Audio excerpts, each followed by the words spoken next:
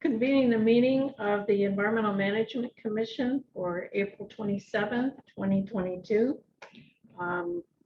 We are a couple of us located at the West Hawaii County Civic Center, and the rest are zooming in, and I will call roll just to make sure we've got everybody online, and then call the meeting to order. John Burns is out this morning. He will rejoin us at our afternoon session. Elise Robinson, I see her. John Olson is next to me from District 4. Elise is District 2. Melissa Cardwell is District 5. See her. Lee McIntosh is District 6. Lee, I do not see Dee Fulton. Are you there, Dee? She's from. She is trying to get on. She apparently has the wrong access code. So if Peter or someone can send Dee the correct access code. Okay, great. We'll do that. And that's Rick Gaffney from District 8 speaking, and I'm Georgine Adams from District 9. So I hereby declare quorum and call to order at whatever time it is, 9:05. The first item for the agenda is approval of the minutes of March 16th, 2022. If I could get a motion. I move we approve the minutes with the proposed corrections. Sinclair Salas for, I screw up your name. I'm sorry, Ferguson. Are you on the line? I'm here. There you are. Could you perhaps comment on making the proposed correction that has been put out? There are some statements from the last meeting that apparently Ramsey didn't get quite right, but I'm not sure that we should deal with them as corrections to the minutes. We do have most of those comments on the agenda later under unfinished business. So however you would recommend we deal with those changes. I'd recommend you leave the minutes as they accurately reflect what transpired, and then deal with any corrections later on in the agenda as you suggested, Chair. Okay, so Elise, could you make? I move we approve the minutes without the clarifications proposed to reflect the actual meeting. Okay, as presented to it. In a second? Correct. Second. And Rick Gaffney with a second. Any discussion? I wasn't at the meeting. It was a great meeting. Thank you very much, Rick, for doing it. It can be an adventure to manage a meeting, and talked about a lot of really good stuff. So I appreciate it very much. Shall we have a vote then? No other comments? Everyone who approves the minutes as written, say aye. Aye. Aye. Yeah. I see an aye from everybody. Minutes are approved. And like I said, we'll get to the information about batteries shortly under unfinished business. No particular statement from the chair other than these meetings continue to be technologically challenged. I understand that the county has been having some issues off and on Zoom meetings. And so for that reason, if we have a glitch, we'll take a break and we'll try to reconnect. And if we can't reconnect within 30 minutes, we'll phone in, because I think the phone system has been working okay. And you should each have the phone number to call in who are on the Zoom. That's not quite the official words, but we get the gist. So we'll just cross our fingers. It's all going to keep working. So thank you. Are there any public statements on items on the agenda?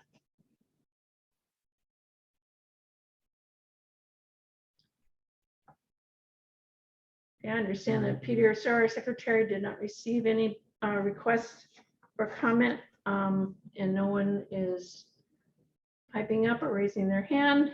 So we will move on to unfinished business. First item that I've kept on and will continue doing is the priorities that each of us have set, and whether you've got any new information to share with us.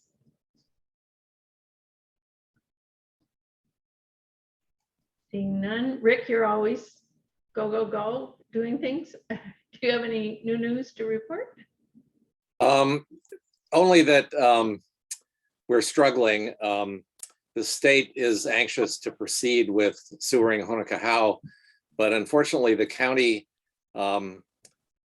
is unable at this time to say when the North Hawaii pump station is going to be online.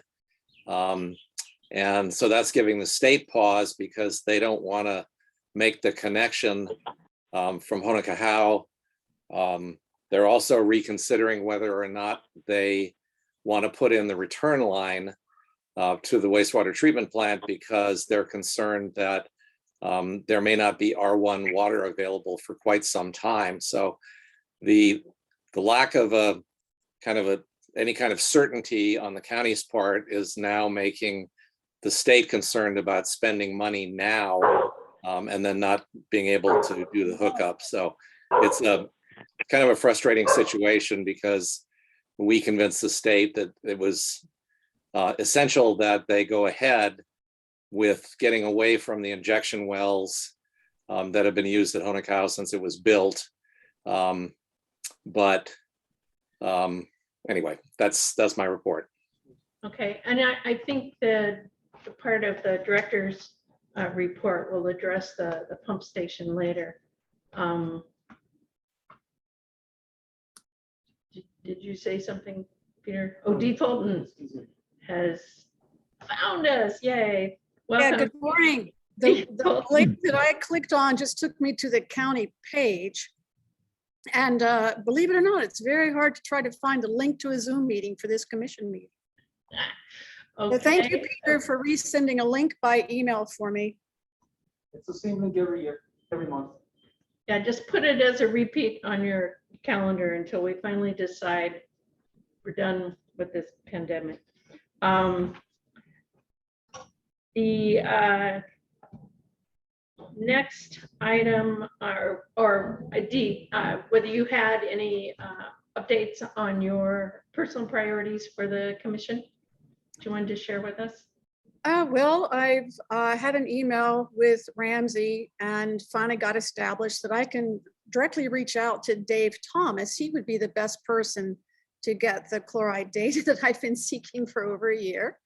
I haven't reached out to Dave Thomas. So you might be aware that I was traveling internationally, so time has been short, but within my district, I see that there is a sewer project going on Ali'i Drive, right along the seawall. So I have to assume that that repair is probably overdue and that we have some corroded iron pipe or something going on there. So I'm really happy to see that this work is going on to reduce infiltration of seawater and potentially exfiltration. So thank you, Ramsey, for getting that launched. And I'll assume that was really recent and public notice went out after we established the agenda, but I assume you'll cover that in the meeting. Or I see your hands raised. You want to talk about it now? No, thank you. The reason I raised my hand because I have David Thomas here, and I know if he could, him and Chris, because they limited on time because he wanted to, he only got so limited time because he wanted to go back to the treatment plan and do his operation duties. But if you guys don't mind, we could just have him give a quick update. Okay, we'll reorder it and we'll take that update now from you. Okay, thank you. Can everybody hear me? Yep. Hi, I'm David Thomas. I'm the West Side Superintendent for wastewater operations. We oversee the 9 pump stations in West Hawaii, along with the 3 wastewater treatment plants, Honoka'a, Koloko, and Kalaka'i. Currently, last week, we started doing, it's called CIPP, it's current in place pipe repair. And so we were able to finish from the pier back to the fish hopper 36 feet. We did some TVing before we at low tide just to see what our how much water we might be dealing with at low tide when we were doing this work. And so we came out with some chloride levels, and I'd love to share that with you, Dee Fulton. I'd love to share those with you if you wanted to come by, or I can get your email address. We can share them. It was kind of interesting. So we're pretty much finished from the palace to the pier. We only have a very small section, about 10 feet, that we have left that we need to do this repair on. But it's the higher section of the pipe. So we pretty much got anything that was in seawater at high tide. And we're feeling pretty positive about it. There's some other issues we might be looking at as a source of chlorides, and we're going to start investigating it. We're going to find out where they're coming from, and we're going to seal the pipe up. If it's I&I, infiltration, whatever it is, we're going to find it. So we're looking for it now.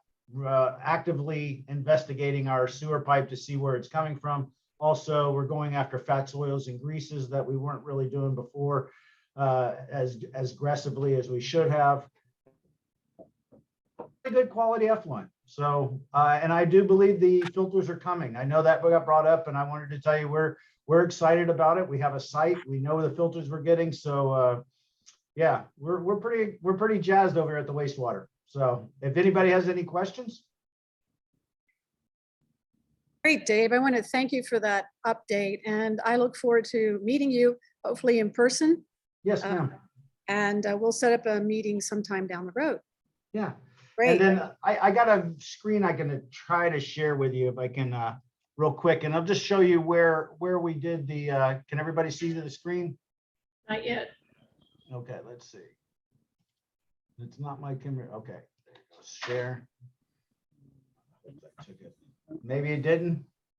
Now we see a bunch of red Okay, lines. so- yeah, so you see the red line. So this was the manhole 12820, and this is the fish hopper over here. So we moved all the way back to 11528 manhole. So this is the section that we were working on. Everything to the south of manhole 11528 has already been completed. So there's a small section in front of that residence to the north of the fish hopper manhole that we still have to do. But that's the grade on that's higher. So we didn't see much water coming in when we did our videoing and cleaning of that pipe. So we really focused on the King Kamehameha Hotel side of that pipe. So just wanted to let you guys know what we're doing. And let me see if I can unshare. So, Dave, I have a quick question. yes, ma'am. It was rumored to me that the King Cam lateral had been dug up and replaced. Was that true or not? No, they've done some things when they were renovating, and we're trying to figure out everything that they did, and we're going to start trying to get into the King Cam Hotel and talk to the management and see if we can figure out what's going on. The high chloride levels is coming from that area is what we've determined since we started doing more testing on it. It's not because if we seal from the King Cam going south and we still have high chlorides at our Lani Howe pump station, where's it coming from? It's got to be coming from the King Cam Hotel, the county bathroom, the showers. So we have kind of a couple different sources that are over there that we need to start identifying and start doing lab testing on. And we're going to determine off of those service laterals which one is giving us those higher readings. That's excellent information, Dave. I really appreciate your detective work here. So yeah, Very the other one, enlightening. yeah, you can kind of see if you look at towards in front of the King Cam Hotel, that red line is our gravity sewer line. And you can kind of see it's part of the beach, it's part of the restaurant, it's part of the pool. So it's going to be a very delicate time to work in that area. So we need to wait for kind of like the tourist season to die down just a little bit so we can get in there and maybe do some more things. You know what I'm trying to say? It's that I don't want to stop their operations if we're going there and start doing something, you know. So then we're going to work with their engineering department because we already do. So yeah. Sounds like real progress being made. Yeah, we're gonna find it. Well, I'll tell you that we'll find it because we've already got the video along a Lee Drive and we've determined it's not as much there as it is someplace else. So, Dave, I've got a question. yes, sir. Where does that red line that runs across the front of the King Cam through their beach, et cetera, where does it go from there? So it goes to this. It goes to that manhole on the cover. No, I mean in the opposite direction on the far at Oh, it goes all the way over to their luau grounds. There's a bathroom over by the luau grounds.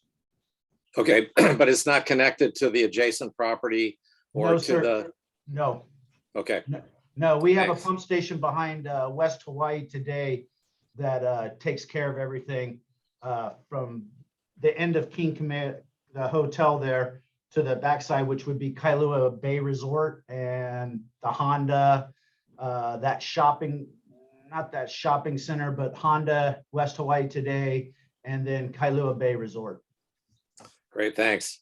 They have their own pump station and they pump to us. So, and that's another source that we're looking at for chlorides, but it's, you know, you get 8 different pumps, so you get 8 different readings of chloride. So you just gotta figure out which lateral you're going after. So we're gonna go after we did do a new pump station behind West Hawaii. That was one of our oldest pump stations. I think it went in the ground in 62, 68. So this past year, we just did a refurbish of that pump station. And now we're gonna go after, once we secure pumping and the mechanical, we're gonna start going after sealing up the pipe there also. We think we have a little bit of it coming through, the manhole covers on the side, because there is a lot of standing water. If you get back in there, that's, you know, water level is only about 1 foot below ground. That's salt water. High tide. All right, anything else, guys? Thank you. Thank you very much. Yes, ma'am. Thank you, David. Mhm. The next item, which I'm floundering around here, is next steps or status on action items or discussions that were held at the meeting. I did watch the video. You guys did a really nice job. The one of the things that came up was talking about the composting facility and the fact that the contract with HER is presenting some communication difficulties on behalf of DEM.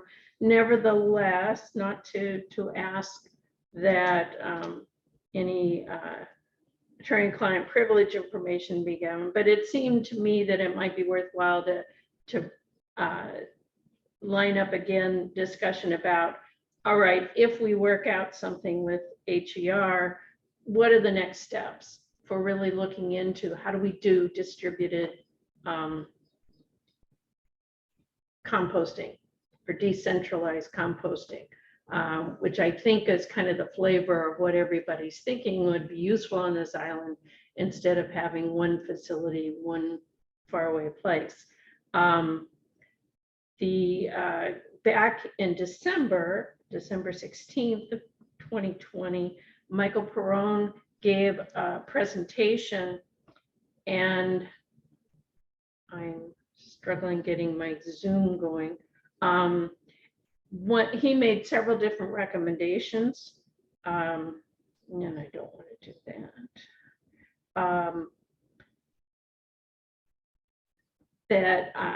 He discussed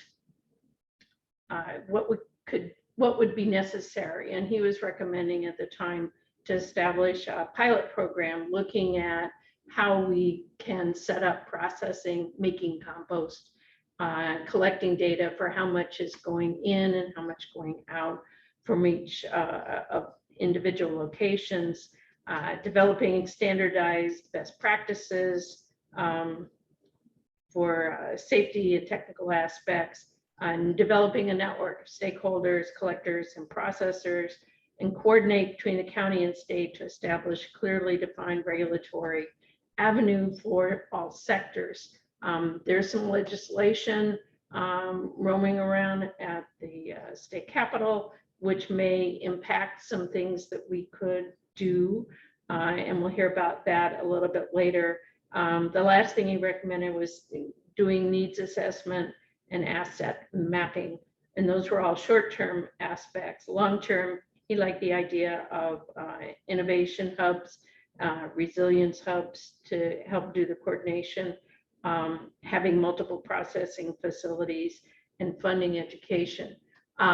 So those are recommendations. You can go back. I'll have Peter send you the link if you want to, again, to look at that. But are there some next steps that we should begin looking at for, okay, if we do want to go to decentralized compost facilities, what's the next steps? Any commentary?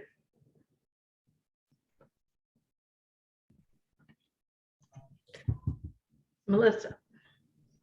So my takeaway from the last meeting was that the contract with HER is one of the main things that's kind of prohibiting our ability to move forward with this. So it seems like that needs to be addressed first. Because if I remember correctly, I was just trying to find my notes actually from last meeting, but I think the contract with HER is for another, 30 some years.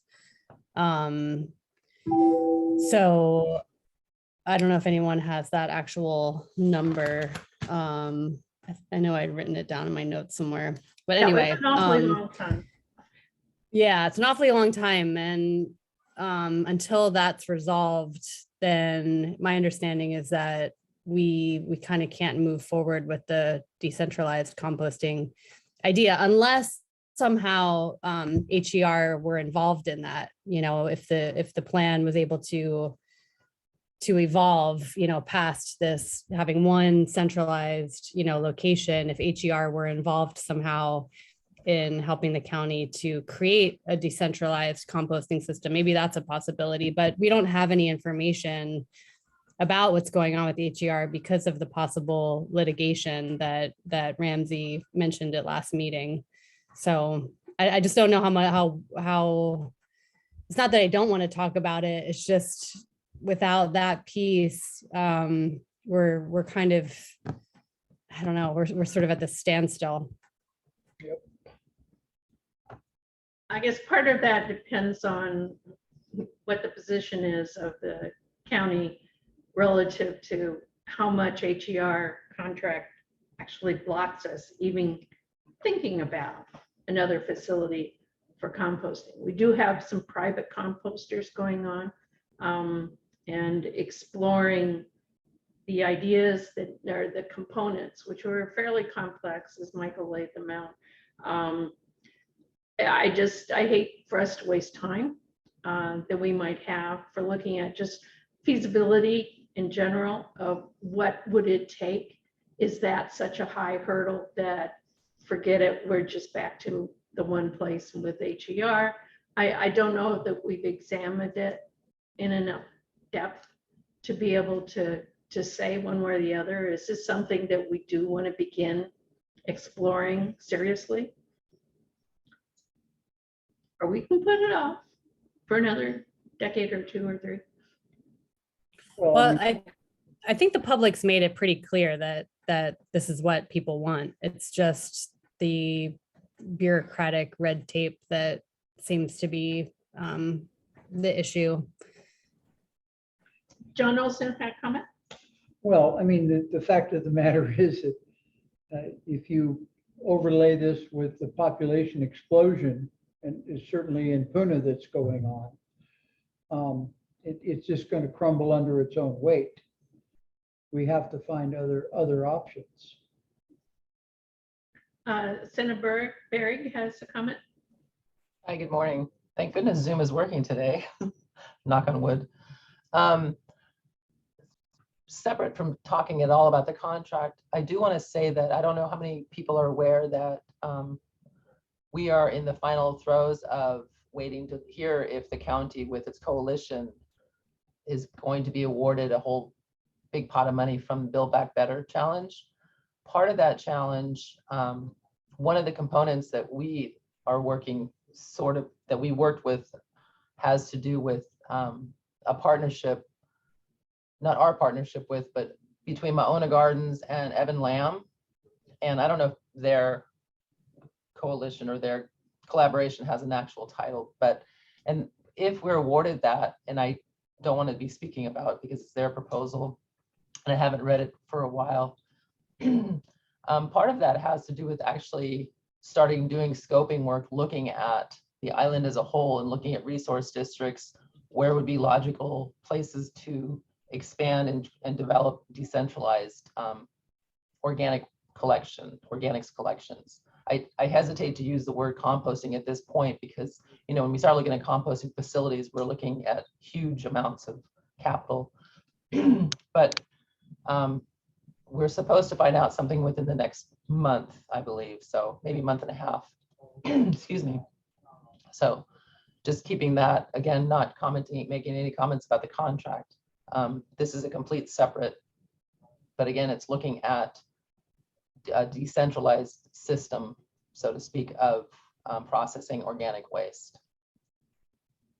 There's also been a comment about providing more resources, technology, big drums, whatever, for home composting, which would not involve HER at all, or the county even in terms of collection activities, but the idea of education and getting individual homeowners better ability to do their own composting.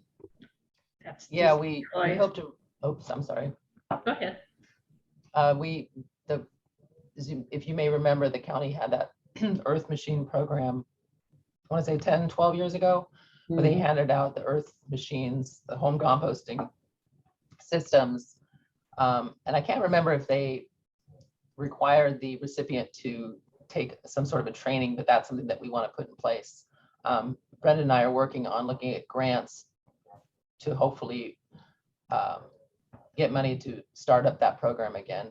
I mean, in the long run, based on Kauai's information, the county uses it as part of their organics management because they capitalized it out, and over 10 years, it's costing them maybe, I don't remember if it's $8 per ton.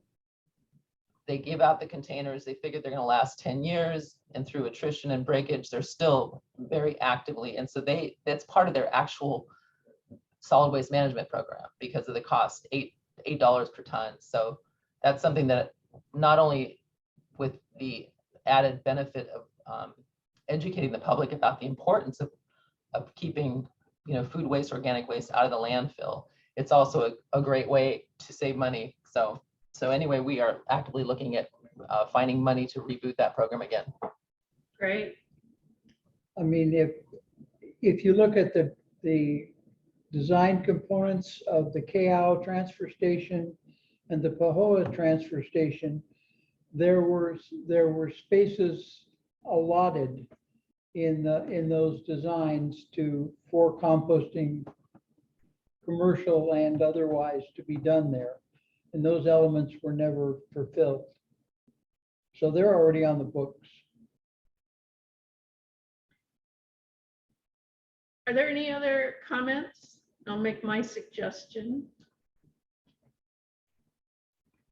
Seeing none, I would maybe suggest is that we keep this as an item on our agenda for follow-up, what the status is, both of the HER contract negotiations, but also other activities like supporting the home or other private-public partnership kind of activities like with the Moana Garden. So would that be okay, guys?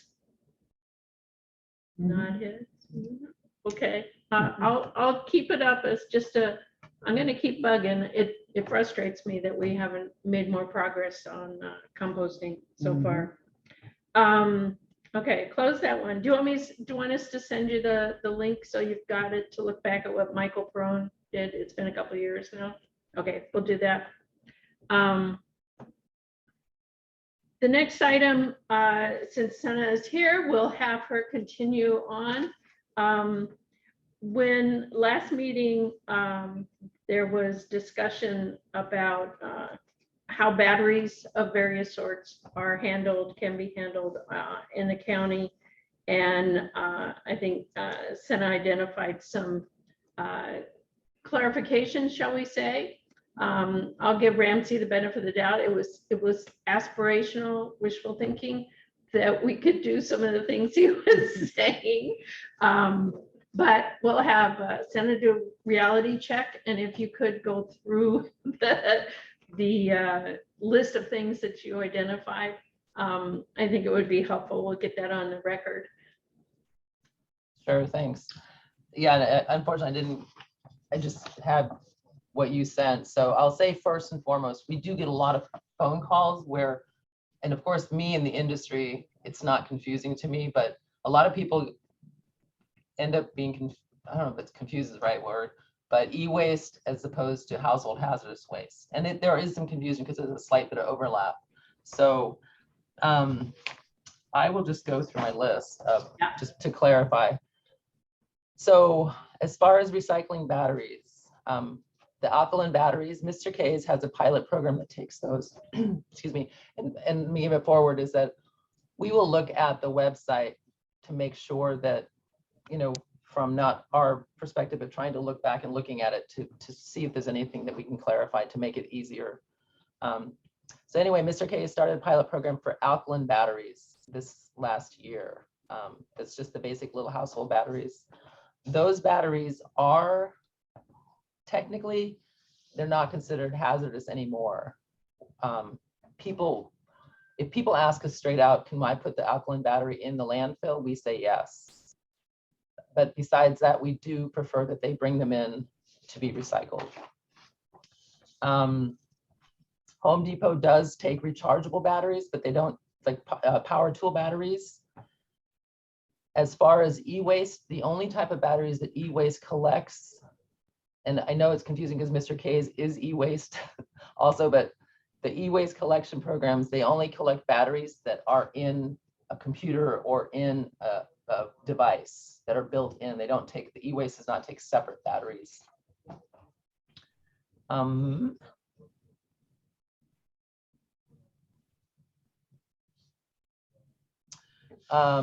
There was comments about the large auto and solar system, not solar system, batteries, the lithium batteries. Our state is always, we're super progressive in a lot of environmental stuff, but we're also kind of slow in getting things through. The state legal requirement for take back only applies currently still to lead acid batteries. We hope to get that changed real soon. Large lithium batteries, as you well know, are extremely hazardous and very costly to recycle.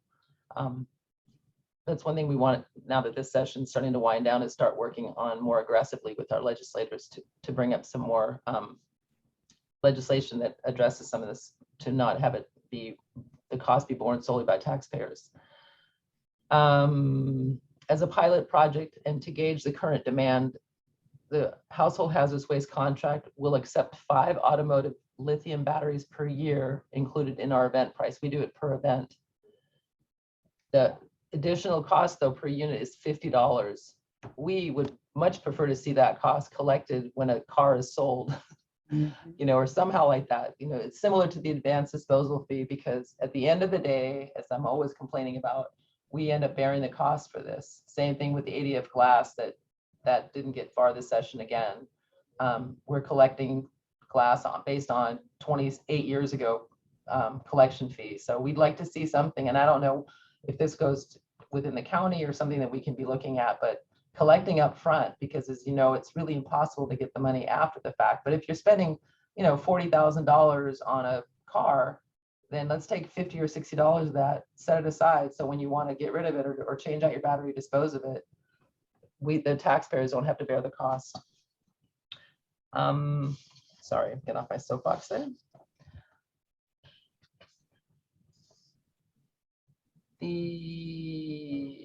So there's a comment or questions about having electronics, the e-waste and household hazardous waste collection events in Ka'u.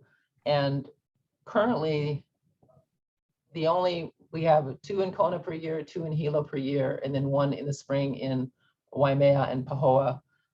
The last time it was tried south, I guess, was in, no, we suspended the e-waste collection at Waihinu. There's a lot of advertisement, but there's a really, really low turnout. And then the last household hazardous waste in Waihinu was in 2011 and 12. The same thing, we did a lot of advertising and low turnout rate. We will revisit that again, probably not this year, but next year because of cost. We're still looking at, we're still in pain from the COVID costs that we've been suffering from that. So realizing that the population is growing. But the last time we did that, it was a super low turnout. So we just are forced to have it with the highest population areas. We did have, I think it was a year and a half ago, we had a little bit of money left over. And so we did like a quick emergency e-waste collection, not emergency, but an e-waste collection up in Waimea because we wanted to spend the e-waste money that we had. So we quickly did one, got it out there. Yeah, I think it was about a year and a half ago. So are there any questions? I hope that I've clarified somewhat.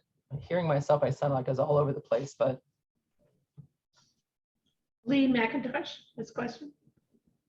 I guess, what I was actually asking after I was reading the minutes was if rather than just having a single collection point on that particular day, would it be possible to collect at the other transfer stations and then merge it all together at your main collection site? That was actually my question.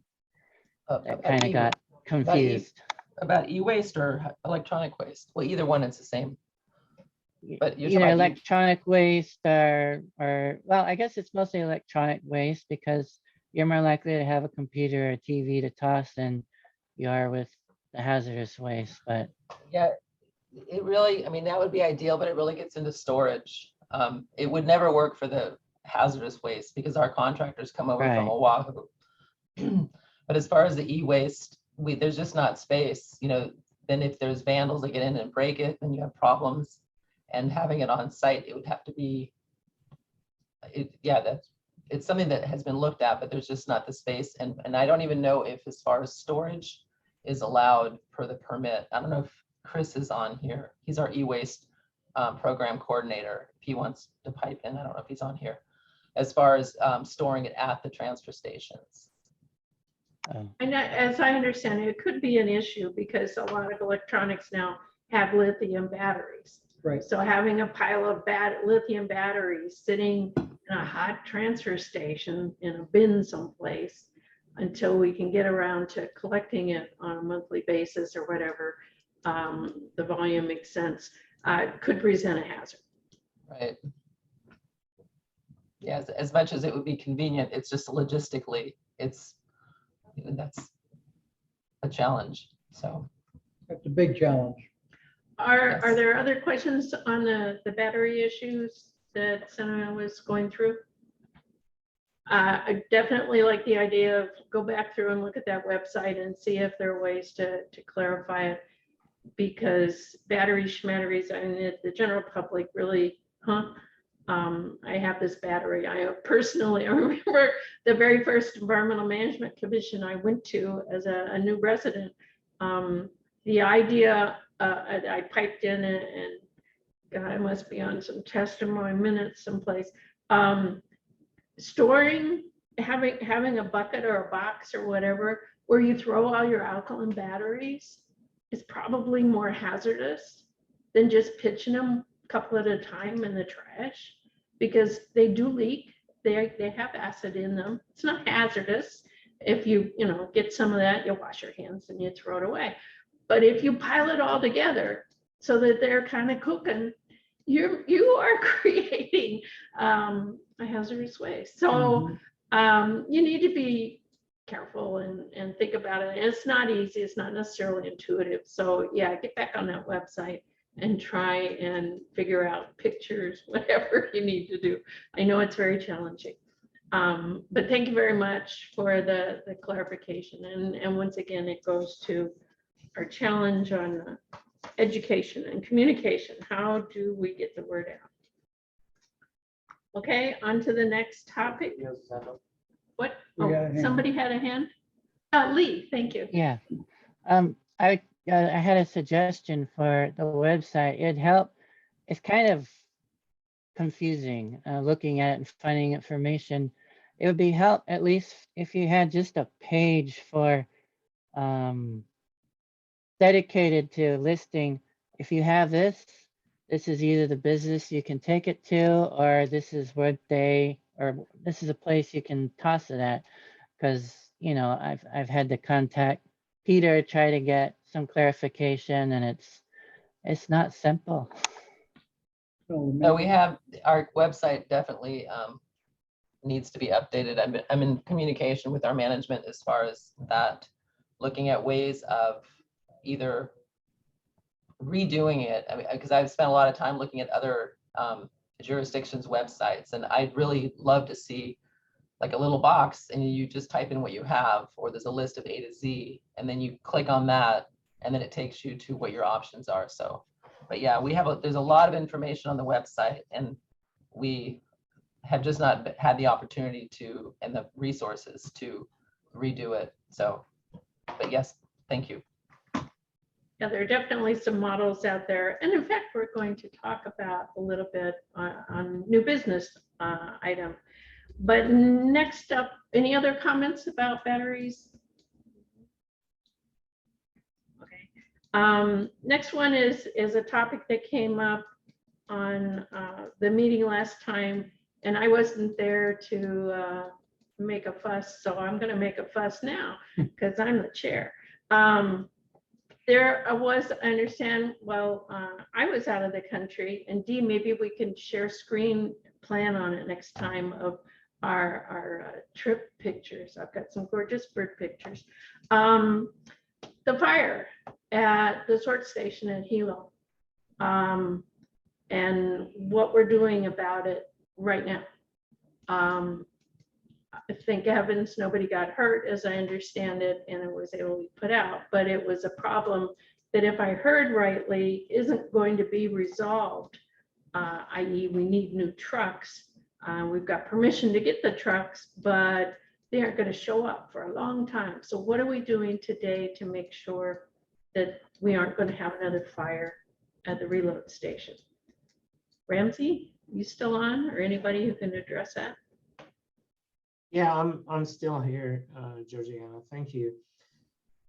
Yeah, it was unfortunate. We had the fire, not only because our trucks broke down, but also we were not able to contract with a third party because of the Kuna decision. We had a meeting with the union members. Prior to the fire, because we kind of acknowledged in a meeting with them that, you know, spontaneous combustion could be a result. So it was a health and safety issue, and we brought it to their attention, but somehow they draw that line where we cannot get a third party. Unfortunately, 2 days later, the fire happened because of spontaneous combustion. Hopefully moving forward,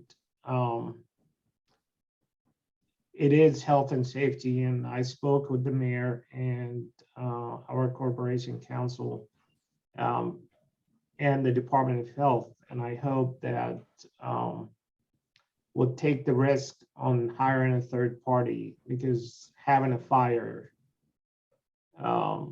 you know, it could be way worse than what it happened. It could hurt our employees.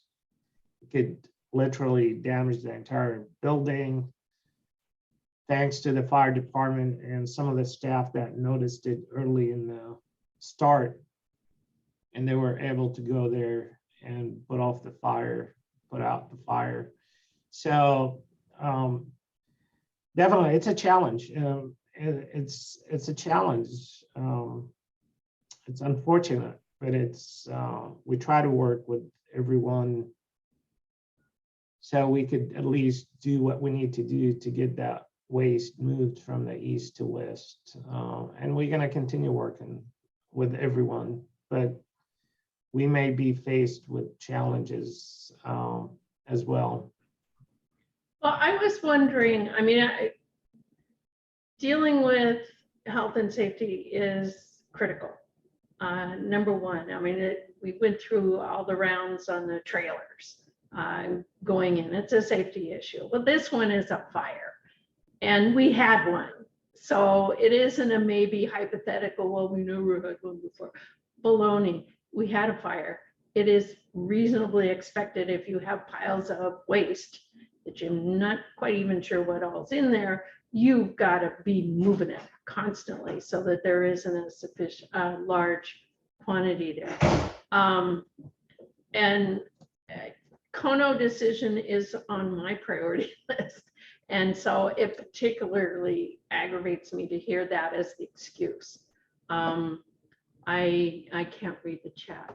At any rate, I do want to emphasize, I don't know if the commission itself needs to say anything, that putting our employees, putting other employees, the firefighters, at risk because they won't let us hire anybody to do an emergency action to remove the waste is unacceptable.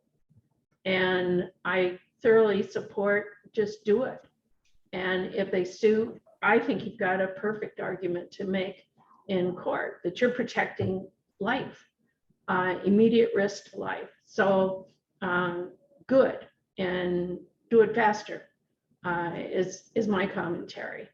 Yeah, just to let you know, we've done it. We hired a third party about, I think during December of last year, and we got a letter of cease and desist from the union's attorney just a day after we hired the third party to move that waste.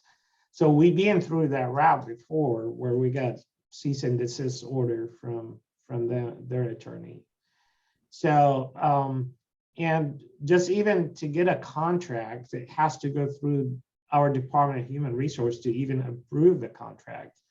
So are there no emergency procedures when it's an issue of imminent risk? yeah, there is, we talked to our corporation counsel as well, because health and safety emergency, it's just the challenge to deal with the, with what the union laid out in comparison to what we need to do. From the last cease and desist order, it seemed like there was no appetite to do it, but now we have a fire. We better build an appetite to move forward, I hope, as we move forward. Because that fire could have really hurt some of our employees as well. I don't want to be the only one speaking, so if others have opinions to voice, please. Well, I'll just let you know that when they built the facilities that are being used now, the new facilities at the time, the question of a fire suppression system was brought up and, fell on deaf ears.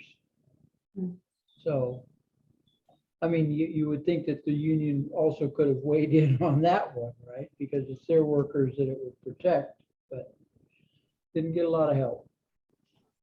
Lee, Josh had a comment.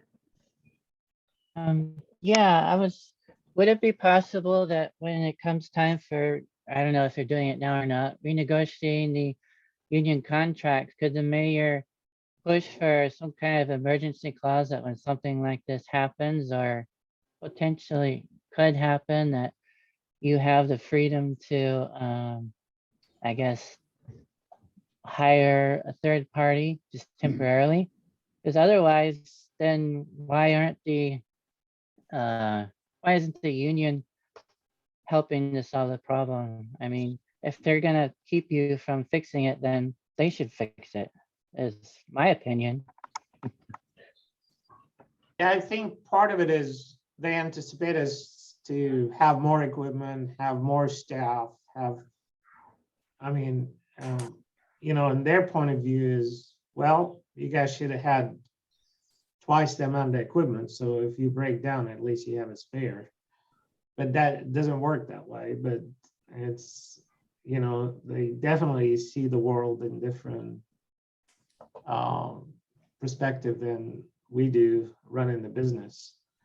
But yeah, that's going to continue. It's not an easy fix. It's a Supreme Court decision.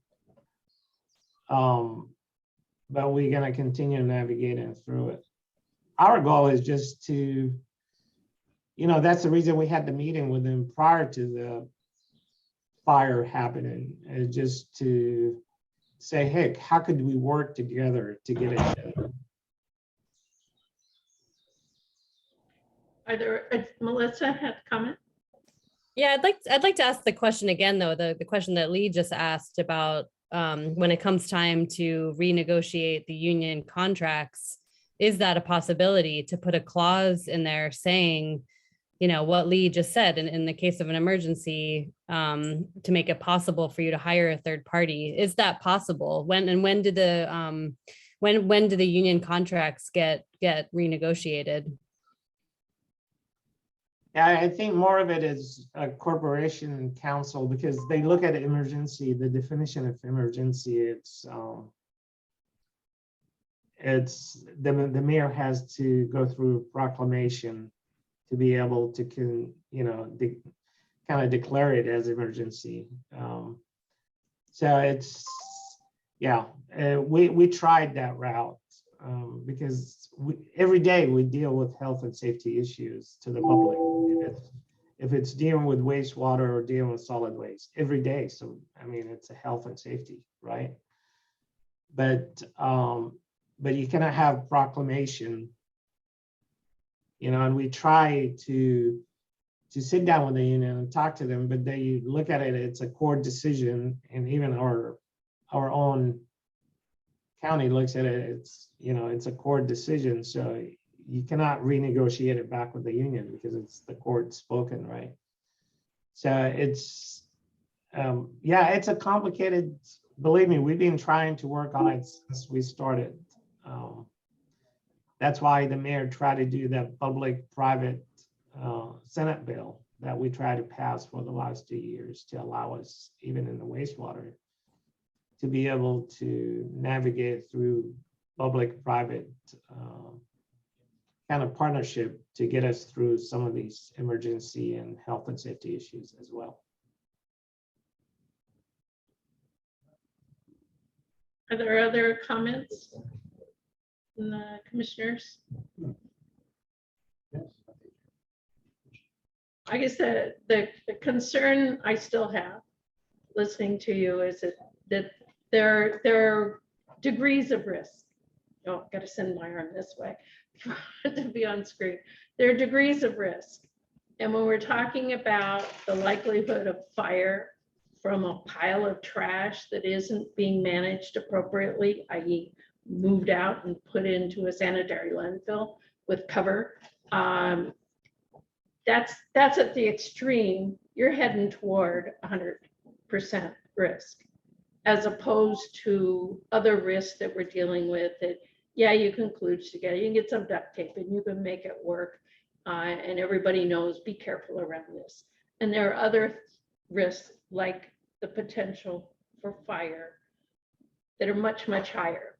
I think there's a line. I would question whether or not OSHA requirements, due diligence is necessary, and whiny, you should have done this and you should have spent this money. Yeah, but today, we have a high risk we need to deal with. So I don't know if it's fair or if it would help you in any way, if you want the Environmental Management Commission to write a letter to corporate counsel, or just hearing commentary today. Something like this is important, and fight it. Take it to court if that's where you've got to go, because I don't believe a judge would say, no, it's hunky-dory. If the union wants to take on that risk, that's fine by them. I don't know that their union members believe that. So there. at least. No, thank you, Georgie. And that's our intent. If it happened next time, our intent is to get a third party. But just to let you know, I got an email, Malia's out sick today, but we have Cody, she's gonna be representing DEM. Hi, Cody. And my understanding, Georgianne, that the hearing for Mr. Henderson, it moved at 10 o'clock. Is I've been hearing that it's. But yeah, I just got a note passed to me. We're trying to understand the whole reason we put it off to today, and the time we've got is to have more people so that we could actually get a decision done. We'd have 6 people. Last time we had 5. So we need to decide or ask, are those Hendersons back behind my guys? That if they wanted to go with a group of 6 commissioners, then I guess we could do that. So hi, Cody, I don't know, how do we do that? Unmute Hi, yourself. good morning. Yes, Cody Friends, Deputy Corporation Counsel Cody Friends, covering for Malia Kai. Yes, I would ask that we proceed this morning. I believe Mr. Henderson was agreeable to proceeding. I don't know if he has a concern, and having one additional person I think is great. We're here to proceed. You want to, okay. Excellent. All right, I want to, just to close out then that last item about the fires. Have we done enough discussion? Is that enough, or do you need something more formal from the commission? I think we had a clear direction. I think hopefully I'm not gonna allow it to happen again. So we're gonna do our best to get a third party to clear the floor. And you're right, if we end up going to court, we build a court. But having another fire and endangering our staff is unacceptable. Okay, all right, I will rearrange the agenda and put item 10, the contested case hearing, ahead of item 6, new business. And then I have to find, can we take maybe a 5-minute break just to get reorganized? I gotta get my outline and whatnot. So stop recording for 5 minutes while I get my act together to move into the contested hearing. Okay. All right, we are, rearranging. Do I yet need this on? We are rearranging our agenda and having technical difficulties. I'm sorry, I don't mean to be screeching. Are we okay? Check 1, 2, 3. Excuse me. We are rearranging our agenda for the Environmental Management Commission meeting to put item 10, the contested case hearing, in front of item 6, new business. So a little bit of background, what we're doing, we're reconvening a contested case hearing that was continued from January 7, 2022. The contested case hearing is with Kai Ala Partners, LLC, appealing a director's decision to build 2 wastewater accounts for TMK numbers 375 019 018 and 375 019 026. This contested case hearing, I'm still getting feedback. This contested case hearing is being, I can't turn it on, held in accordance with Chapter 91 of the Hawaii Revised Statutes and Part 3 and 7 of the Environmental Management Commission Rules of Practice and Procedure. The issue involved in this case is Kai Ala Partners, LLC's appeal of the Department of Environmental Management Director's decision to build 2 wastewater accounts for TMK numbers 75019 018 and 75019 026. This hearing was set pursuant to Kai Ala Partners dated appeal dated October 12, 2021. The contested case hearing started January 7th, 2022. Both the appellant and appellee were provided opportunities to submit oral and written evidence in support of their positions. After the evidence portion of the hearing was conducted, the commission entered the decision-making phase. However, the commission was unable to issue a decision because there were not enough votes to find in favor of appellant or appellee. If the commission has 6 or less members present, the commission needs at least 4 votes to issue a decision. And there are only 6 today. Because the commission was unable to issue a decision on January 7th, the hearing was continued to today.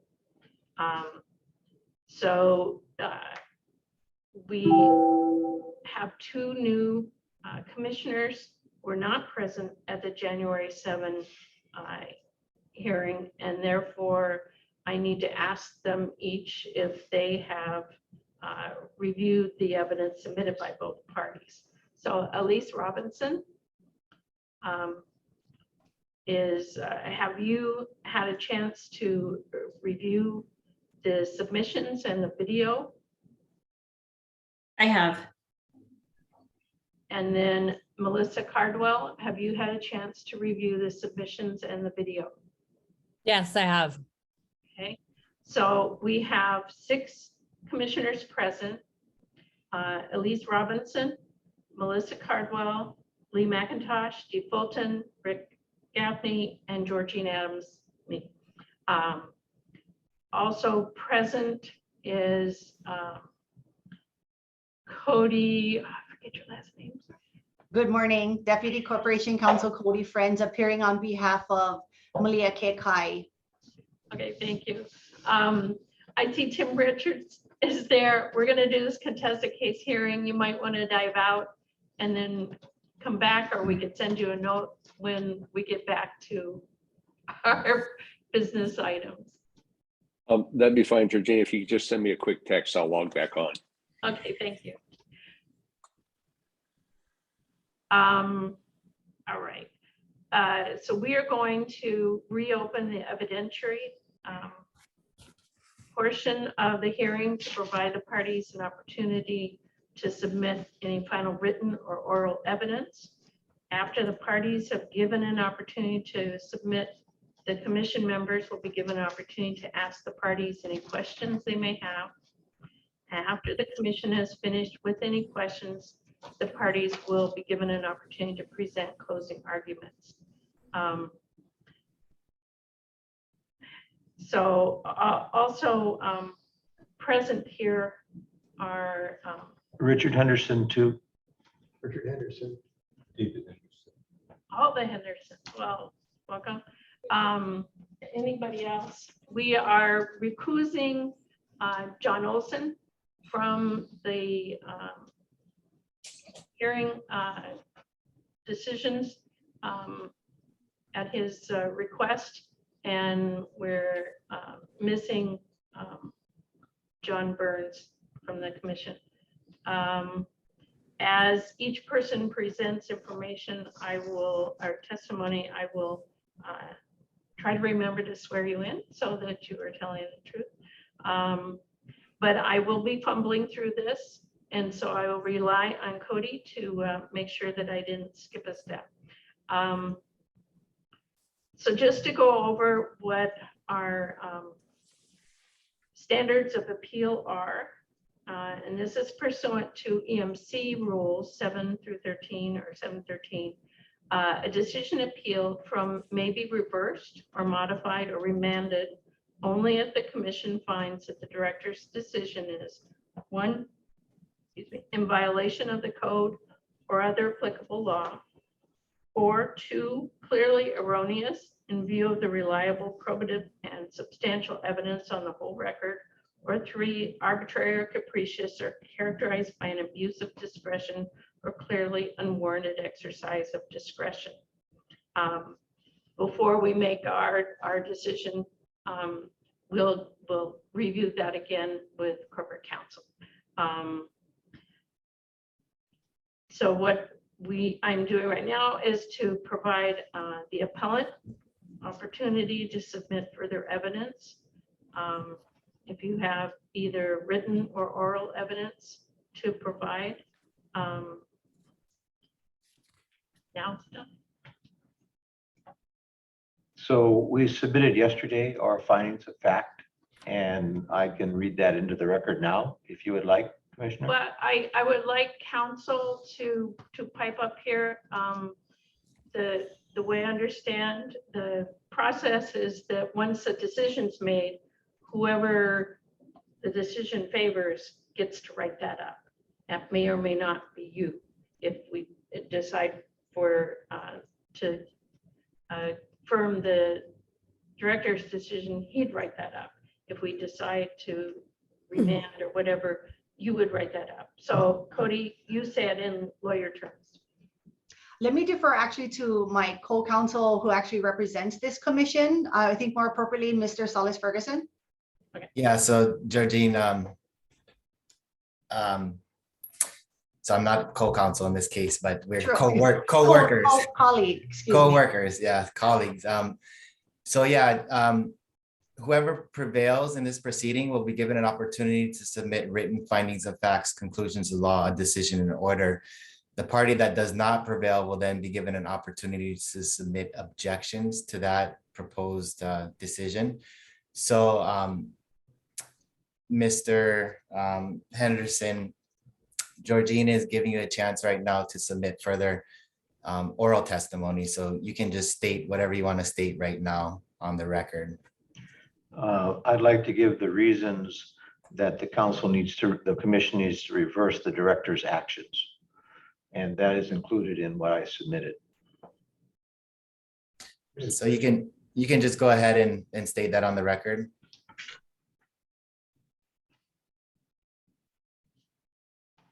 Okay. As further explained herein, this decision violates the established law, Hawaii County Code, and was clearly erroneous and/or arbitrary or capricious, or characterized by an abuse of discretion or clearly unwarranted exercise of discretion. 1, in violation of the code or other applicable law. The director has misinterpreted Chapter 21 of the Hawaii County Code by using the definition in Section 21-2 as the basis to charge a sewer fee instead of Section 21-31, which is the section that provides the authority to charge the fee for sewer services. The statutory structure of Section 21-31 clearly means that the unoccupied unit applies to the residential units listed in that section. B, the director, in charging a single-family residence for 2 sewer fees, is in violation of the Federal Environmental Protection Agency rules that, quote, all users of the system pay their proportionate share based on the user's proportionate wastewater loading, close quote. The director's action in violation of the EPA rules can jeopardize future funding to the county by the federal government. 2, clearly erroneous in view of reliable, probative, and substantial evidence on the whole record. A, in the cross-examination of Director Mansauer, he cited the definition of an unoccupied unit, in quotes, that stated that it gets a water bill. When asked if he has seen a water bill for the property at 755944 Ali'i Drive, he said that if there was water there, there must be a water bill. It was then shown that there was no water bill for the property at 75-5944 Ali'i Drive. Section 21-2 clearly states, quote, and receives a water bill, close quote. So the director is clearly erroneous in confusing water service with a water bill. B, Director Mansauer is again clearly erroneous when he states in his testimony that Chapter 21's definition of a building under definition in Section 21-2 gives him the authority to charge a sewer fee to an annex building that is connected to a single-family residence. Director Mansauer is only given the authority to charge a sewer fee in section 21-31, and that section makes no mention of charging a sewer fee for an annex building. C, Director Mansauer in his testimony stated, quote, every Y can be considered a separate connection, close quote. Again, Director Mansauer is wrong, as not every Y is a separate connection, as the property has only one connection to the sewer system. D, when architect Vladimir Osipov designed the residence, he realized that the stone walls of the original 1864-year-old structure was a constraining factor. So he designed the, quote, tank house to contain not just the catchment water tank, but included in that structure, the wash tub, washing machine, water heater, and basin and toilet. All these items were an adjunct to the main residence. Director Mansauer in his testimony stated, quote, so you have the same building mimicking the same plumbing fixtures as the resident house. And thus then you have two units. It's not attached, it's detached. It's about 40 feet away from last year, plus or minus from your main residence. So it becomes a detached unit, detached structure, detached building, and it qualifies for a dwelling, close quote. Director Mansauer is again wrong. Black's Law Dictionary defines a dwelling as, quote, dwelling house. One, the house or other structure in which one or more people live, a residence or abode. Two, real estate, the house and all buildings attached to it or connected with the house. Black Law Dictionary also defines a quasi-dwelling house as any outbuilding such as a barn that is proximity to the building used as a residence. The building that contains a storage room, the building that contains a storage room, laundry, and bath is connected to the main residence by the freshwater catchment system when originally built, and the hot water system, and the underground electrical conduit, which clearly meets the Black Law Dictionary definition of being part of the main dwelling and not a dwelling on its own. E, the county wastewater division employee who made the determination that the property contained two residences when the sewer service first provided was clearly mistaken, and that error is continuing to be made by Director Mansauer. 3, arbitrary, capricious, or characterized by an abuse of discretion and clearly unwarranted exercise of discretion. A, Director Mansauer's refusal to see the rational connection between the facts found and the choices made was an arbitrary and capricious decision. The commission must see that Director Mansauer did not consider the relevant facts, that he has made a clear error of judgment in charging a sewer fee for an annex that is clearly a part of the main residence. B, in Director Mansauer's letter to Richard Henderson dated June 10th, 2021, stating that, quote, if you wish not to be charged for a second unit, you can request second inspection of your property, showing proof that the toilet, sink, and shower are no longer connected to our sewer line. Upon proof, we can consider not assessing charge for this second unit moving forward, close quote. Such an ultimatum exceeds his statutory authority and is arbitrary and capricious.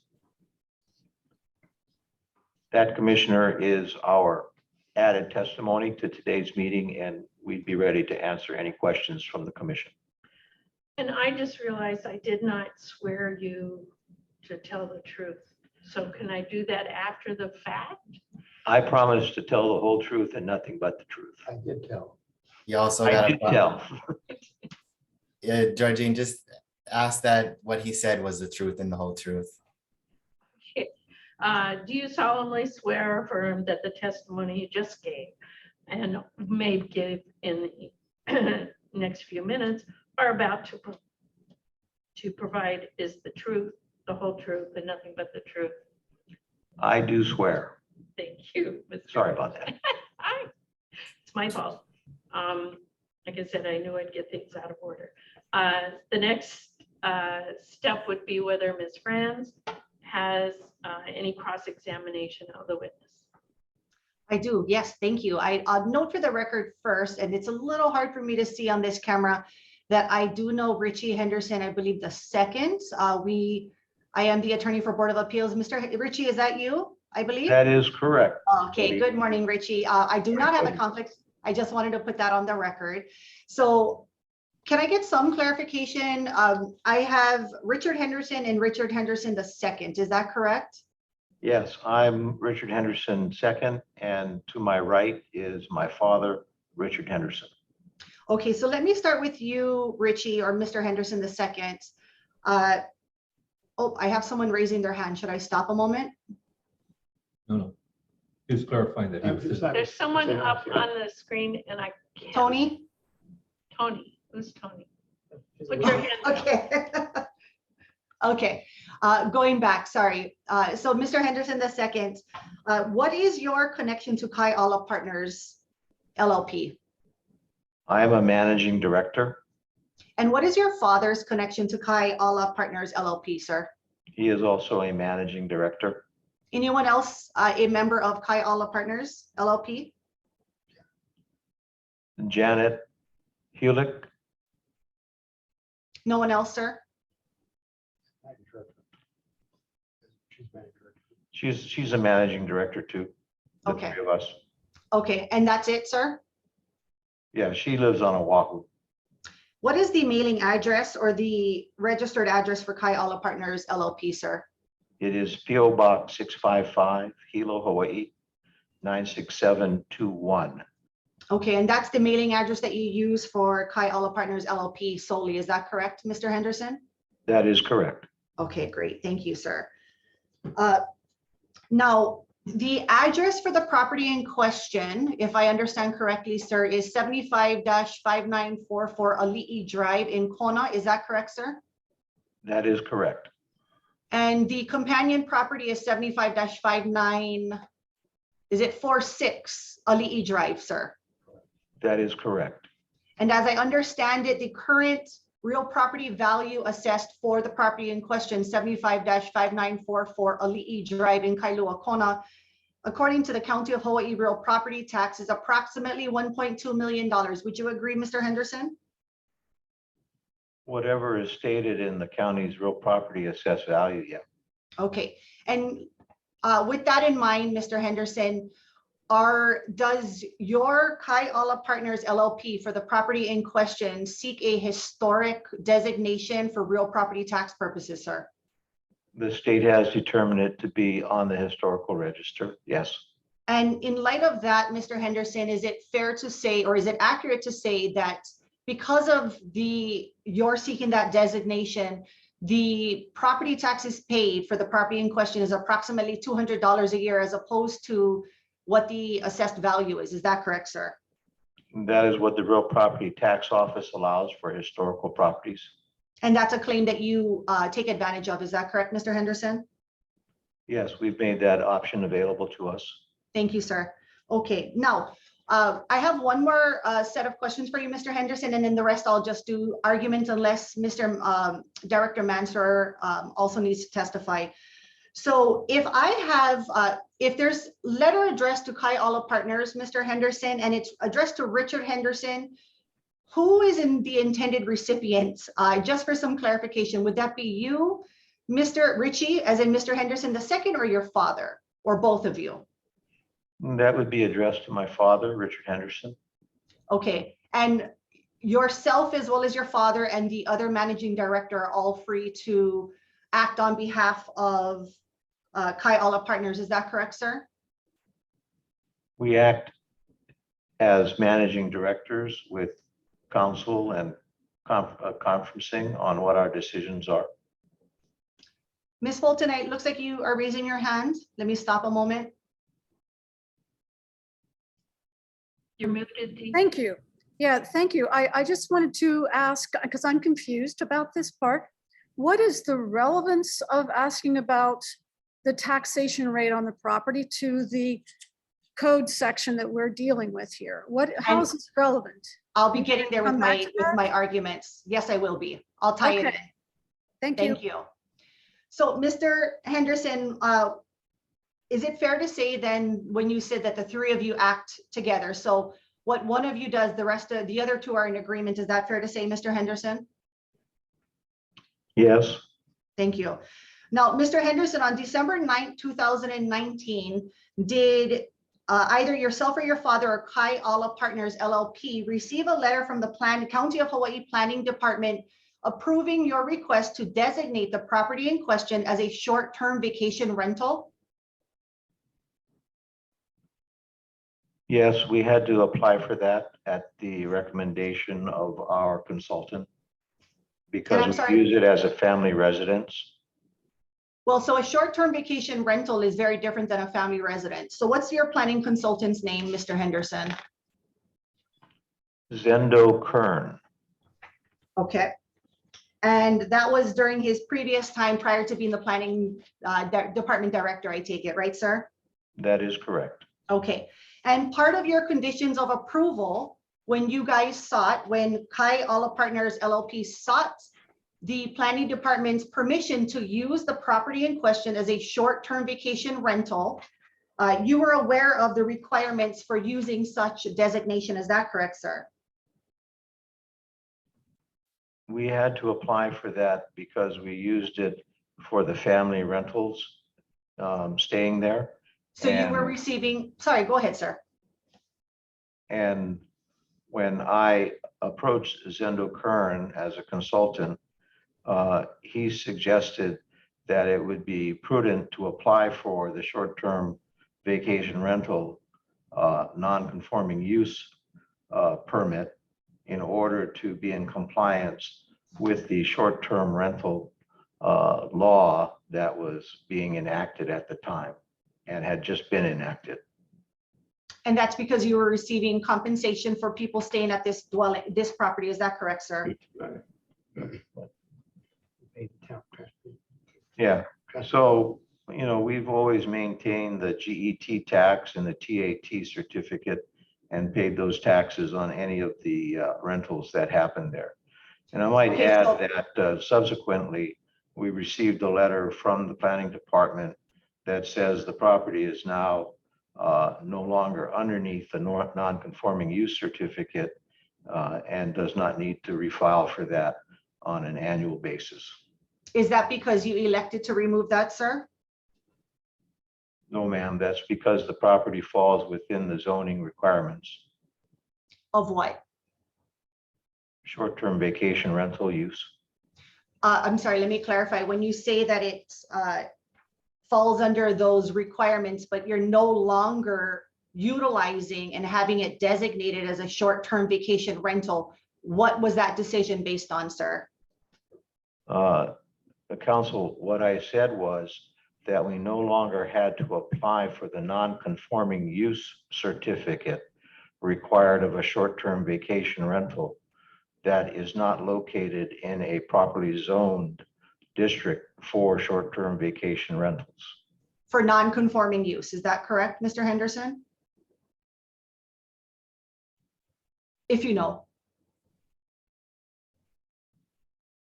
At the onset of filing for the short-term vacation rental and registering it with the county, the property required to have a non-conforming use certificate. And that's in order to rent it out, is that correct, sir? No, you can rent it out without a non-conforming use certificate. That just has to deal with the zoning. So you are no longer using the non-conforming short-term vacation rental designation, is that correct? I think you need to go back and read the regulations and understand what a non-conforming use certificate is and its application, and then understand what the short-term vacation rental statute says. I'm very familiar with it, Mr. Henderson, but thank you. Ms. Fulton. So I don't understand your question then. Okay, Well, again, I just want to point out that at the previous meeting on January the 7th,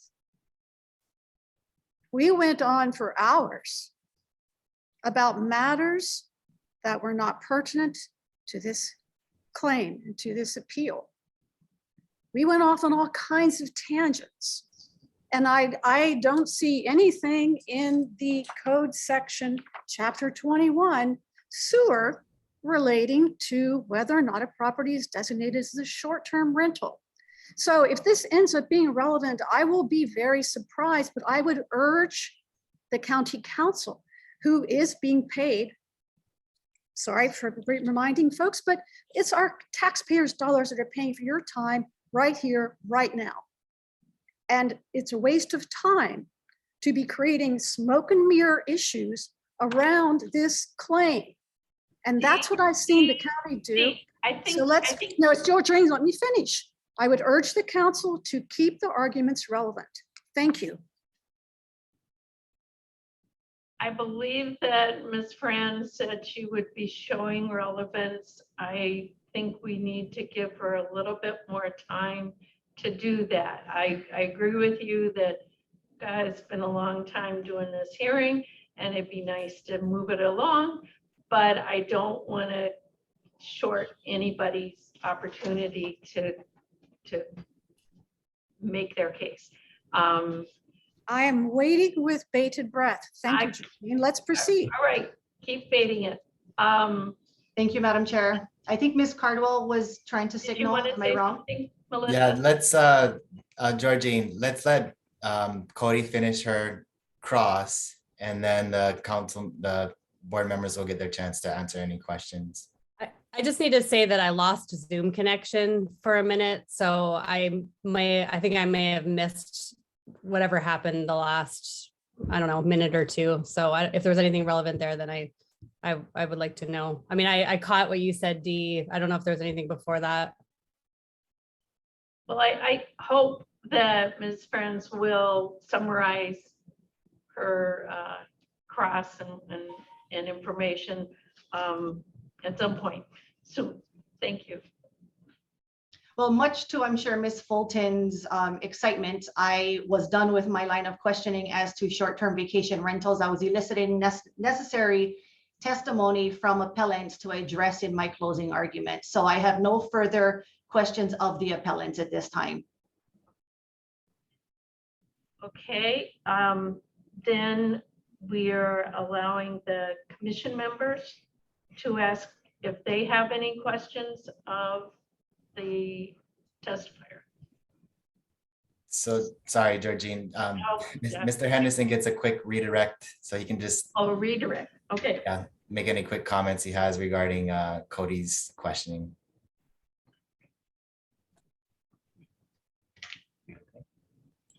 Mr. Henderson, do you have anything to add in response to Cody's questions? Anything brief? No, the appellant has no further questions. Does I just would say that they didn't address the sewer issue and what they said, so. And thank you for that. So now, Georgine, you can open up questions for the commission members of Mr. Henderson. Okay. Do any commissioners have questions of Mr. Henderson? Melissa Cardwell. Hi, Mr. Henderson. Yeah, I have a few questions. Actually, I have a very long list of questions, but I'm just going to ask one right now. So when I was figuring out how much, how many sinks, toilets, et cetera, you have, I just want to clarify. So there's between the two buildings, there's 4 sinks, 3 toilets, 3 showers, and 1 washing machine, correct? There aren't separate laundry facilities in the annexed building, right? The laundry facility is located in the annex building. There is no laundry facility located within the stone walls of the main residence. Okay, and so what I just said, the 4 sinks, 3 toilets, 3 showers, 1 washing machine between both, is that correct? That would be correct. Okay, thank you.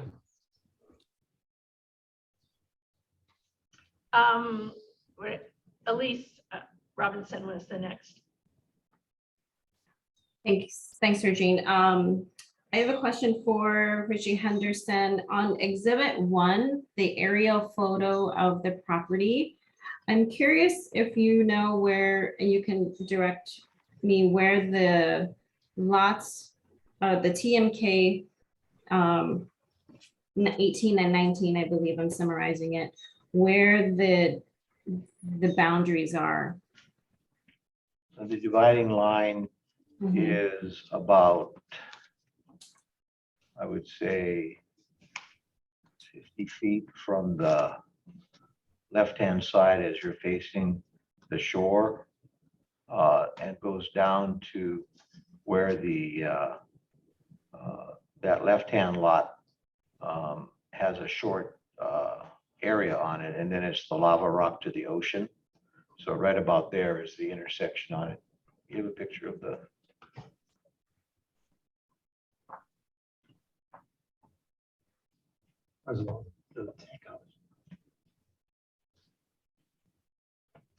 Yeah, so you see the red dot marker for the main residence.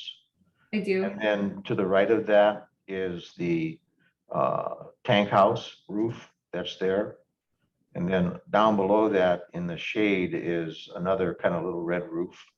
And so the property line is on the KO side of the tank house and runs down to about where you see that white retaining wall come in. So that's approximately the dividing line for the two lots.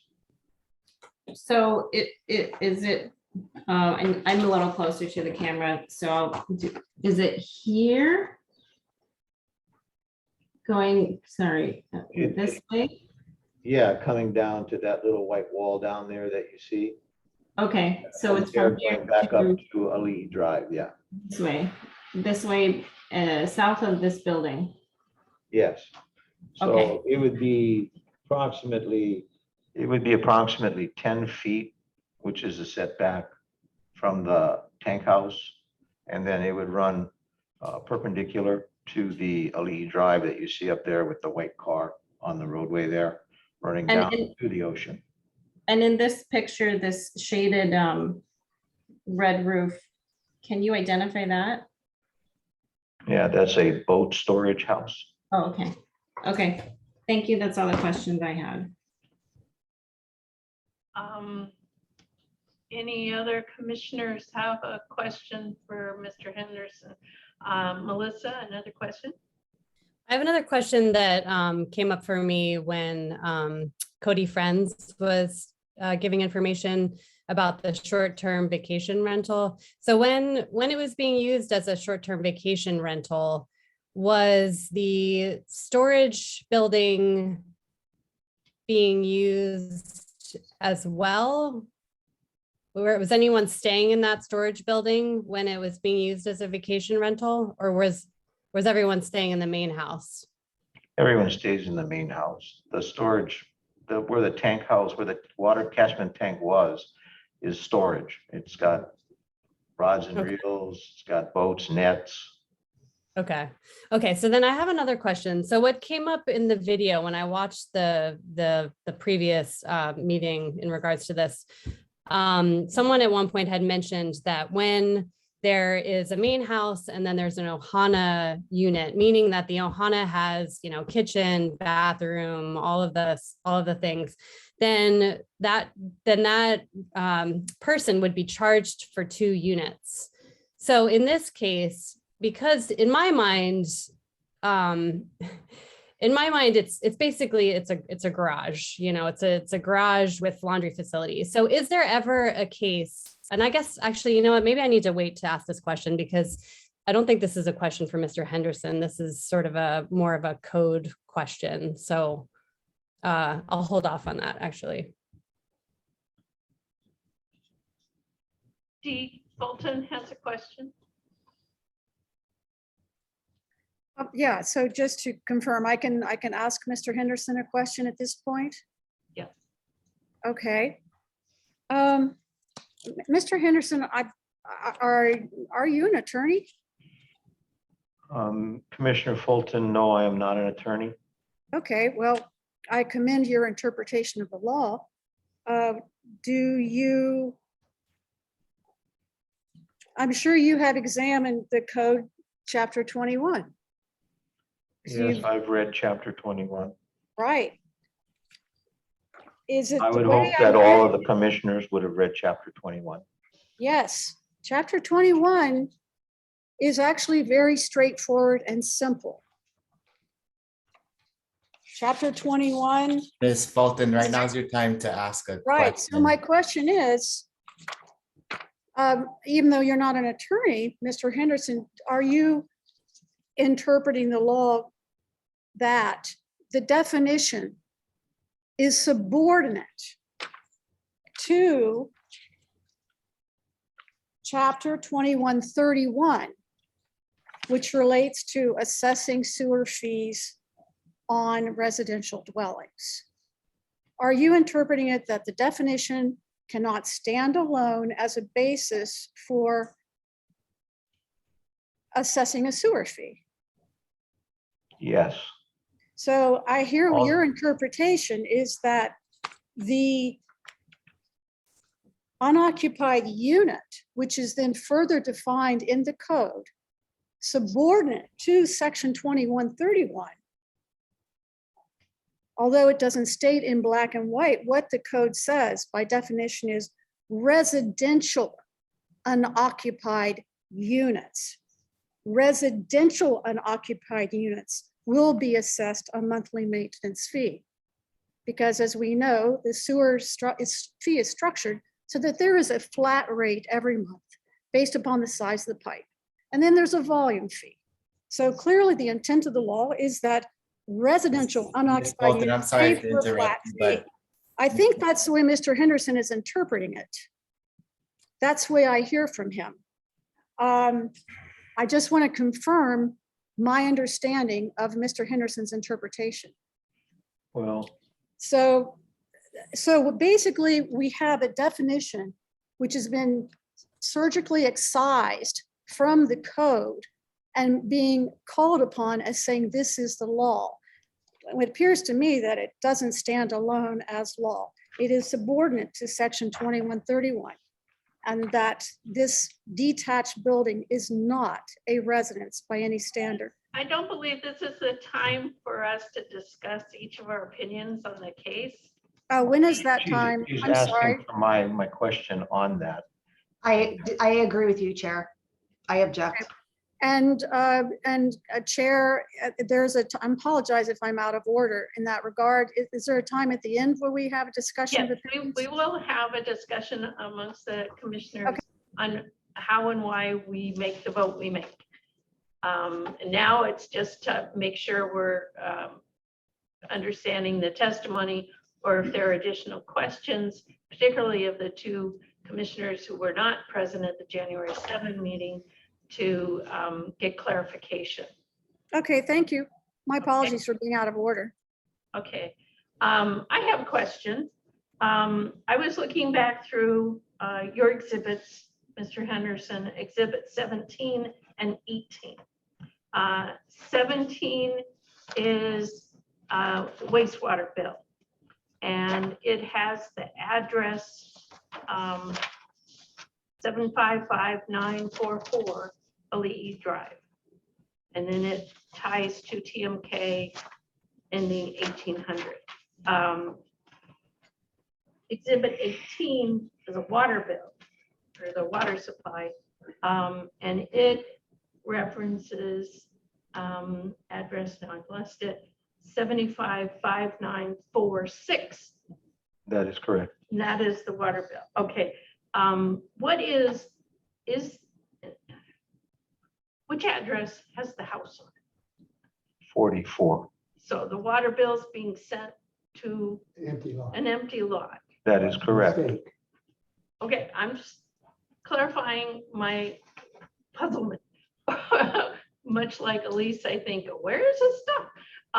So, okay, they're two different addresses. That Yes, is I the- brought that up in my testimony to the director. Okay. Are there any other questions from commissioners at this time? Seeing none. And we've done the redirect. Oh, well, Melissa has another question. Sorry, I just need to make sure I'm absolutely crystal clear on this. So we've got one wastewater, or we've got, right, one water bill, and then we've got one wastewater bill, but the wastewater bill is it has 2 units that it's charging for, correct?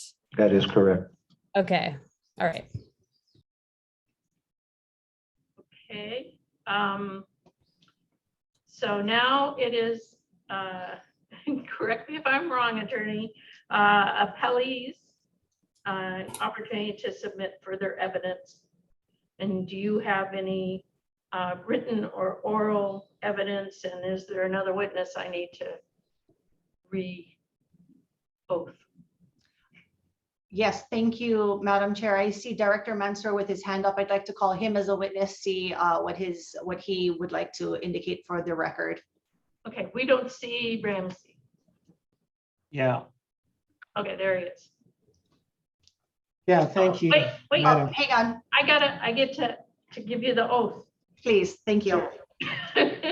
Do you solemnly swear or affirm that the testimony you are about to provide is the truth, the whole truth, and nothing but the truth, Mr. Mansour?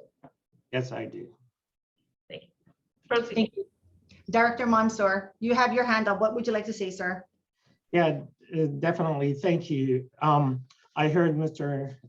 Henderson testimony, and I would like to just, for the record, as I had submitted my written testimony in the prior submittals, this decision has been made for the last many years prior to too many directors.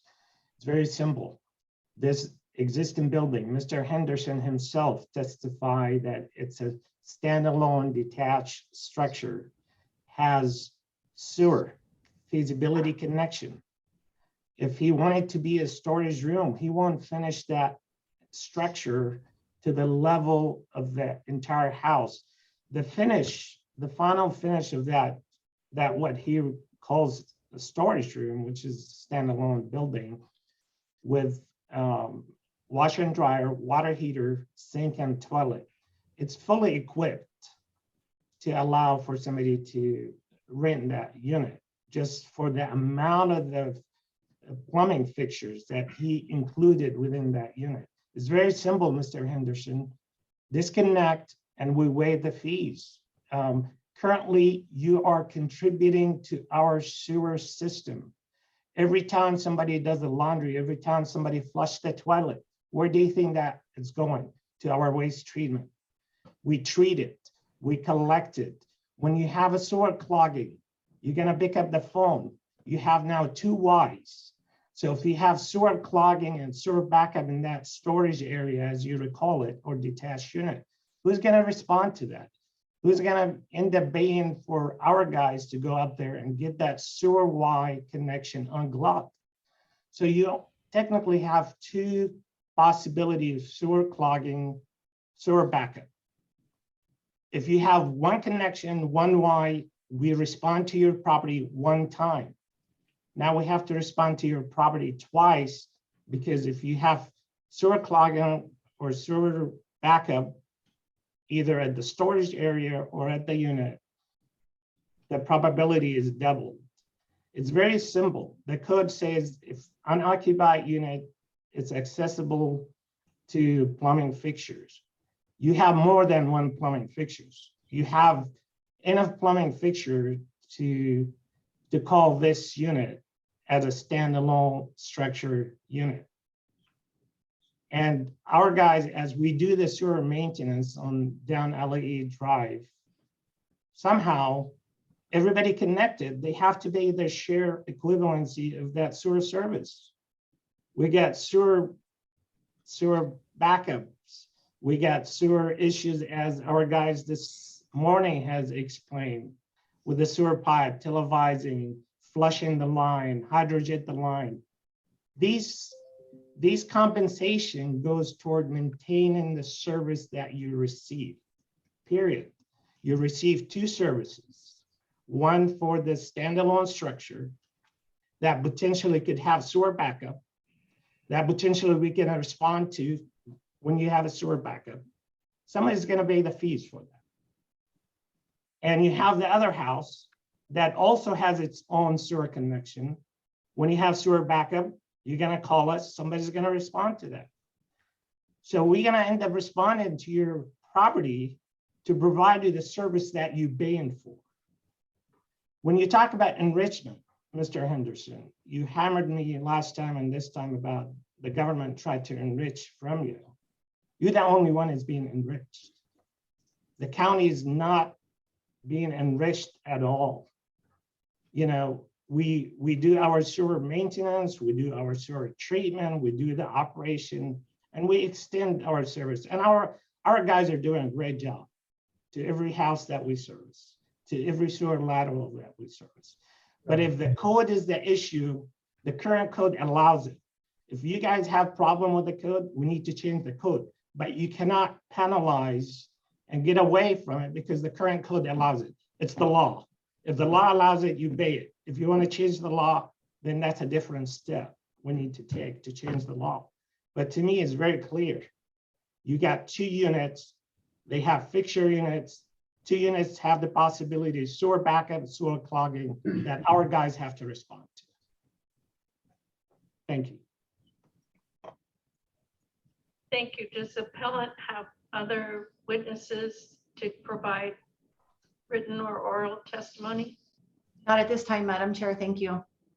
So, Georgine, just one thing, Mr. Henderson needs an opportunity to cross Mansour. Okay, I was doing that next. I did a little bit about order. So do you have any cross-exam of Mr. Mansour, Mr. Richie Henderson? Yes, Director Mansour. I didn't know that I would call the wastewater department to fix a plumbing problem on my property. I usually call a plumber to do that in a private business. So I'm a little confused as sorry, Mr. Henderson. Doing that. Mr. Henderson, sorry to interrupt you, Mr. Henderson. So now is your opportunity to ask Mr. Mansour any questions you may have that are directly related to his testimony that he just gave. So if you have a question about what he said, please ask that now. Thank you. Yes. I understand that, and I was responding to one of the things that he asked in that, or stated in that wastewater had to come to my property to unclog the sewer.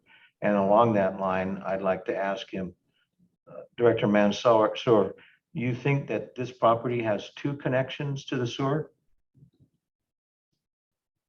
You have 2 Y. That property has 2. So does the property have 2 connectors to the sewer? You could have more than 2.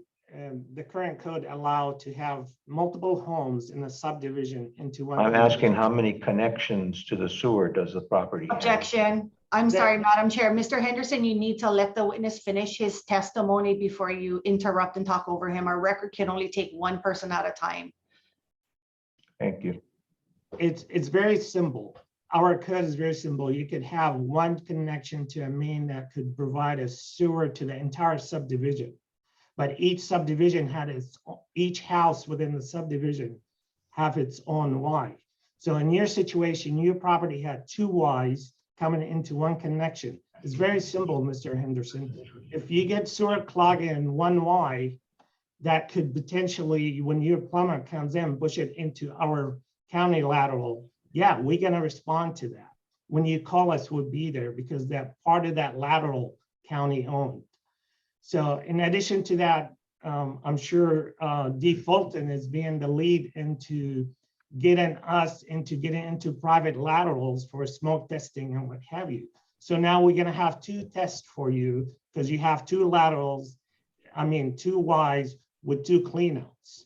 So just to put it in perspective, that means we're gonna monitor and report 2 cleanout with 2 Ys possible for smoke detection as D. Fulton recommended as our department must do. Thank you. So Director yes, we'll Mansour. onto your property. I would then ask, could you please explain to me the definition of a single family residence in your understanding?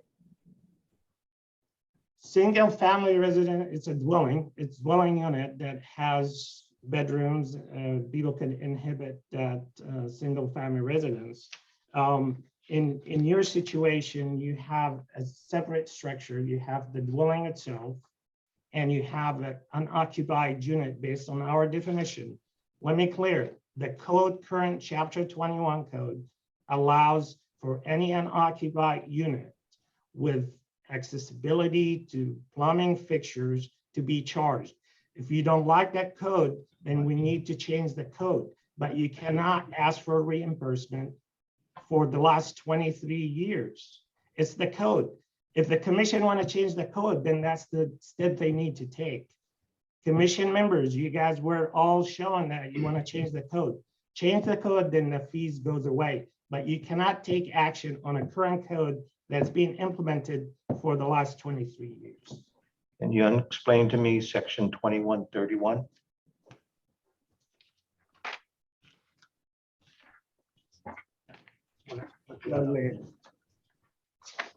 Is there a specific provision that you're seeking clarification or explanation on? Yes, I want to see where an unoccupied unit is defined. It's the last sentence, sir. What it applies to. And in statutory construction, what does that apply to? Go look at section 21-2, sir. I'm looking at the section that empowers the charge. It's 2131. And it And will unoccupied units are talking to those units that are directly above it. look at 21-2, sir, for the definition of unoccupied unit. It's statutorily defined. Then what does the unoccupied unit there apply to? The definition, sir. It goes back again. If you want to change definition, you want to change the code, you go through code changes. And then you could ask the commission to take it on, and we will be more than happy to change the code for you. But currently it's very clear to us. It's been clear to us for the last 23 years. Director Mansauer, in your definition of a single family residence, does that include a kitchen? I'm going to object. Cooking His facility? personal opinion.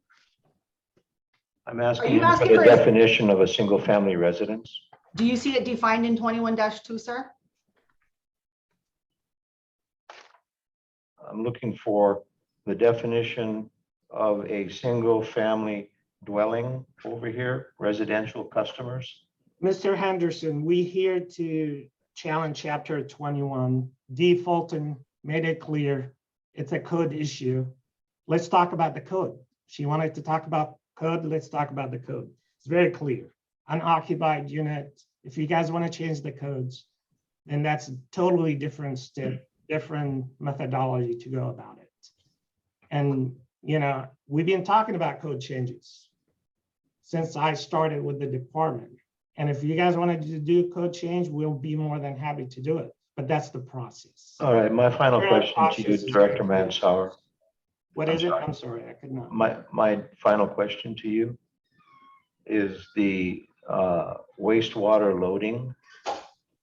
And you said that we're somehow putting in more wastewater than another unit that would be one unit.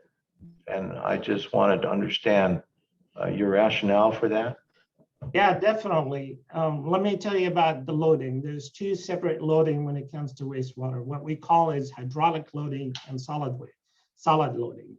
I don't know if you're familiar with these terms, but the loading is based on the amount of total solids that you guys flush into our system, or the hydraulic loading based on the flow that comes to our treatment plant. So when you have a toilet, dishwasher, a toilet, washer and dryer, a shower, that when it flushes through the Y connection you have for that unit, that adds loading to the system. Without it, you subtract that loading. Every time you flush the toilet, that's what we call organic loading. We call it black water. So you flush it, that adds to the system. It coming through the Y to our treatment plant. If you don't have it, you subtracting that load. It's definitely a standalone hydraulic and organic loading that you add into the system. It's very clear. So are you saying that I have 2 washing machines in the house? All I'm saying is you have a unit, standalone unit detached, has a toilet, has black water. That's what we call organic loading. When you flush it, it comes into the system. Thank you, Madam Chair. Okay. I've forgotten where we are. We're done with redirect from appellant, correct? I'll get to Melissa. I'm trying to make sure I'm getting people in order here. So you're done. All right, now we open it to commissioners and questions they may have. And I see that Melissa Cardwell has a question for whom? From I have a question for Mr. Henderson. Can we go back to Henderson? Is that out of order? Well, it's clarifying what Director Manser just said. I just have a clarifying question. Well, I have two questions. I just check it with my attorney. It's okay for her to go It's back. sort of a fact check. Question. Georgine, you can allow it if you want. Okay, I allow. Go for it, Melissa. Okay, so I remember in the last video that this came up about the Y connection, that Mr. Mansour said that there were 2 Ys, but I thought that there was only 1 Y connection. Is that correct? Yes, as far as I understand, there's the one that comes from the house and there's the one that comes from the annex, and that goes to one lateral out to the sewer collector line. Okay. So And all then- of that is on our property. Okay. And then my other question is, at one time, how many people can the house hold? Like, how many people can stay in that main house at a time? Well, we have, I believe there's 8 beds on the sleeping porch, and there's 2 bedrooms upstairs. Okay. So would you say that's, I don't know, what would that be, 12 people at a time? If 2 people slept in each bed? Well, In I'd the say that upstairs? there's single beds on the sleeping porch, so you could say 8 plus 2 plus 2, 12. The 12, right? Okay. So 12 people at any one time could be staying in that main house. Well, that was the way that my grandparents envisioned it for the 8 grandchildren. Mm-hmm. Okay. Okay, thank you. Are there other questions, I guess, for either party by the commissioners? Lee McIntosh. I have a question for Mansour. For the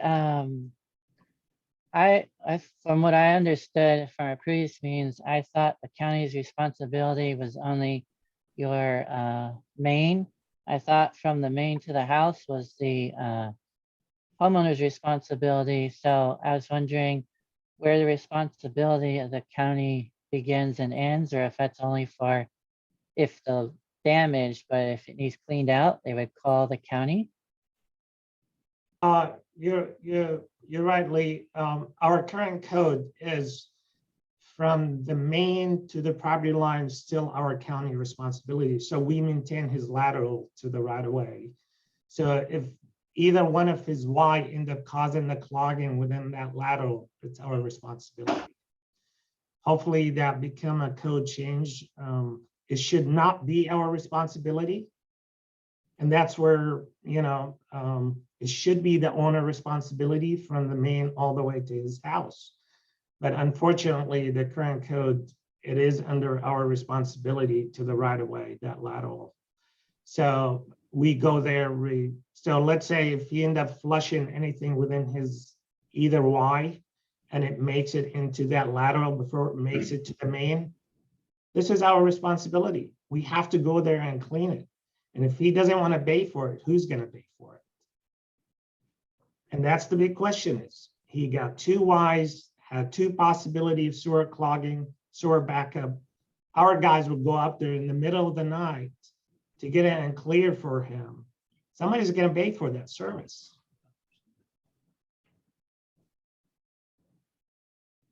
Did that address your question, Lee? Yes, it did. Okay. Elise, I see your hand up. Did you have a question? Unmute. Yes, I do. Yeah, sorry. This is for Director Mansour. Looking at Exhibit I through K, all of the increasing wastewater service rates with a single unit residential property, is there a difference between the rate charged for, say, a 1-bedroom home versus a 5-bedroom home? Multiple bathrooms. The fees are set for residential, it's on a monthly rate. For condominiums, apartments, hotels, it's based on some water usage rate. Mr. Henderson here stated there's possibly 12 people at one point. That's way more than 5 people within one structure. Department of Health, even during the design process, we assume 2.8 capita per house. When we design these, we allow for, the design of the flow based on 100 gallon per day per capita. So when he has 12 people, that's 1,200 gallon per day. Coming, he's talking about loading. That comes to our treatment. We have to treat it. We have to collect it. We have to maintain sewer line. 1,200 gallon per day. We're not talking about your standard home with possible, 500 gallon per day or 300 gallon per day. When you have 12 people, that's 1,200 gallon per day. That's a lot of flow. So to clarify, there is no rate difference between a 1-bedroom home versus a 1-bedroom, 1-bath versus a 5-bedroom, 3-bath. Okay. No, it's just. Okay, thank you. Okay.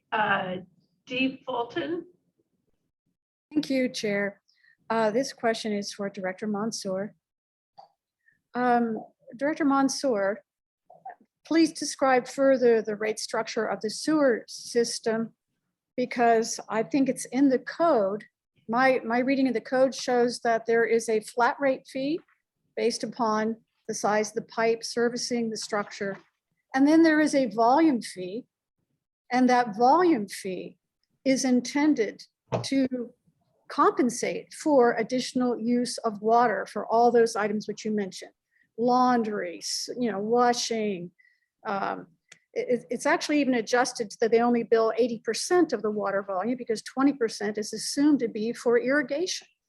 But what I'm pointing out by way of a question is that there is already compensation for equity built into the code for homes that might have 12 bedrooms versus homes that have 2 bedrooms. Would you agree with that, Director Mansour? No, I totally disagree. That's for commercial condominiums, apartments. You do it based volume. If Robin on this line, interrupting, but I think those units fall under a different part of the code. That would be multi-residential units. Those aren't. If you look at his sewer service, it's always been fixed charged. Look at his sewer bills as attached in the exhibit. It's a fixed charge per month. It doesn't go up and down. It's very clear. It's in the exhibit. So he's being charged as a fixed rate. Because apartment complex commercial, yes, you're right, because of the occupancy, because of the volume. But his house is being charged for fixed residential fees. Maybe we should charge it as commercial. It'll be twice as much for okay, so I am confused about this because I thought the water meter was the basis for a volume part of the sewer fee. No, not for residential. It's fixed fees. You could see his bills. It's fixed fees. Okay. Hotels, condiment. If you live in an apartment, you probably could be subject to that value. But his parcel is based on fixed monthly rates. And that's why I'm saying is for 1,200 gallon per day, that's a lot of flow. You're right. It should be charged based on volume, based on commercial rates. So it sounds like it's your belief that the code should be amended to compensate for residences that have more bedrooms. Is that what I'm hearing from you? I'm not even sure, hold on. I want to just make sure, I'm going to object. I want to make sure we stay on point. If we're going to talk code amendments, we can do that separate and apart. That's not relevant to these proceedings. So I object to the Well, there's question. been a lot of testimony delivered by our director on this subject, and it was not interrupted. When the party makes an objection, you can respond to that objection, and then Georgine can make a ruling whether or not to sustain that objection. So Cody made an objection that it's Cody, what's your objection? You can Relevance. Relevance. As D, to how is code it? amendments. Yeah. So D, you can respond to that objection. My apologies, Madam Chair. I'm just trying to keep us on track. Well, I mentioned it earlier, definitely, you know. Hang on, code Director changes is Mansour, separate topic. Let's talk about it later. Director, you gotta wait. There's an objection on the table. Please don't respond, Okay. Madam Chair. And this is a point I probably shouldn't say it either. I will guarantee you, we will have a discussion on code changes after this hearing. Yes. Since we are holding the hearing before the rest of the agenda, maybe we can even talk about it today, because that was one of the items on our agenda. So talk about code changes to chapters 20 and 21. So yes, I would like to defer discussion of that. We've brought up some issues and we will come back to it. But right now what we're dealing with is this particular appeal. I believe Director Mansour clarified the point that single residents get paid a fixed fee and it's only $45 a month right now. And that's changing that is a total separate issue for the EMC at a later time period. So if that's okay, Dee, I'm gonna chop you off and go to Melissa, has a question of Mr. Mansour. Yes, I'm just wondering what that fixed rate is based on, the $45 a month. How did the county come up with that number? Again, I think that's a discussion for after this hearing. For the hearing's purpose, it has nothing to do with, well, it happens to be why the dollar value has added up. But it has nothing to do with the director's decision and whether or not we want to change that decision. Correct? Okay. I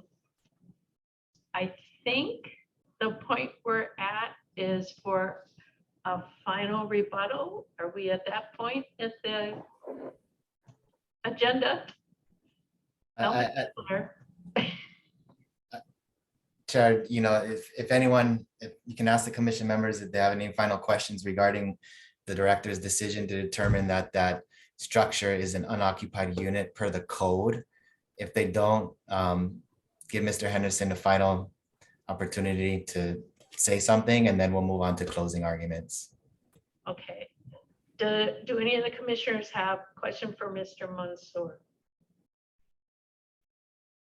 Can you guys put your hands down on your Zooms? Melissa and Dee? Thank you.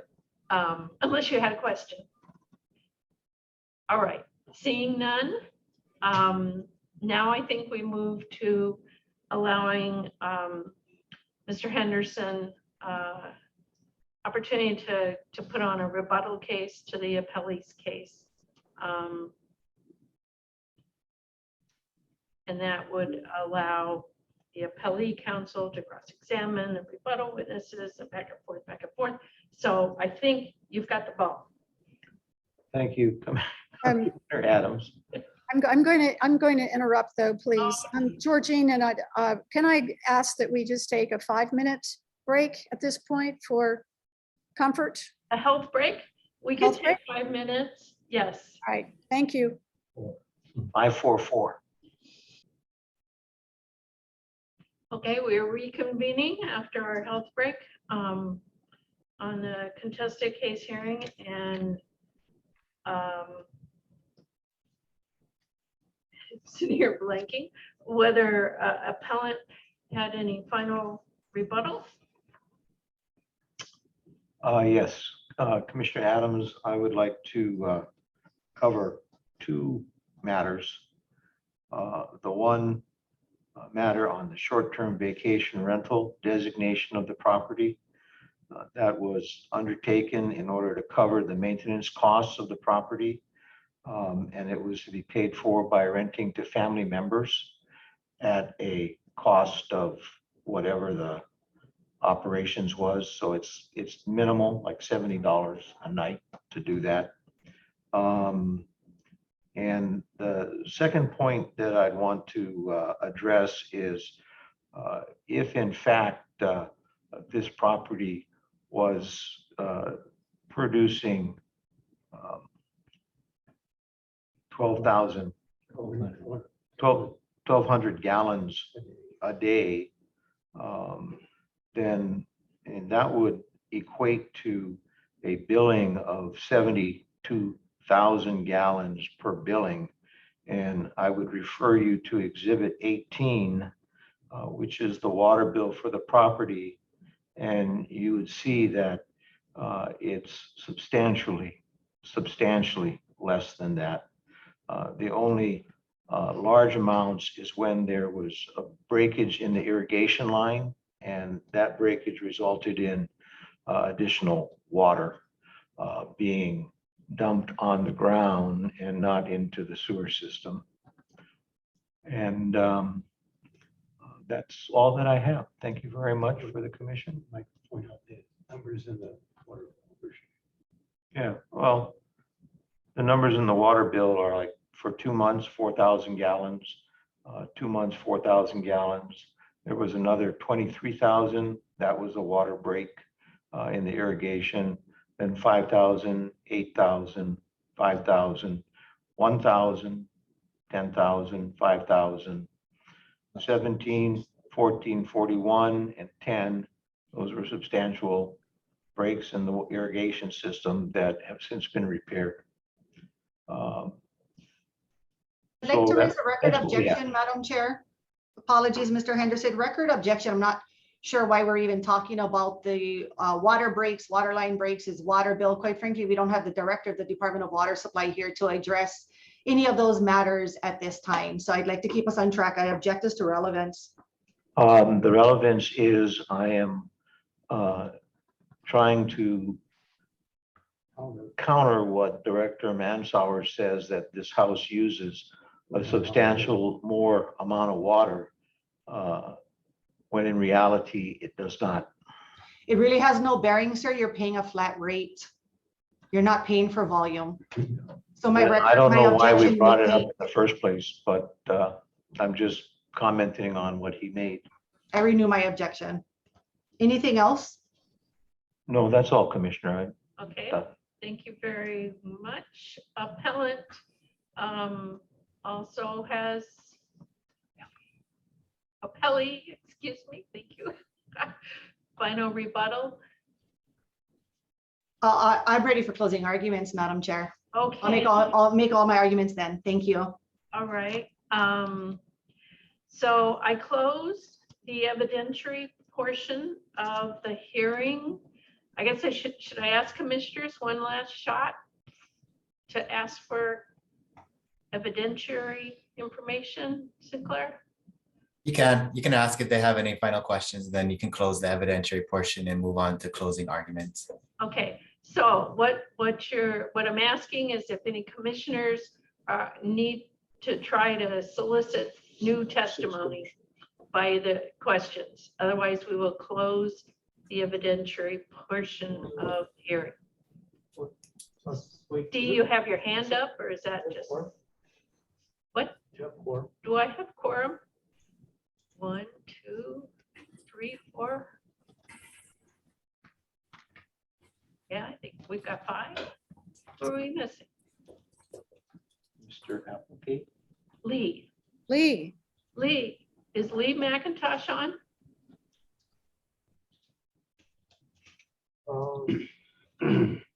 He's there. He's in the room. We, Camera's off. we don't see you, Lee. Are you No, there? Can you expand the view?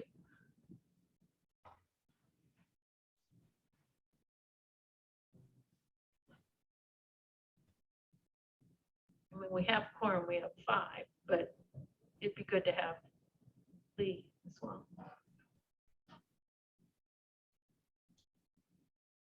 Does anyone have Lee's phone number? They can call him, and nobody has his phone number. Peter's looking.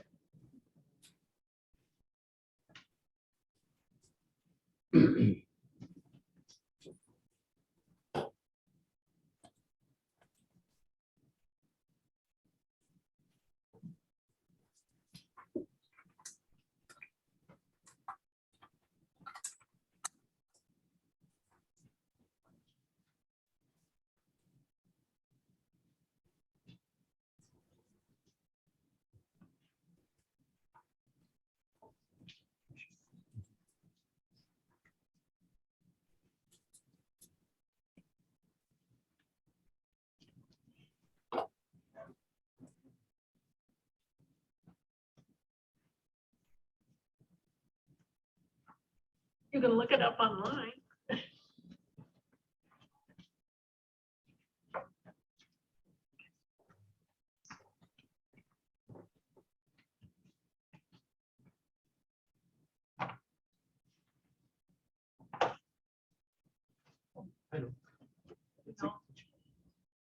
Can we have a quick recess? We're going to take a quick recess while we try to make sure we get Lee back. Okay. We are all back on camera. There is a question from Melissa Cardwell. Yes, thank you, Georgine. I remembered I had a question from much earlier in regards to county code. So my question is, when a household has a detached garage with laundry facilities in it, as I know most people do have that, are they charged for 2 units of sewer usage?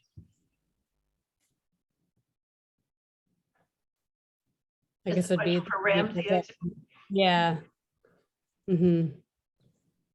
Well, if it's has a plumbing fixtures, I think Tony, she does an inspection to these facilities as get constructed. So in particular, when she does her inspection, she used to work for us. Unfortunately, now she's with Public Work. Tony, you want to give us kind of brief description of the process when you do inspection and designate a second connection, or no? I see Cody's irrelevant. I'm sorry. Okay. Sorry, Melissa. It's, okay, you don't want it. It does seem relevant to me though, because this is relevant. Because the fact of the matter is that the Hendersons don't have laundry facility in their main house. So they have to have a laundry facility somewhere. And it happens to be in the detached building. And so my question is, other people who have detached garages with laundry facilities, are they charged for 2 units of sewer? So that seems relevant to me, because it's, there's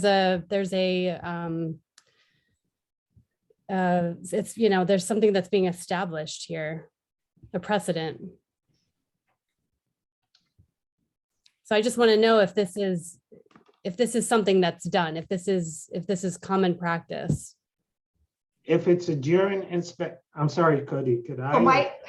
Just to clarify, Director, sorry, my objection was going to be to Tony walking us through how she does inspections. That I don't think is relevant so much as how, so just to clarify, Melissa, how the Okay. code is applied to Right. a structure. That is very relevant. So that's the only clarification I wanted to make. So I guess the question, as I understand it, Melissa, is if there is, we go back to our definitions, as I understand it, right? We look at our definitions.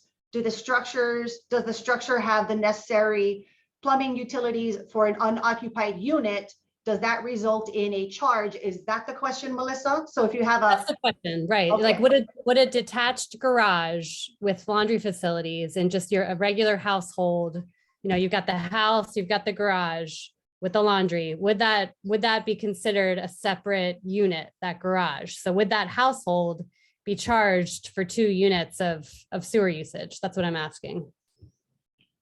And Tony can provide, be a witness and provide testimony. I just have to swear her in again, right? Yeah, okay. And it's too far away. Is it Tony Nakatani? Okay. Unmute yourself. Do you solemnly swear or affirm that the testimony you are about to provide is the truth, the whole truth, and nothing but the truth? Yes. Okay, can you answer Melissa's question about a detached garage with a washing machine?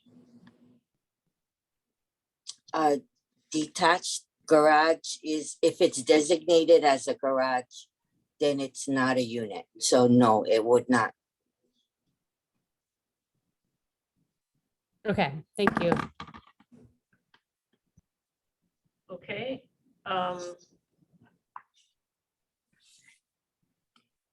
Are we ready to close the evidentiary portion of our hearing?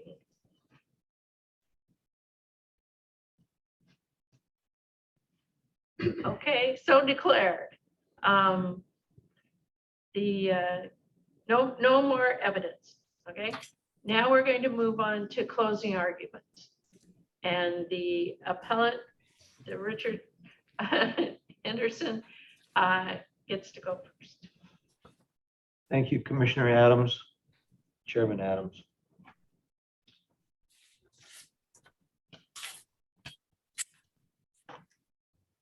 In closing,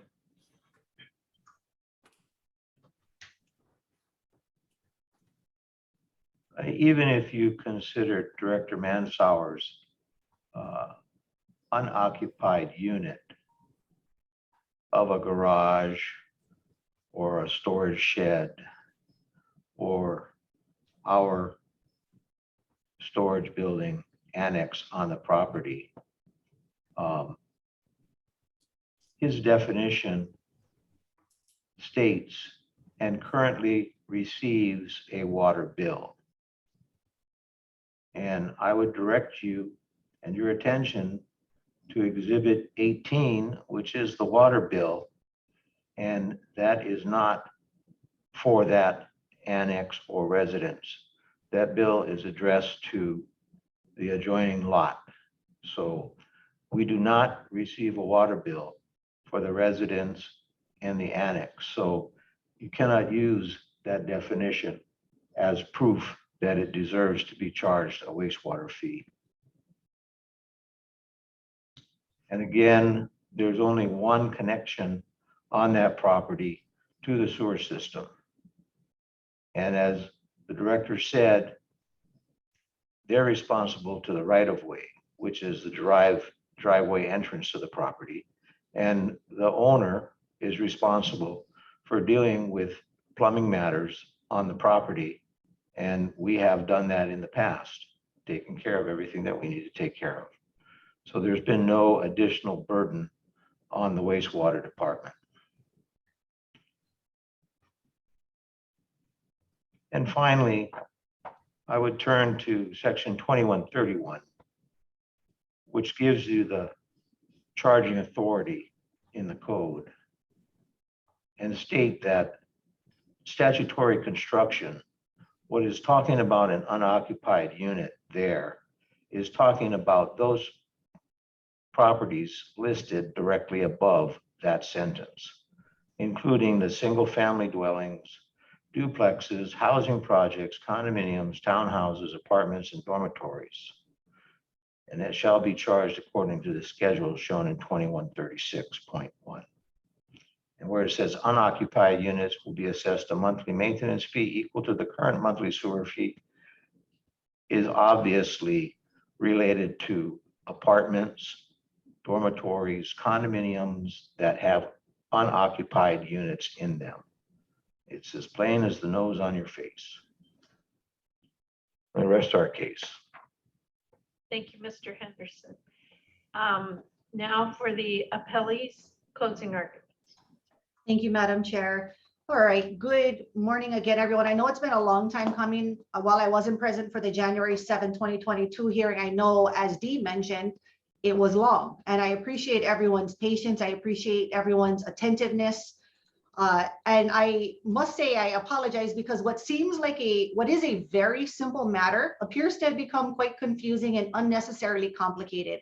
So I want to bring it back and remind the commission that there's only one controlling matter and issue before you.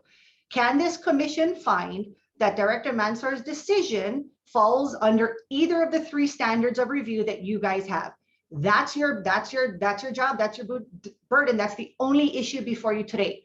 What are those three things? The Madam Chair talked about them earlier. I'm going to remind you about them right now. First, did his decision violate any county code or other applicable law? Second, was his decision clearly erroneous in view of the reliable, probative, and substantial evidence that's been presented in the entire record from the last hearing and now? And finally, was his decision arbitrary or capricious, characterized by an abuse of discretion or clearly unwarranted exercise of discretion? If this commission cannot find that his decision falls into either of these three categories, you only have one response. There's no other option. You must uphold his decision. And let me tell you exactly why his decision should not be overturned and why you have to uphold his decision. Let's take the first one. Did his decision violate any code, whether it's the county code or any other applicable law? You can't violate the code when you're solely following it. I bring you right back to the definitions in the sewer code, 21-2 definitions. There's been a lot of talk today about the definitions. And what did I do? I kept bringing you right back, and Mr. Henderson bringing you right back to those definitions. I respectfully disagree with Mr. Henderson. He just told you, if you look at section 21-30, that last sentence of unoccupied units applies to the sentence directly above it. No, it doesn't. Sir, it is clear as day. You need to go back to the definitions. Unfortunately, that's the way our laws are. You have to take them as they are written in its entirety. So what does unoccupied units mean? We go right back to that definition. A unit that is not occupied, as he alleges the dwelling or the building is not, but has accessibility to a sewer, plumbing fixtures located on it and currently receives a water bill. Now, I'm going to address the water bill issue a little bit later on with you, but what did Director Mansour's decision do? It followed the code. It doesn't violate the code, it follows it. If you don't like the code, as we've talked about repeatedly today, you have to change the code. Director Mansour's hands are tied. Frankly, this has been a decision, as he testified to earlier, that has been multiple directors before him. Not just him. He is not creating new law. He is not creating a new position. He is not treating Mr. Henderson any differently. He's applying the code to the facts. It is quite that simple. Now, at one point, I know when Mr. Henderson was initially talking, he referred you all to the Black's Law Dictionary. That's not relevant. That doesn't control. The Black's Law Dictionary are not the definitions, unfortunately, for Mr. Henderson, that you have to look to, that the director has to look to review and rely on definitions outside of the code. Now that, commissioners, would be arbitrary and capricious. So if we take Mr. Henderson's, initially he read in what were his proposed findings of fact and conclusions of law as to his arguments, additional arguments. He referred to the director not following federal law. And he has not proven anything whatsoever regarding that. I would ask that this commission completely disregard that kind of last minute effort, it would appear, in my opinion, to be to try to find something that indicates the law is not being followed. Our county code is what controls, the sewer code specifically is what controls, and that's exactly what's been followed. Now, frankly, when we talk about, I asked Dee, you were asking me what relevance do my questions about his real property tax and historic designation have to do with anything? Let me tell you exactly the relevance of those questions. So Mr. Henderson is talking about how this decision violates federal law. He talked about the proportional shares. Frankly, Mr. Henderson, or the Hendersons, plural, Kai Ala Partners, they're not even coming close to providing a shred, or excuse me, close to providing their fair share of contribution like the rest of us taxpayers are having to do. They are reaping the benefits. They have a multi-million-dollar property. Both properties that I asked him about are listed according to the real property tax website, as I asked him about, over $1 million. The property in question is valued at 1.2, but they paid $200 a year because of this historic designation that they're taking full advantage of. Why are they doing that? Because the law allows for it. What else does the law allow for? Designating a second sewer connection to require another maintenance fee. The law allows for that. So nothing so far you have not been provided anything to indicate that the director's decision violated law. That's your first of three prongs. Does his decision violate any county code? It does not. Any other applicable law? It does not, nor has the appellant, and it's his burden, has the appellant proven that any other applicable law has been violated. Now let's move on to number two. Was the director's decision clearly erroneous in light of the probative, reliable, substantial evidence that's part of the record that you all have considered and or reviewed and or listened to by the many exhibits and testimony that you've heard so far? Mr. Henderson's argument to this commission is his beef, so to speak, with the definition of unoccupied unit, and that he doesn't receive a water bill. So therefore, it's not applicable to him. We go back to the definition, whether you like the definition or not, we go back to the definition under 21-2, and it specifically says, has accessibility to a sewer, plumbing fixtures located on it, and currently receives a water bill. Now, Mr. Henderson's argument about the water bill is, well, this property doesn't get a water bill. It's the water bill goes to the adjoining property, the other 1.2 some odd million dollar property. And so now whose fault is that? It's the water supply's fault, right? It's everyone else's fault except the Hendersons and Kai Ala Partners. Now he's alleging that there's, throughout the course of this, and I've read his pleadings, the Department of Water Supply is sending the bill to a different property. So not only do we have Department of Environmental Management billing issues, we have Department of Water Supply billing issues. 1 + 1 still equals 2 in my book. And so you can punt the issue any which way you want to. At the end of the day, he has the connection. He has the connection, and that's what matters. There is zero washing, washer and dryer, as we talked about in the home. Where is everyone? I believe it was Melissa. Where is everybody gonna wash their clothes unless they're driving to a laundromat somewhere else? It's just not realistic or logical. If a building meets the legal definition and requirements of a unit that requires a connection fee, as the definition lists out, the director has no discretion. The director has got to assess a charge, the maintenance fee, and that's what's listed specifically, as we've been talking about in 21-36.1, that lists the wastewater service charge rates. He doesn't have the discretion. If you want the director to have discretion as a commission, then again, we go back to code amendments. You need to give that director the discretion. He doesn't have it right now. If you have an unoccupied unit with all of those attachments, then you're going to be paying a fee. Now, Mr. Henderson, even at one point in his, what he read into, talked about the architecture and the intent of the property. That has no bearing, quite frankly. What one's intent is for a property or what you hope the property may become doesn't have any relevance or bearing as to how it falls within a definition and legal category for billing purposes. It is quite that simple. So unfortunately, based on the information in front of you, we've got a description of the property. We know what the definition of an unoccupied unit is. We know that that property falls directly within that definition, leaving the chair with no discretion but to assess that fee. Again, it is what it is. So what's left? We look at whether or not the director's decision was arbitrary, capricious, or characterized by an abuse of discretion, or that he exercised clearly unwarranted in the exercise of discretion. Has he done that? No. There is absolutely nothing arbitrary and capricious about following the applicable code. I'm not going to beat a dead horse. I've talked about the definitions. You all know how the property is described. He's admitted to the description.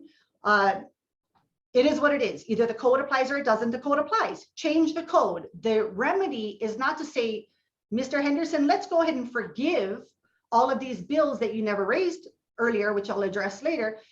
Change the code. You don't like it, you change the code. You do not have the authority, respectfully, to make arbitrary and capricious decisions to disregard the code and give Mr. Henderson what he wants. And again, I mean that respectfully. But aside from being a litigator and an attorney, I want to take a logical approach and a logical view to Mr. Henderson's arguments and remind you as to why they fail. So one of the things that struck me most in preparing for today's continued contested hearing and closing arguments is Mr. Henderson's plural, respectfully, sir, you are 23 years too late. We're all homeowners. All of us either rent or own a home, and we're all bill payers, taxpayers, I presume. And we all have a duty to inspect our invoices before paying them. You can't cry over spilt milk 23 years later. For Mr. Henderson to also now claim that the Department of Water Supply billing is flawed too, again, it's everyone else's issue except theirs. We can't have multiple departmental failures, or Mr. Henderson, Kai Ala Partners needs to take a little bit more responsibility in reviewing and paying their invoices, designating things appropriately, which I'll address shortly. One thing that also struck me was, you know, if you have a home, such as, let me give you an example, my uncle's home, after he passed away, the water is shut off completely, but the water supply company sends us a bill for connection services. Even though we're not taking any water, we're connected to it. We have the ability to use it. That's a bill we pay respectfully to the Department of Water Supply because we are connected. That's a county benefit that we all reap and we enjoy, and you have to pay for that. It's not free. To overturn the director's decision would reward bad behavior, quite frankly, and I mean that respectfully. This would open the floodgates to every single Hawaii County citizen that fails to responsibly review and pay their bills for the last 23 years. Not one, not two, not three or four, 23 years. We're talking decades that someone has had to review their bill, disagree, and to only now seek thousands of dollars in reimbursement for something that could have been addressed years ago. And a couple of more points. One thing that I found quite telling when I was reviewing this in preparation, and I even confirmed before I realized it, Mr. Henderson has been afforded the opportunity to just simply disconnect the other building. The building he claims isn't used, right? No one used the washer, the toilet, the water, none of the plumbing, none of it's being used. So disconnect it, right? It is that simple. You disconnect it, you alleviate the need for a second connection. One would think that that makes a lot of sense, but he is refusing such. Why? Because he either does use it, or he wants to use it, or he plans to use it, right? That's within his right to do as a homeowner. That's absolutely within their right, but you pay for having that luxury, for that connection. It is not free. If he wasn't using or didn't intend to use it, then removing it and disconnecting it to have a legitimate one unit sewer connection would be applicable and fine. That would resolve all of this. The director cannot treat Mr. Henderson any differently than it would anyone else. If he or this commission wants to forgive the second sewer connection because he refuses to disconnect these plumbing fixtures that he says he doesn't use, but refuses to disconnect them, that's unfair to the rest of us. That is unfair to everyone on this commission, to every other Hawaii County taxpayer that uses or should be using or is supposed to be using the director's services, the sewer services. You cannot have your cake and eat it too, is the best phrase that I can think of. Either disconnect the second unit or pay for it. It's really quite that simple. And last but not least, to tie in one more topic I was getting into when Dee was objecting, interestingly enough, when we talk about, we look at credibility, right? Credibility is always relevant, right? Mr. Henderson, both of them, Kai Ala Partners, they failed to ever divulge that they registered this property in question as a short-term vacation rental. And they got approval from the planning department on December 19, 2019 to do it. Only now, after this is happening, are we hearing it's only for family? It's only for family. Maybe their family's a little different. They want to charge their family members rent when they come to stay with their family. To each his own, quite frankly, right? But you don't get to register your property as a short-term vacation rental and then claim we're not using those fixtures, so we shouldn't have to pay a connection fee every month. That's all this is.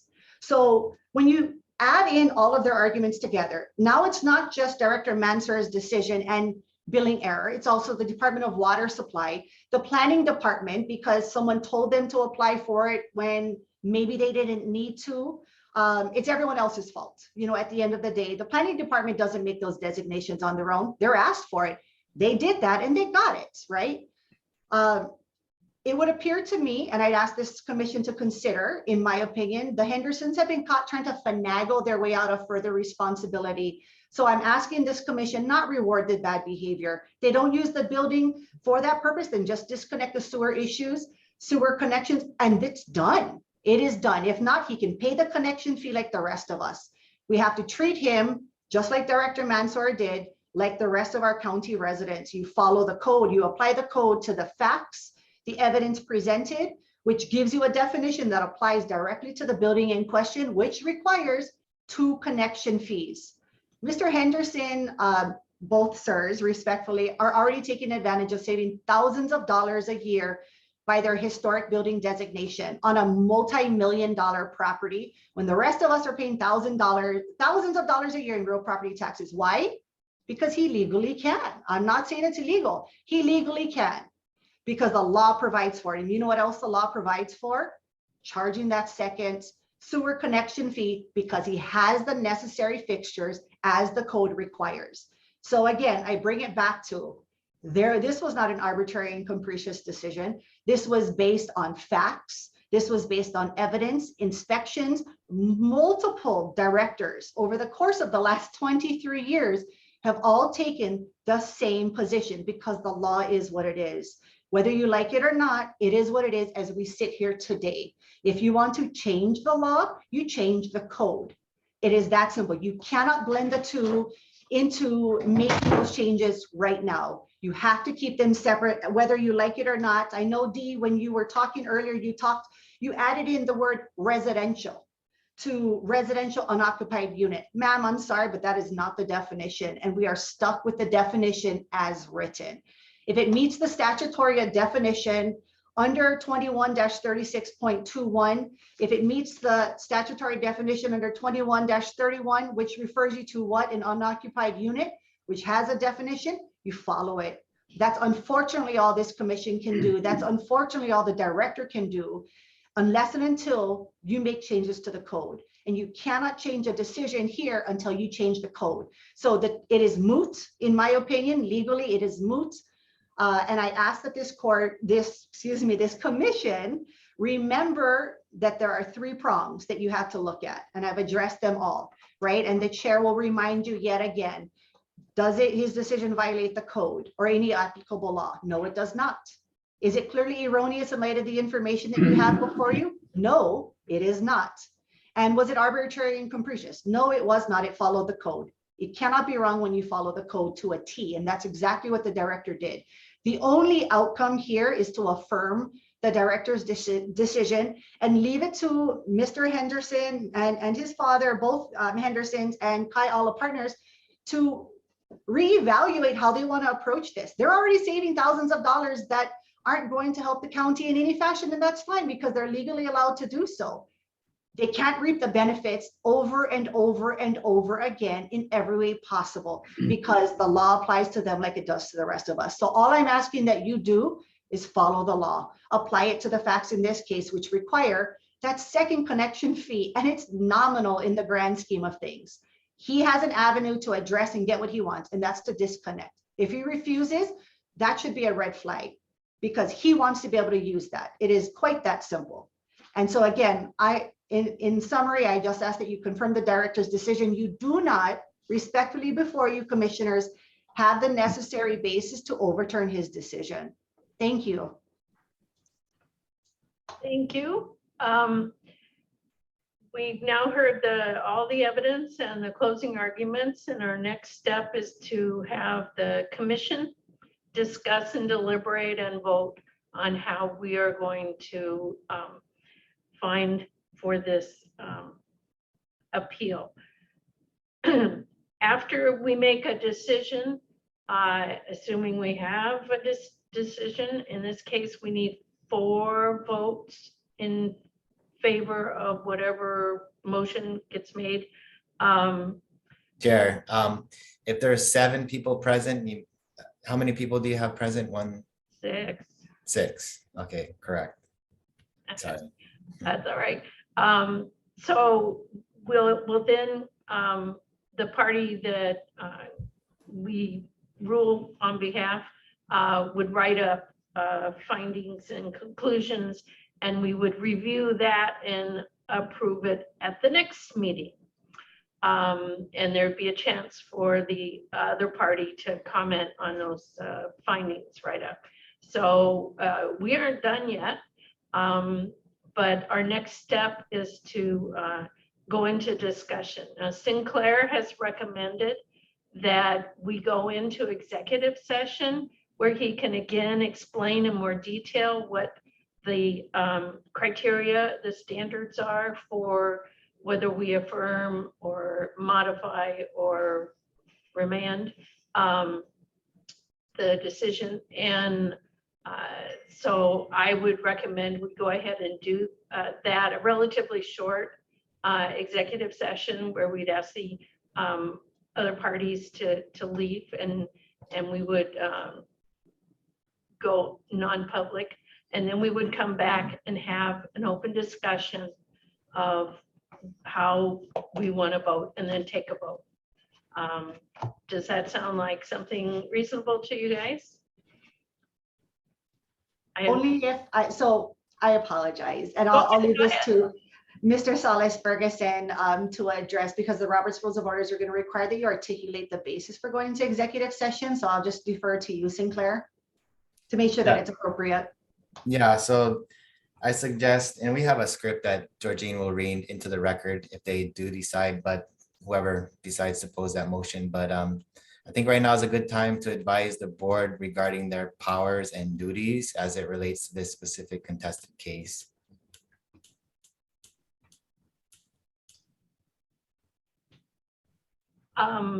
Rick, you've got your hand up?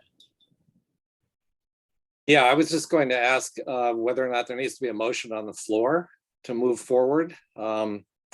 Certainly with discussion by the commission, I'm not opposed to going into executive session to hear from our corporate counsel with regard to where we need to go. But before we have discussion, there needs to be a motion on the floor, and I'm prepared to make one if we're going into discussion.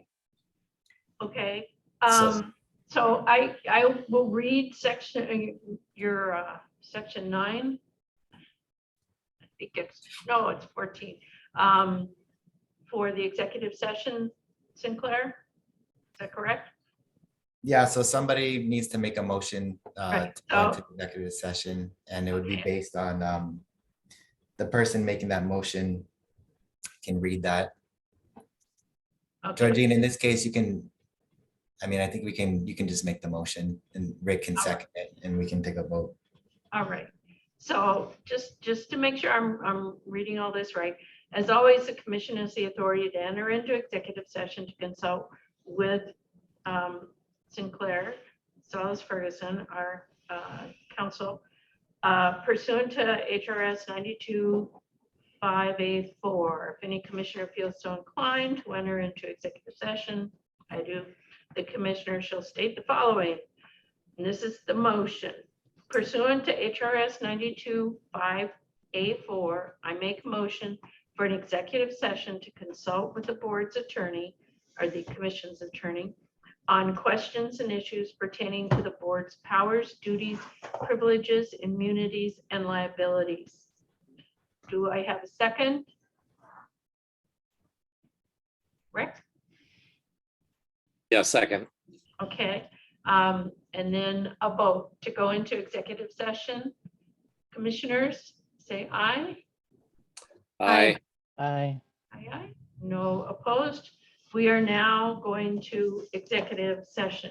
And I don't think it's going to be a long time, wherever you're going to stay out of the rain. Gene, I'm gonna step out for 2 seconds. I'll be right back. Okay, he's gone for 2 seconds.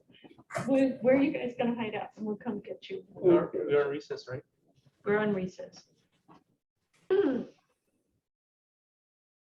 All right, we are back in session for the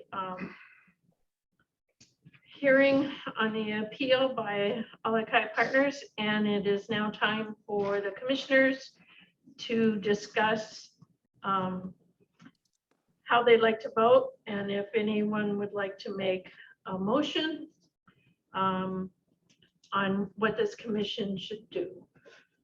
I would like to make that motion. Okay, Rick Gaffney makes a motion, and what is your motion? My motion is that we reverse the director's decision. I second that motion. D. Fulton. Okay, Rick and me. Is that enough clarification of the motion, attorney? Yeah, Rick, is your motion to reverse the director's decision to determine that that structure was an unoccupied unit? There's a number of issues, but yes. The unoccupied unit, the definition clearly stating that the unoccupied unit needs a, currently receives a water bill. And also the assessment of the monthly fees, the definition of the assessment. So I think, Rick, the motion would be to reverse the director's decision that that structure was an unoccupied unit, and then those things that you just listed about that would be in the discussion. That would be your reasons for making the motion when you discuss it. But I also ask Sinclair if they articulate which of the three bases the standard of review he's referring to, because I intend to appeal if this ends up being the final decision. So I want to make sure the record, because I'll be appealing based on that standard of review, right? So I just want to make sure our record is very clear. Thank you. Yeah, thank you. Forgot about that. Yeah, so you can also state whether your motion is reverse the director's decision to determine that it was an unoccupied unit based on whether it violates the law, is clearly erroneous, or one of the items listed in C, arbitrary, capricious, abuse of discretion, or unwarranted exercise. Yes, in my opinion, the director's decision was and is arbitrary, capricious, and an unwarranted exercise of his discretion. Okay.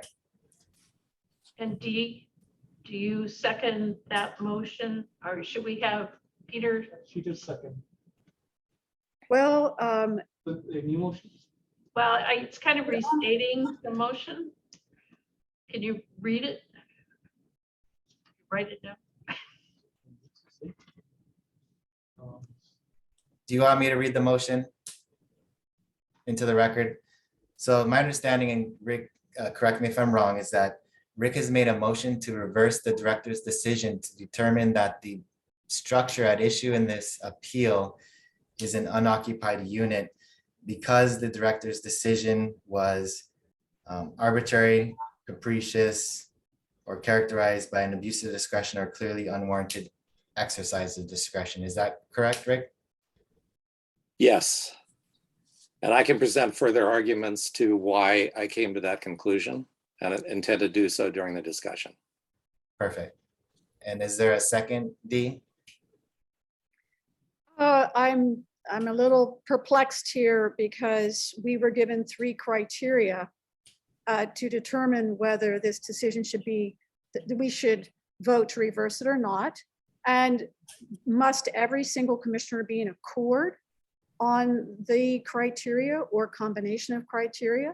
Because not only do I find that I think the director's decision is capricious, but I also think it's erroneous and it's in violation of the code. So first, we deal with Rick's motion.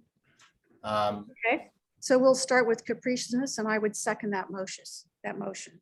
But also, okay, But it sounds like you would make an additional motion or different motion, D, to add an additional. Which would be redundant and completely unnecessary if this commission determines that it can be turned, that we vote to reverse the director's decision based on the criteria of arbitrary and capricious. Okay, so we'll vote on that motion to reverse on the application of unoccupied unit as being arbitrary and capricious, and then see what the vote is after discussion, and then see if we need a new motion that would add additional conditions or description of the motion. So if that's okay, that's what we're discussing right now, is why we should vote for or against this motion to reverse. And Rick, you obviously have reasons. So why don't you go ahead first? Yeah, as I said, I believe that the director's decision was arbitrary, capricious, and unwarranted exercise of discretion, because in section 2131 of the county code, it suggests that a laundry room with storage and a bathroom does not meet the definition of an unoccupied unit under the section. Further, June 10th, in his letter from the DM director, says that section 21-2 states an unoccupied unit means a unit that is not occupied but has accessibility to a sewer, plumbing fixtures located on it, and the word "and" is very important here, and currently receives a water bill. In this case, the unoccupied unit does not receive a water bill, which the director confirms in the next paragraph of his letter. So I believe that that statement reflects an unwarranted exercise of discretion by the director, because he argues in the letter that a double sewer fee is justified by a single water bill to the property, even though the unoccupied unit itself does not receive a water bill, a specific requirement of section 21-2. Yeah, so that's my point, and that's why I made the motion to reverse the director's decision. Would someone else like to further discuss? D. Yes, thank you, Chair.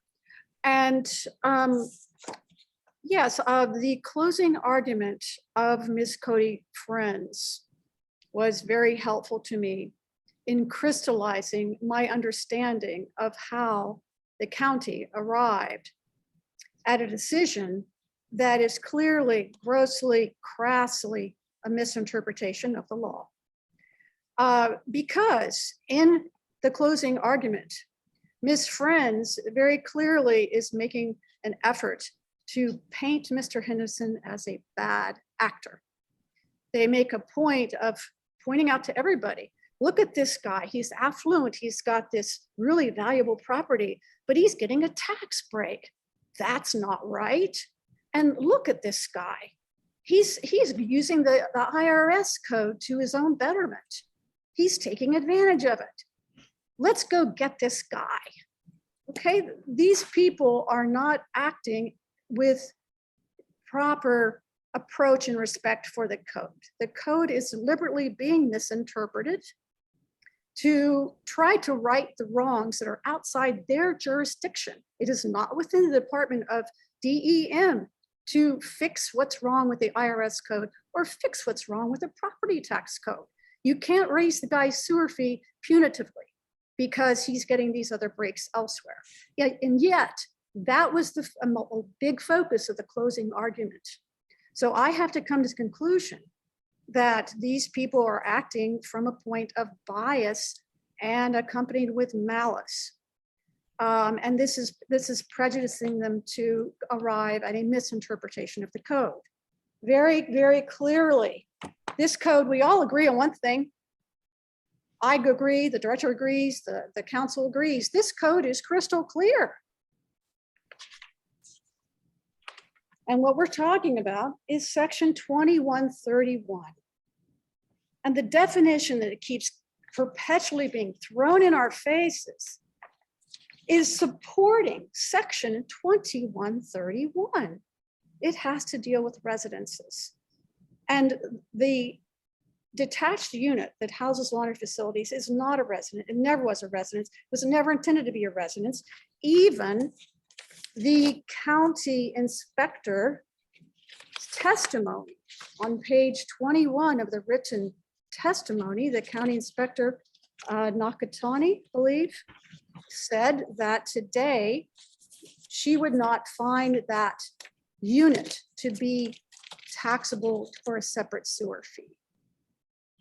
So they're trying to make it as it is a separate residence.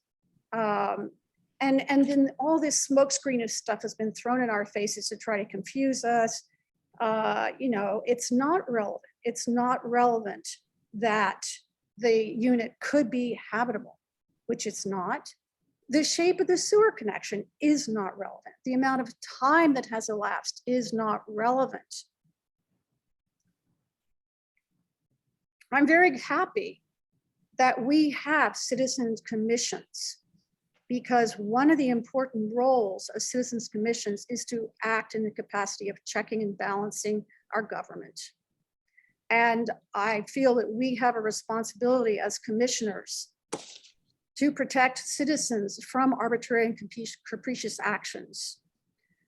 So that's why I feel clearly very strongly that with the director's decision needs to be reversed. Thank you, Dee. Other commissioners wish to comment?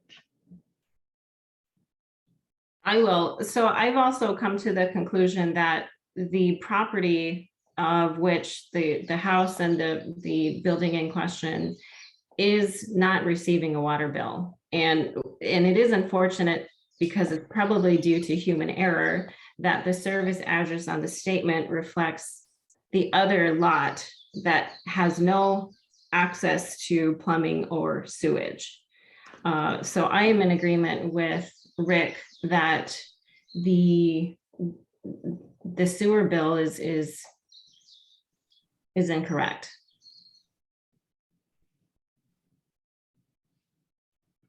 Lee McIntosh.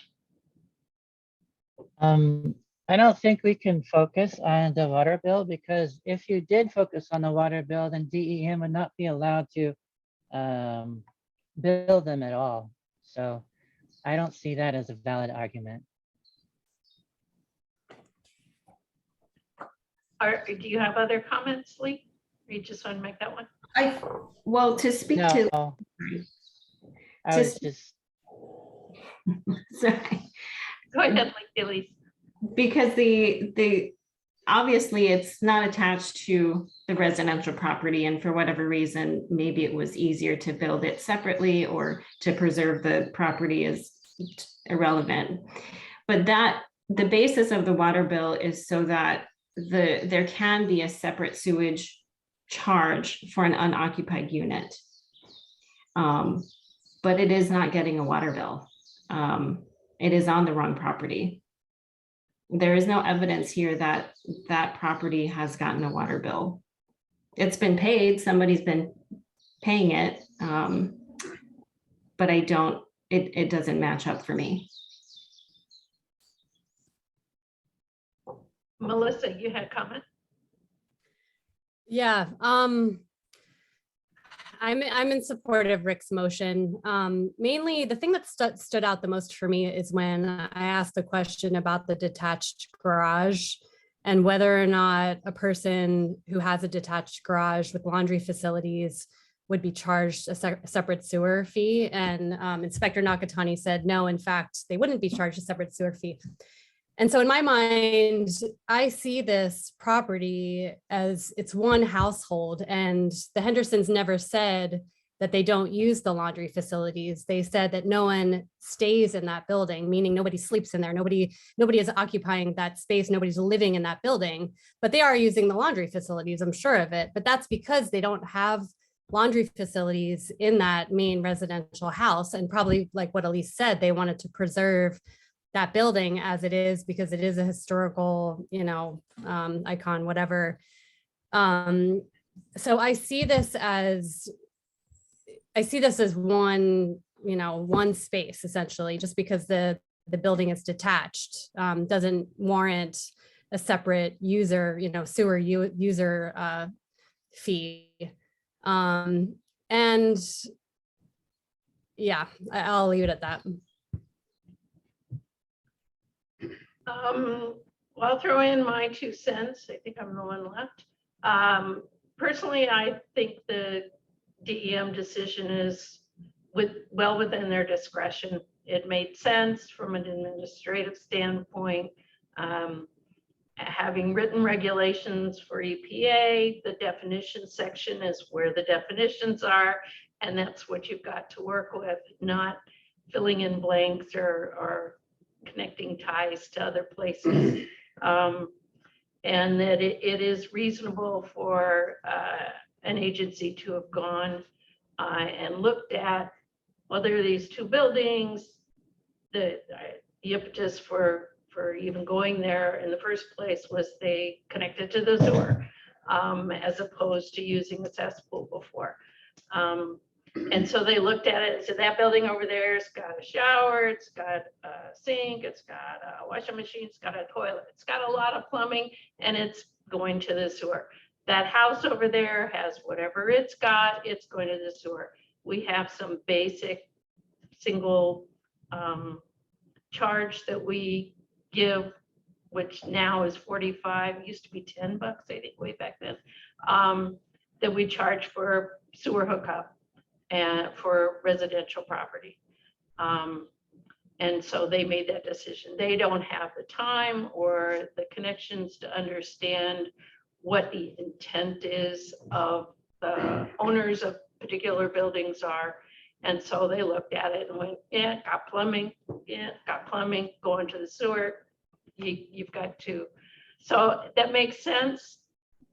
Could it have been more refined? Yeah. Do we need to rewrite some of that code to make it clearer? Yeah. But that's not our decision. So I don't see it as being any of the 3 categories that we have of being wrong from a legal standpoint or being arbitrary, certainly not intended to punish anybody or to do something stupid. It was basically the bureaucracy grinding through with the data they've got. The water bill argument, I think, is kind of funny. The house doesn't get where the people live with the 12 potential people. Holy moly, that I gotta be crowded. But at any rate, the house isn't properly registered for getting a water bill either. So if they want to stop paying that, I guess you could, guys. So I don't care about that argument. I think it's more, we've got this code. This is what the code says. It's a flat fee and it's buildings with sewer connections. Thank you very much. So I will not be voting in favor of the motion. Anybody else have comments, questions? Well, I guess we can't do questions. No more testimony or clarification except from our counsel.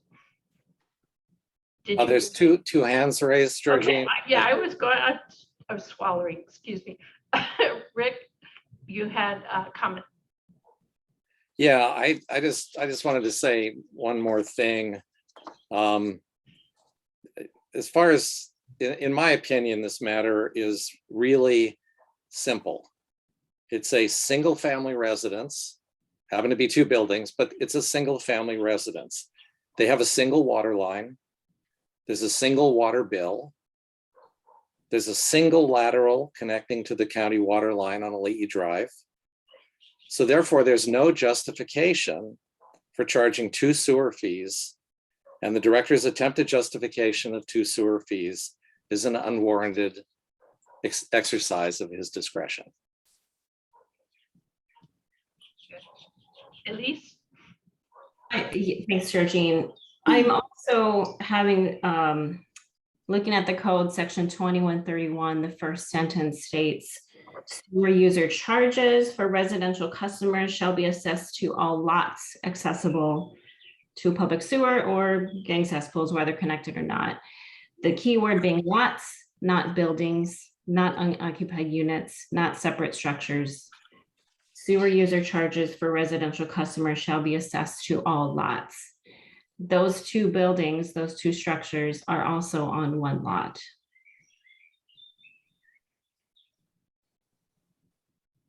Melissa?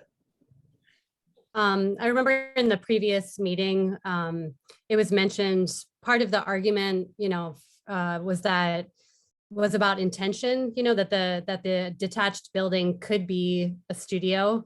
And then when Cody Friends was giving her closing arguments, she was talking about how intention bears no weight.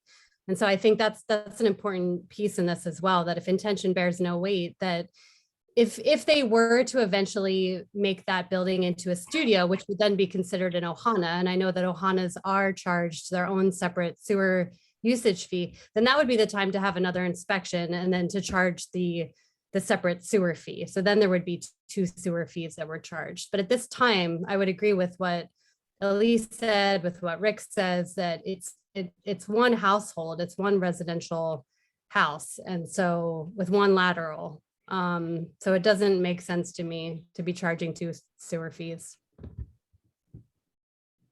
Lee? I think what she meant by intention was the fact that even though they're not using it, then they can't say that doesn't count. So they're just saying, we see this here, we see this here, that's our designation. They're not saying, well, even though you don't use it, then they have to disconnect it, just like your water. You have to pay your water bill, even if you don't use it. If you don't want to pay that, then you have to have it disconnected and you don't have to pay anymore. I think that's what she was alluding to. And I would agree with that. In fact, I think it's kind of extraordinary that the code says you can charge unoccupied units. And there is no way that DEM is going to be chasing down who's occupying what. They don't even do volume of water use, which I think is ridiculous. But other than that, are there more comments, discussion? Are we ready for a vote? I do have one more comment. I'm not in agreement that the decision was capricious, or I forget the second word in that definition, or at the discretion of the director. I do agree that it is in violation of the code. It is erroneous because of the water bill issue. The water bill is going to a different address. The property in question has not received the water bill. Therefore, it is incorrectly assessed the sewage fee, which unfortunately does also open to whether or not the water bill itself is correctly billed to you. So I don't necessarily agree that it was at the discretion with ill intent by the director for his decision, but the first two I am in agree with. So any other comments, or maybe you should ask council that what we're voting on, assuming we're ready to vote, is the motion as it was stated, which was reverse on the basis of the unoccupied unit application that was is being declared as being arbitrary, capricious, characterized by abuse, or clearly unawarded exercise of discretion. It's got those three components to it. So that's what we vote on. And if we don't get agreement on that, then we need another motion that would change the basis for reversal. Question mark, she asked. Correct. Okay, so I wish I had it written down so that I could actually read it.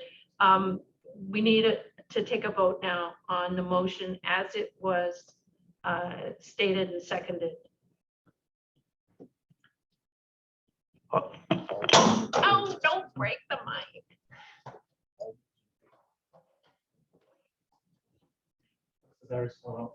Oh.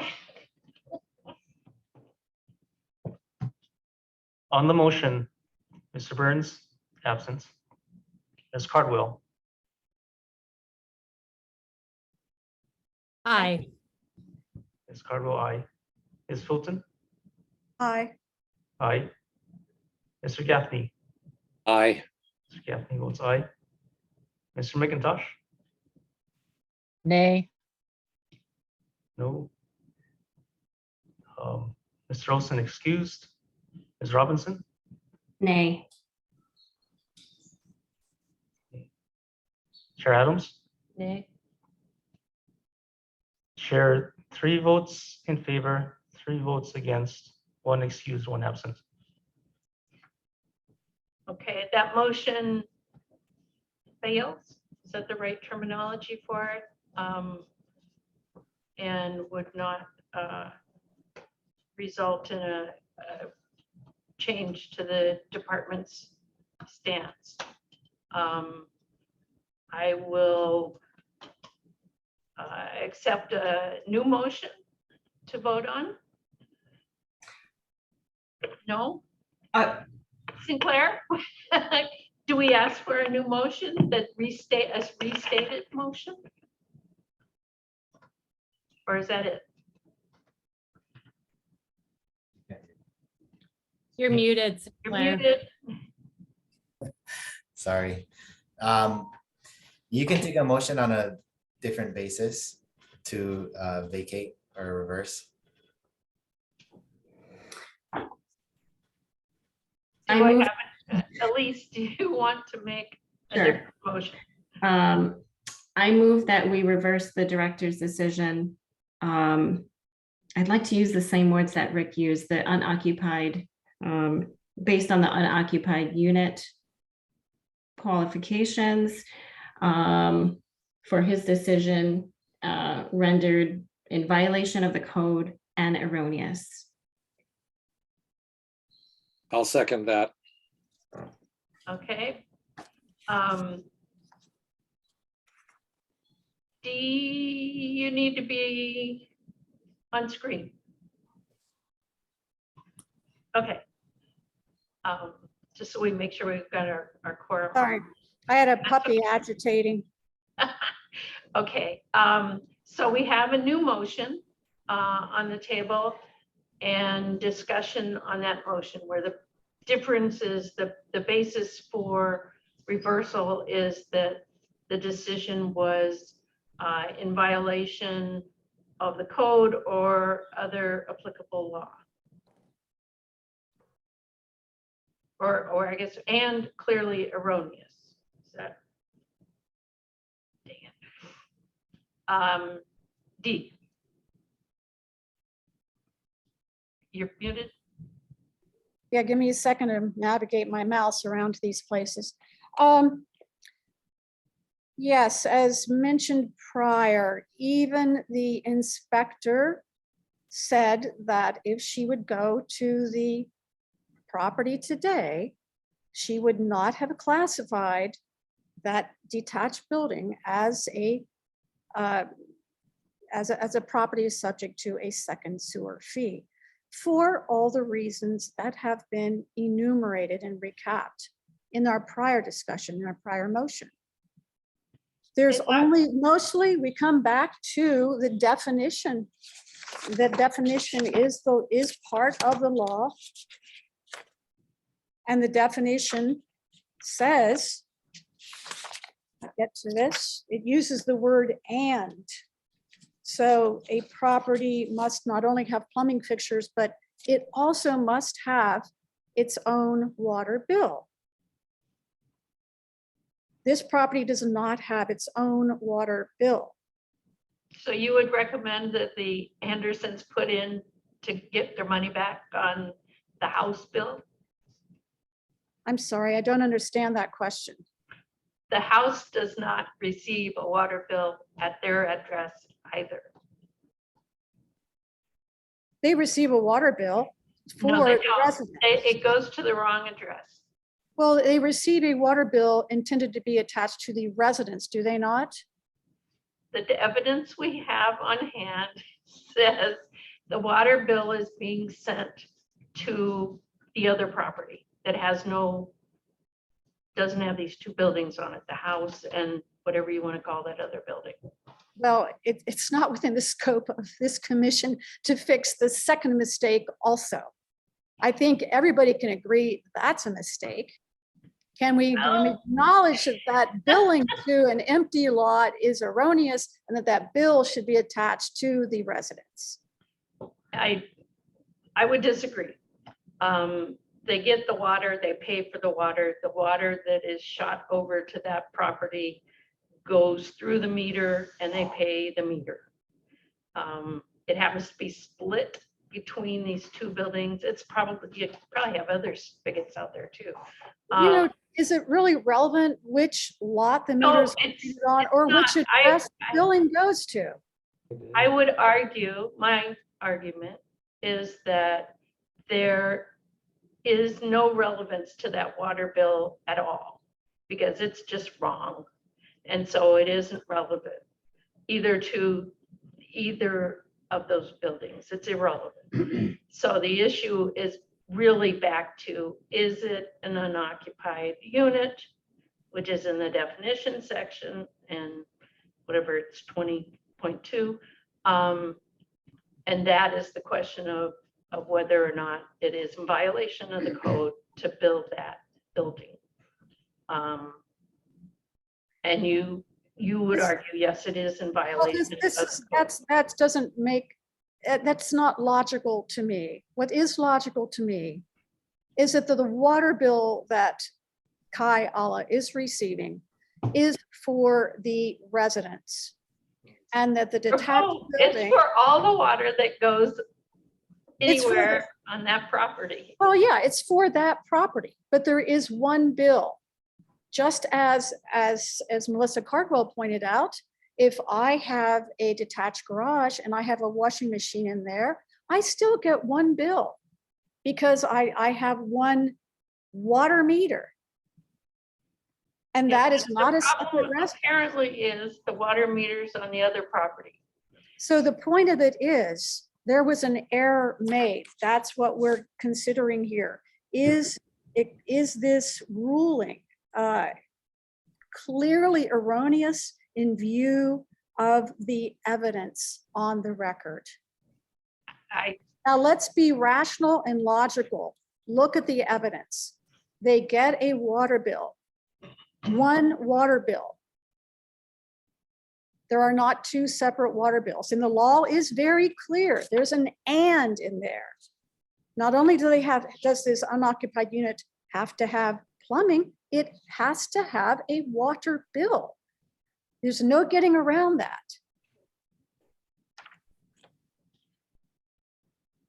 Does anybody else have any comment on this motion?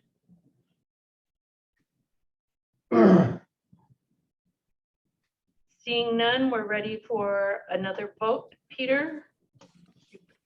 Batteries back in. The motion is reverse the director's decision on the basis of it being violation of code and erroneous. Is that correct? She's nodding. Mr. Burns absence. Ms. Cardwell. Aye. Ms. Cardwell, aye. Ms. Fulton. I want to clarify that we're voting here at the motion is limited to the second criteria, which that says that it's clearly erroneous. It doesn't have to do, we're not talking about the first criteria, which has the violation of the code. We're talking about simply whether or not there was an error made when, back in 1998, when there was a second billing for that unoccupied building. So, yeah. You'd said that something about violation of code, and that's not relevant to this discussion. So I vote that there, yes, there is an error was made.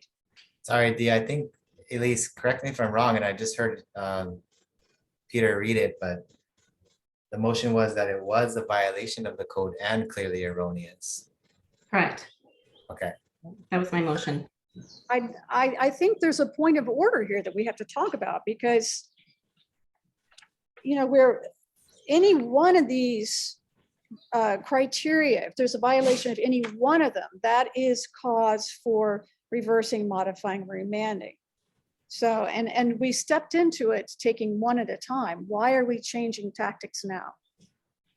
Because somebody can make a motion to find two bases for reversing, and that's what Elise did. So you can vote on the motion or not. Okay. So we're voting, so Lisa's motion was that it was erroneous and also in violation of the code. Yes. Okay. And I vote yes. Fulton votes yes. Mr. Gaffney. Yes. I vote Mr. McIntosh. Nay. Nay votes. Mr. Olson excused. Ms. Robinson. Aye. Ms. Robinson votes aye. Chair Adams. Nay. Chair Adams votes no.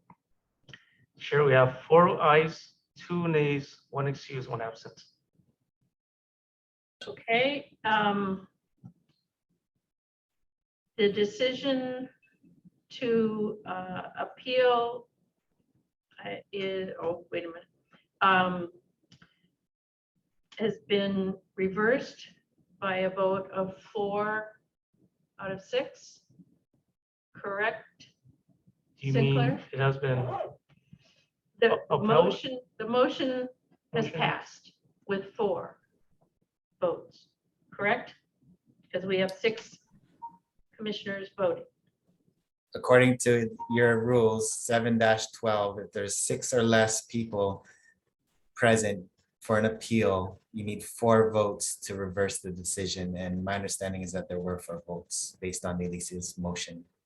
Correct. So what we have is a decision by the commission, the Environmental Management Commission, to reverse the director's decision.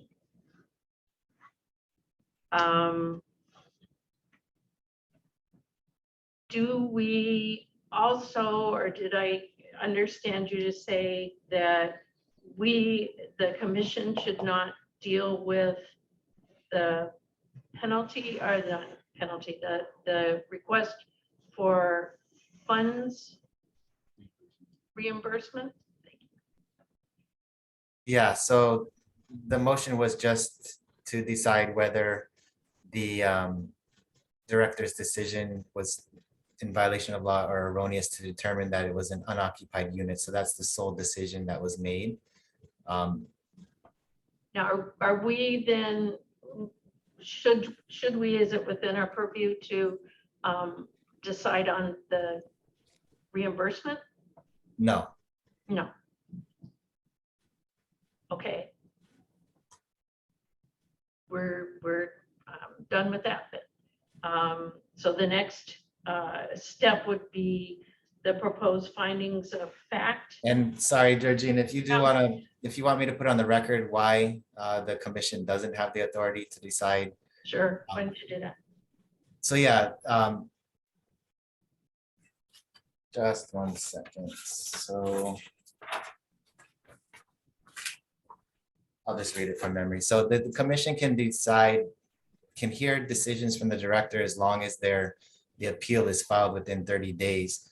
The prior decisions, going back to whenever it was the late 1990s, are all outside the purview of the commission because those decisions were made more than 30 days at the time of the filing of this instant appeal.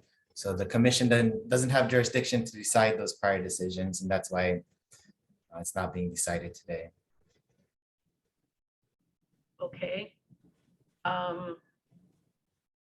So is the next step then to go to the proposed findings? Yes. Okay. So, and you've already done it, you may want to do it again. The Henderson's A La Kai Partners would prepare and submit proposed findings of fact, conclusions of law, and order, I guess, based on the motion that we have passed. So those two criteria of in violation of the code and erroneous, but not the arbitrary and capricious bit. So I think you maybe have to do some revision there. So you would make a proposed finding of fact, conclusions of law, and order to the commission. And then within 14 days of submission of that, the opposing party, in this case DEM, has 14 days after the close of the hearing or by close of business, well, forget that date, I don't know, May 11th, whether that works, to file any opposition. And then we would, as a commission, we would review those proposed findings at our May 25th meeting and make whatever changes or exception, and then basically adopt a final conclusion document.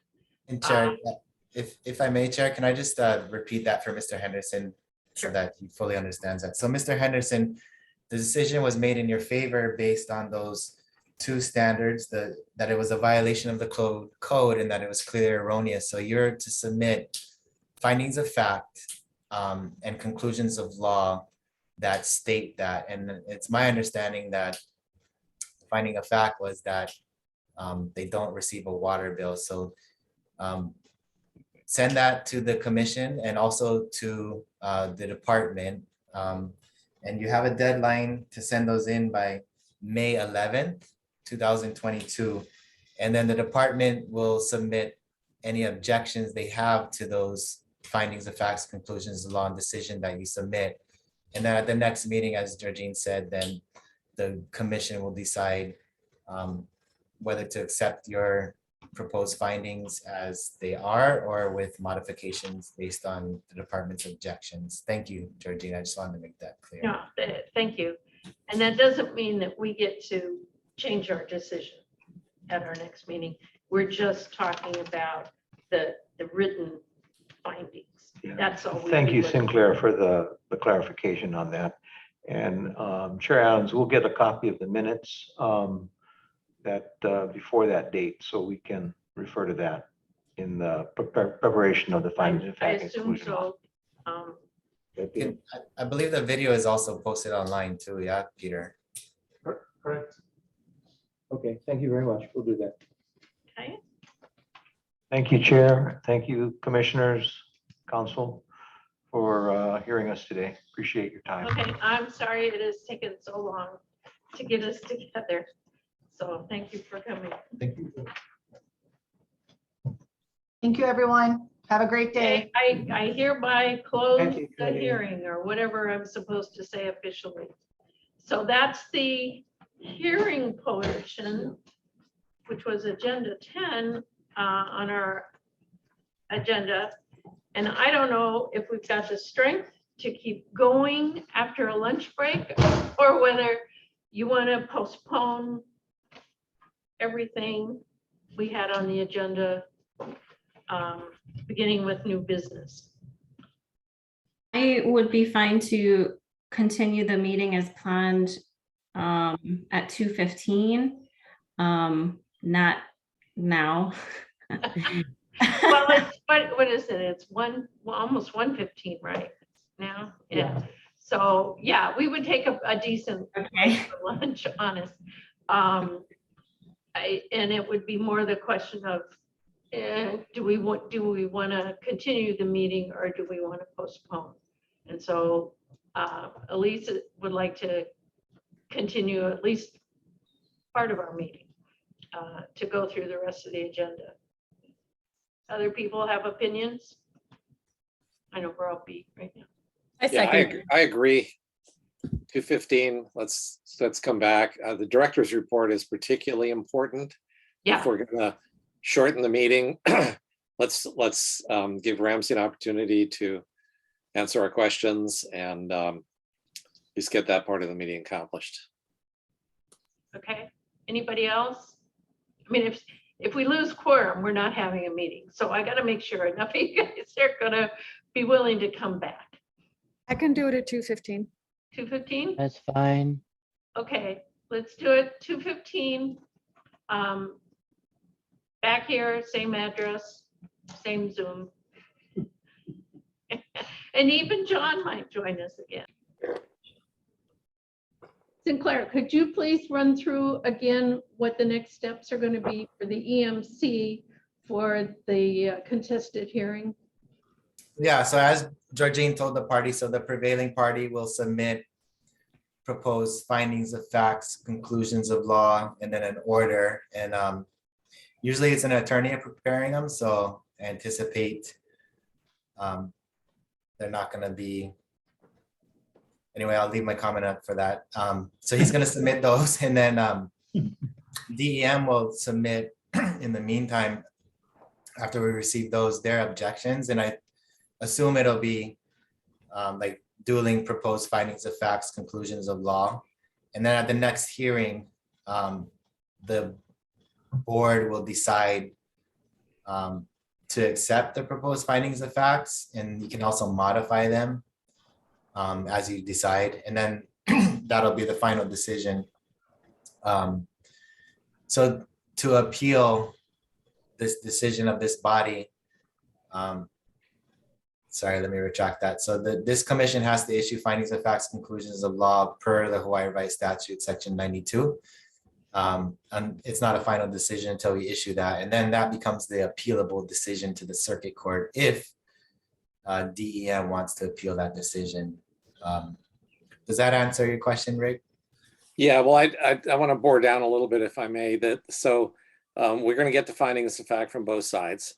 And then we have the opportunity as the commission to state our opinion or take another vote, yay or nay, whether we accept the findings.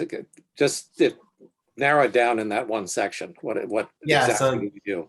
You guys have already made your decision based on the record. And so the prevailing party, Mr. Henderson, is supposed to draft a decision in order, findings of facts, conclusions of law, reflecting that. And then when you guys get that, I mean, if it reflects what your decision was made, you adopt it. If there's like corrections or something, you see like, oh, this is not exactly what we decided. Cody pointed out what we decided. Then you can change that and then adopt that. Okay, that was the part I was unclear about. Yeah, it's pretty weird because like in a court situation, normally the sides would submit the proposed findings in a Word format, and then the judge would just accept them or edit it and then file it. But because it's a commission, you guys have to vote on that decision. Any other questions? Anyone, Rick? Okay. Thanks.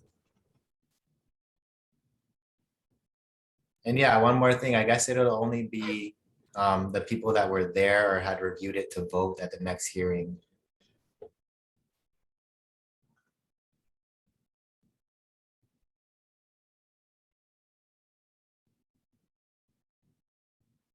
Okay. So what about Lee and D? Oh, there's D, sorry. So it's just Lee and Melissa.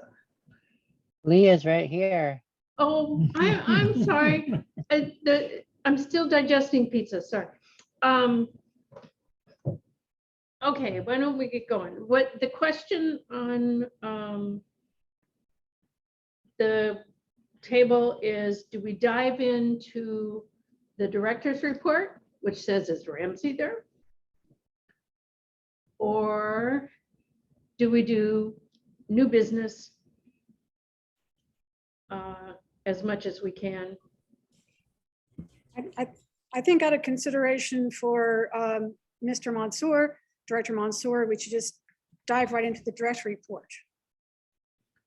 And then the question again is he there? Is he online? He's online. Okay, we just don't see him. So Ramsey. Sorry, just try to get my water. It's okay. It was a short break for lunch. Sorry about that. At least you guys had lunch. I still have to do a lot of work, so I haven't had a chance to go to lunch, but yeah. Oh, all right. Well, we'll try to work through this as fast as we can. You did give us a pretty fulsome director's report, and thank you for that.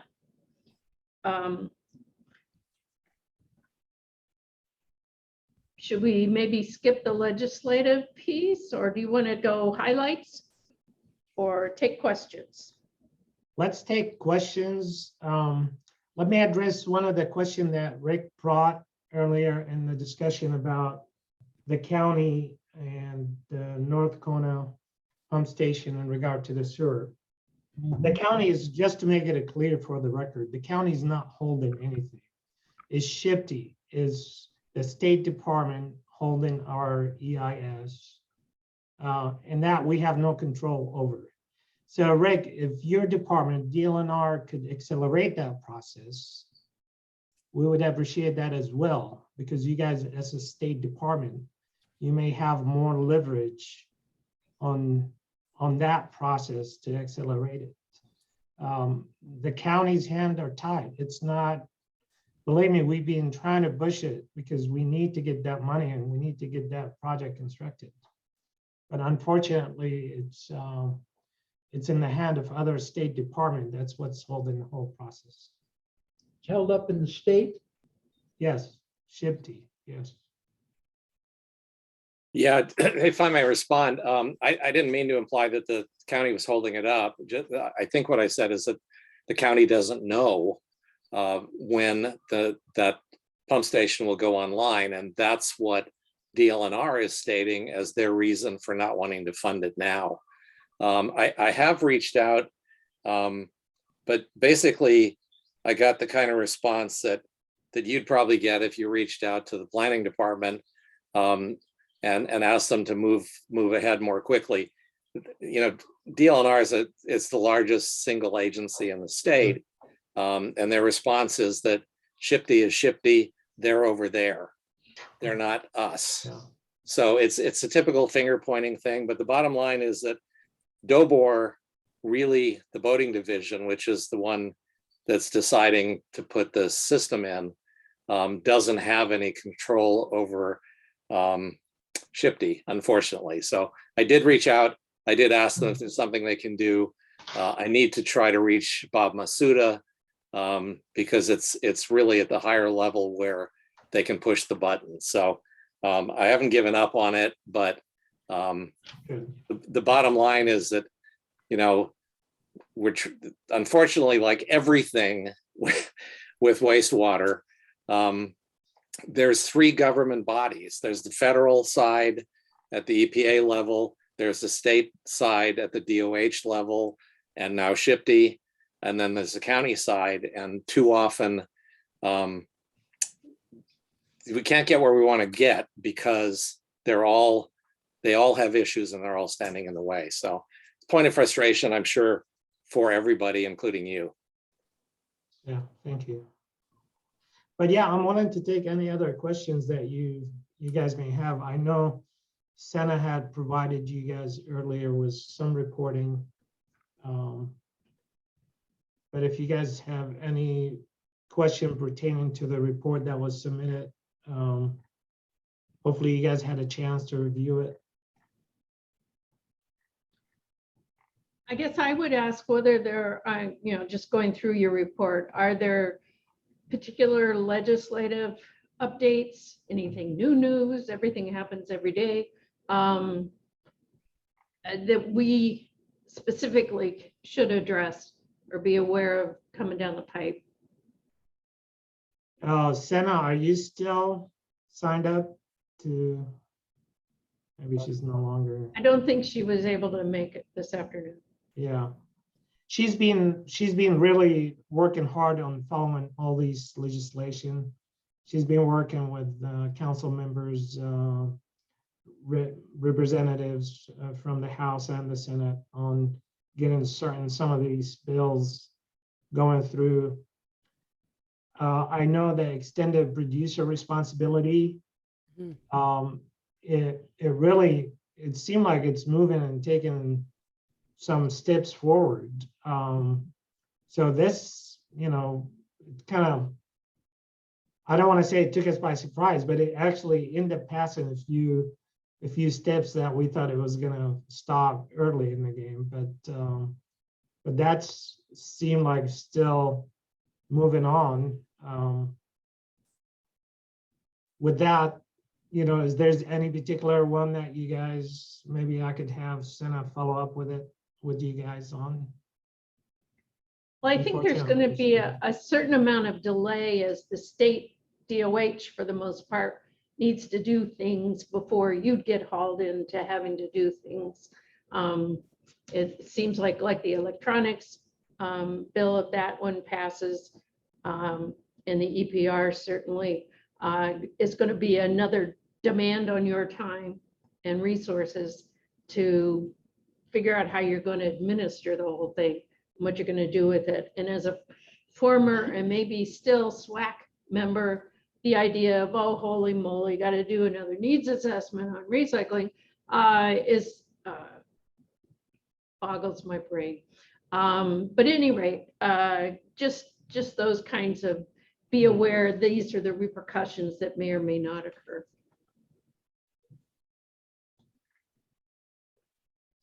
Definitely, everything comes with a challenge, that's for sure. No good deed goes unpunished. That's true, John. No, that's a fact. One of the items then where we had requests for updates, and maybe briefly you'd like to go over your conversations with EPA. I know you had that in the slides, if everybody had a chance to look at them. It sounds like good news on LCC. Definitely good news on trying to revisit the current AOC on Pahala and Na'alihu. So we started the process, and hopefully that Malia will be working with their attorney on finalizing that aspect of that revision. As far as Hilo and Kelikehe, definitely they came and visited both locations. Unfortunately, it was raining so hard that we couldn't stand outside for a long time. It was raining that day, but they were able to visit both locations. And definitely there is some changes that we need to do, and we are doing it. Just for the Hilo facility, as you all know, we already got the funding that we need to start the design process, which we already started the design process with the consultant. So we are also entertaining the options of converting waste to energy as well, trying to capture the gas from the digesters. We're looking at generation numbers now, and how we could expand on getting more customers to be able to generate more gases and more biosolids that will allow us to do such diversion. So we're working with that currently, and with both the consultant and sustainability partners, who they have a contract with the state.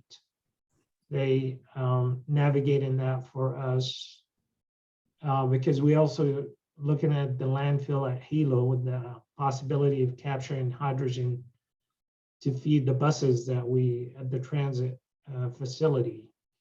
So that is being looked at, and the possibility of connecting the gas from the wastewater to the gases that we generate from the landfill, and be able to pipe that and create supply to the transit department. That'll be great. So there's a lot of work is being behind the scene with our staff, the consultants, being worked on. As far as Kalakaua, definitely, you guys are probably aware, as I mentioned last time, we got the contract with RM Towel to do the headwork, odor control, and look at and assist in the sand filter installation. Sand filter installation is being scoped by another consultant. Staff are working with that as well. So the challenges, as you all know, because of the injection well in the state of Hawaii now is prohibited because of Maui decision. So unless you go through certain calculation and prove to the state and the Department of Health that you could utilize some of these injection wells, and you have to do the functional equivalency test, you have to go through analysis to make sure that your constituents does not make it to the water United States. And that also applicable to Kalakaua because we don't have an NBDS for that site. So that potentially will open the door for enforcement order. So, and I anticipate the EPA probably will get us one. So that that'll be true for other facilities with injection wells or facilities that doesn't have NBDS currently.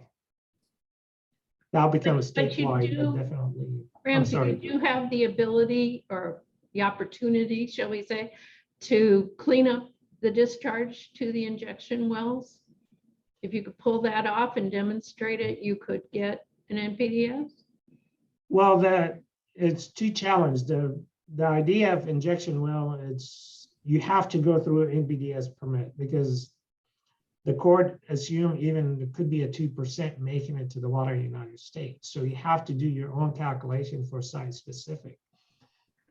As far as cleaning the water, I don't think that's the issue because Department of Health does not currently have a nutrient limit, stringent limit to the water United States. I know the state of California had some.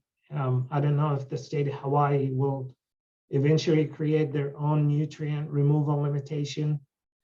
But definitely we could see the writing on the wall. I think definitely the encouragement of discharging to the ocean, something that probably is going to be so hard in the future because if the state ends up adopting nutrient removal limits, that's going to probably make it impossible to reach these type of limits, especially with nitrogen and phosphorus and other nutrients, because certain treatment facility cannot just remove 100%. So, so definitely that become, and the purpose for that, I think, definitely they want us to start finding ways for reuse of that water, which has better place than just keep dumping it in the ocean. So I definitely, you could have the option of having good effluent with high nutrient numbers that we could use for ag purpose, or we could go through 50, $60 million of additional fund just to clean the water and yet dispose of it to the ocean and kind of defeat the purpose. So our goal is see if we could capture our resource to become sustainable and put it back into the ag use and the energy sector.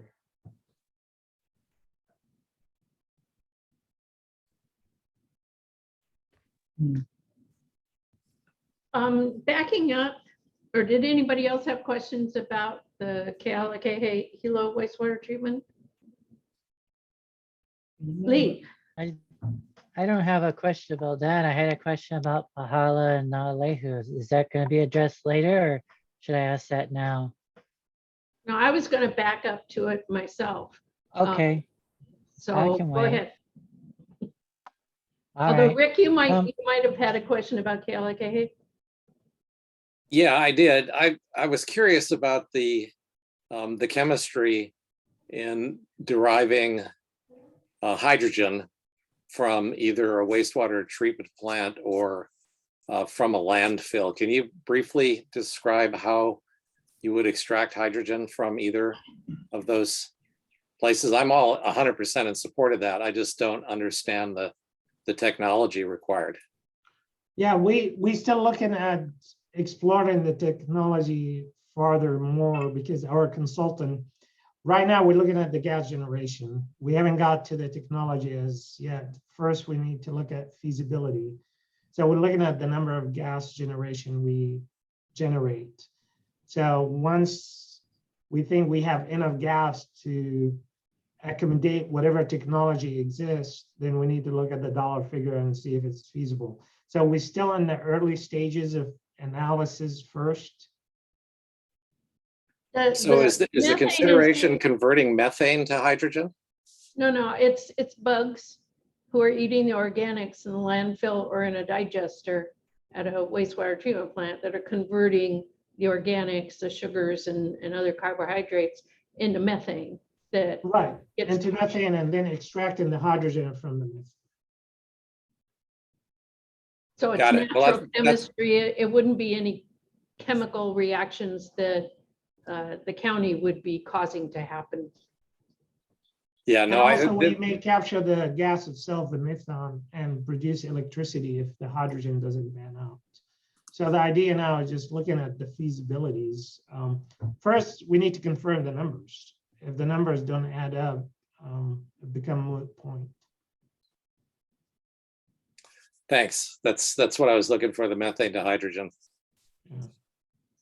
So Lee, you had questions about Pahala and Lehu? Yeah, for Pahala, I read that I guess the solution for the county is to essentially build put a septic tank in for each septic system for each house on the gang cesspool. I was wondering, since the houses are already on, they already have pipes running through them, would it be possible, like what was put forward at the beginning for Nalehu, to convert the gang cesspools to a septic system, and then that way the individual homeowners won't be responsible for having to empty or clean out their septic systems every couple of years, or and then the county could continue charging them the fees.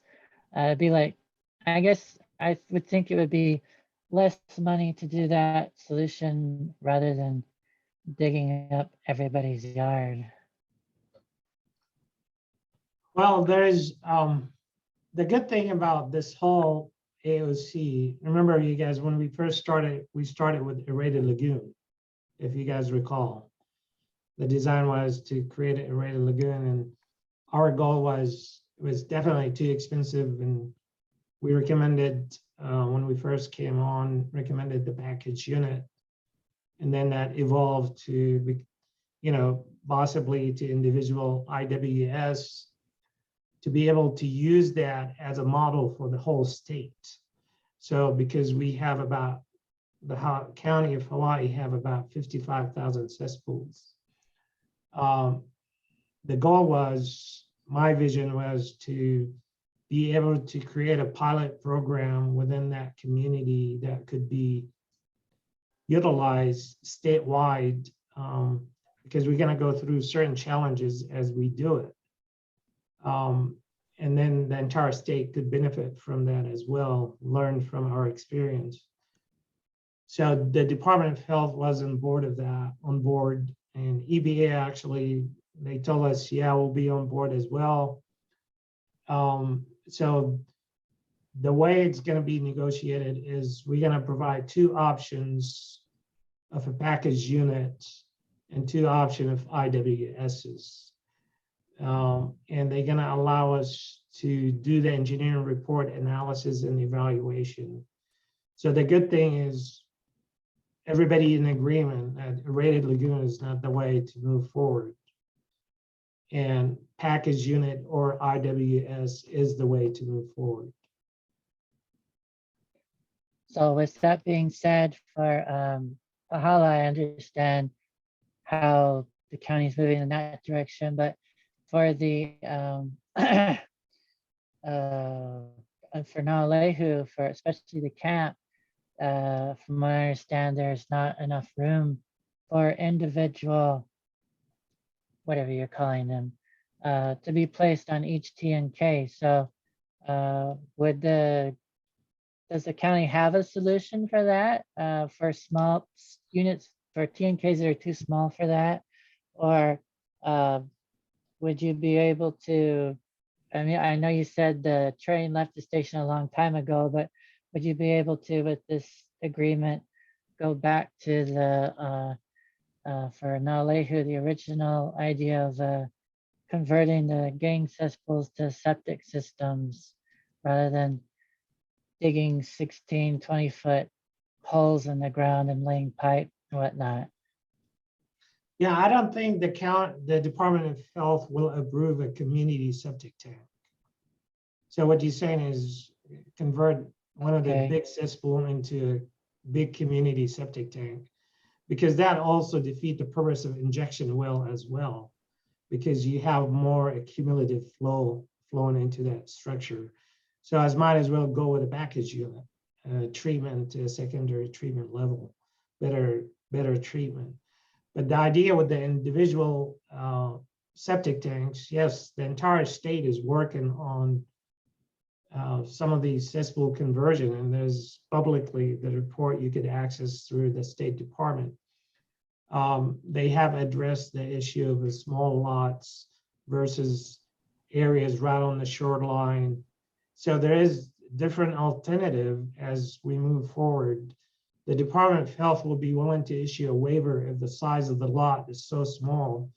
Anything prior to 1989 or 1990, anything prior to the 1990 could be grandfather in, especially with these plantation homes. If it's a smaller lot, you could go vertical seepage pit rather than horizontal leach field. And I know Dr. Bennett did a study about the layer cake, and also we presented that to EPA as well, because that could also extract nitrogen and phosphorus for better leaching of the effluent. So some of these design criteria will be entertaining if we end up, as we do our preliminary engineering report for the IWS. IWS stands for individual wastewater system. And that could be aerobic treatment unit as well. So if you have a small lot, we could use ATU, which is aerobic treatment unit. That gives you a great treatment, but it takes a smaller space as well to construct. There are some pictures, if you go through the director's report about halfway, page 12 and around there, there are some pictures, Lee, of the kinds of systems, individual systems that could be used. Yeah, I read it. I guess the other question I had was, I know the county spent a lot of money having I don't know what the name of the company was, but they came up with a whole plan for the lagoon system, and you said when you looked at it right off the bat, there wasn't enough generated waste to sustain it. So is there any way the county is going to get any of their money back from they essentially put forward a useless plan that even if the county had the money to build it, it wouldn't have worked. So is there anything the county can do to get any money back, or is it just flushed down the toilet, so to speak? Unfortunately, yeah, I don't know what type of instructions they were given, so by prior administration or prior director, or so it's hard to go back and try to say, okay, you guys have submitted something that may not work. So it could be driven by our own people. I don't know. So Lee, to answer your question, no, it's hard to go back and recoup some of that money. Okay. Dee, you had a question? You're muted. Yeah, you're mute, Dee. Thank you. I think Lee's questions are very good, and he makes some really strong points. Thank you, Lee. And looking at the presentation, as Georgine has referenced, I had some questions that really get at what the individual homeowner is going to be responsible for if they are forced to go to this layer cake system. If they have a lot size large enough to accommodate that standard layer cake system, what exactly are the dimensions? Because maybe the dimensions are on this little picture, but I'm not really seeing them. What is what's the footprint, and what's the depth that has to be excavated? Well, it depends on the permeability. So the consultant will be taking permeability testing each lot to determine the permeability, and the leach field will be designed based on the permeability needs. So usually a standard design at 3 foot leach feed depth. It could be sand, soil, wood chips. It could be the current existing conditions. So without having the permeability, it's hard to tell what type of soil you need to import. So the idea is, yes, we'll be looking at a consultant that will be doing individual lot analysis and running permeability tests for each site as well. I can tell you about Kaiala, it's because the reason the sugar companies put the housing there is because they couldn't grow anything on it. It's a solid basalt structure. So to continue with what Director Mansour has offered to us here about the testing and the permeability. So if it doesn't, if we come to lots, as John points out, where it's solid basalt and the water's not going anywhere, then it would have to be excavated Yes, technically it'll have to be excavated. It depends on the size of the lot. If it's 10,000 square foot, you could do horizontal excavation and you have to import 3 foot of soil. And we anticipate if we go to that level, VI had done a pilot program in the east side in Puna district, if I remember back late last year. And it ended up costing them about $40,000 to import soil from Oahu to create that leach field and what have you. So even if we take that high estimate, multiply it by the 175 homes, we're looking at $7 to $8 million versus $50 million cost of construction. But that's why we need to do the preliminary engineering report. I cannot prejudge and tell you what we're going to do without doing the analysis and doing the preferred options as we do the 4 options that EPA told us we need to do, which is the package units and entertaining the IWS. So as we do the preliminary engineering report and meet with the communities, we'll have a better idea which one is going to pan out to be the best. I'm aware that this system, the layer cake system, was developed for locales that had super sandy substrates, like Long Island, Florida. Their concern there was that the leach fields, where the stuff went through them too fast, right? And that's true for the lava rocks, so go too fast. So Yeah. the idea is to prevent it from going too fast, you need to import soil to be able to meet the requirement of DOH at a certain rate. Would there be any concern that if we get heavy rains, that someone basically has a septic swimming pool in their backyard? I mean, that it's like a swimming pool excavated. Now, we know rock still likes to leak, but. Yeah, the likelihood, the only way you have is, all that will be looked at during the permeability testing. Usually, if you have clogging, biological clogging, or if you have clay, yeah, you probably, you're not going to improve the percolation rate. And you're right, you could have a swimming pool of sewage in your backyard, but everything has to be designed accordingly. Right. The type of soil is very important. And some homes would require an aerobic treatment unit in conjunction with the layer cake system, or where does that come into play? I know it speeds up the whole breakdown process.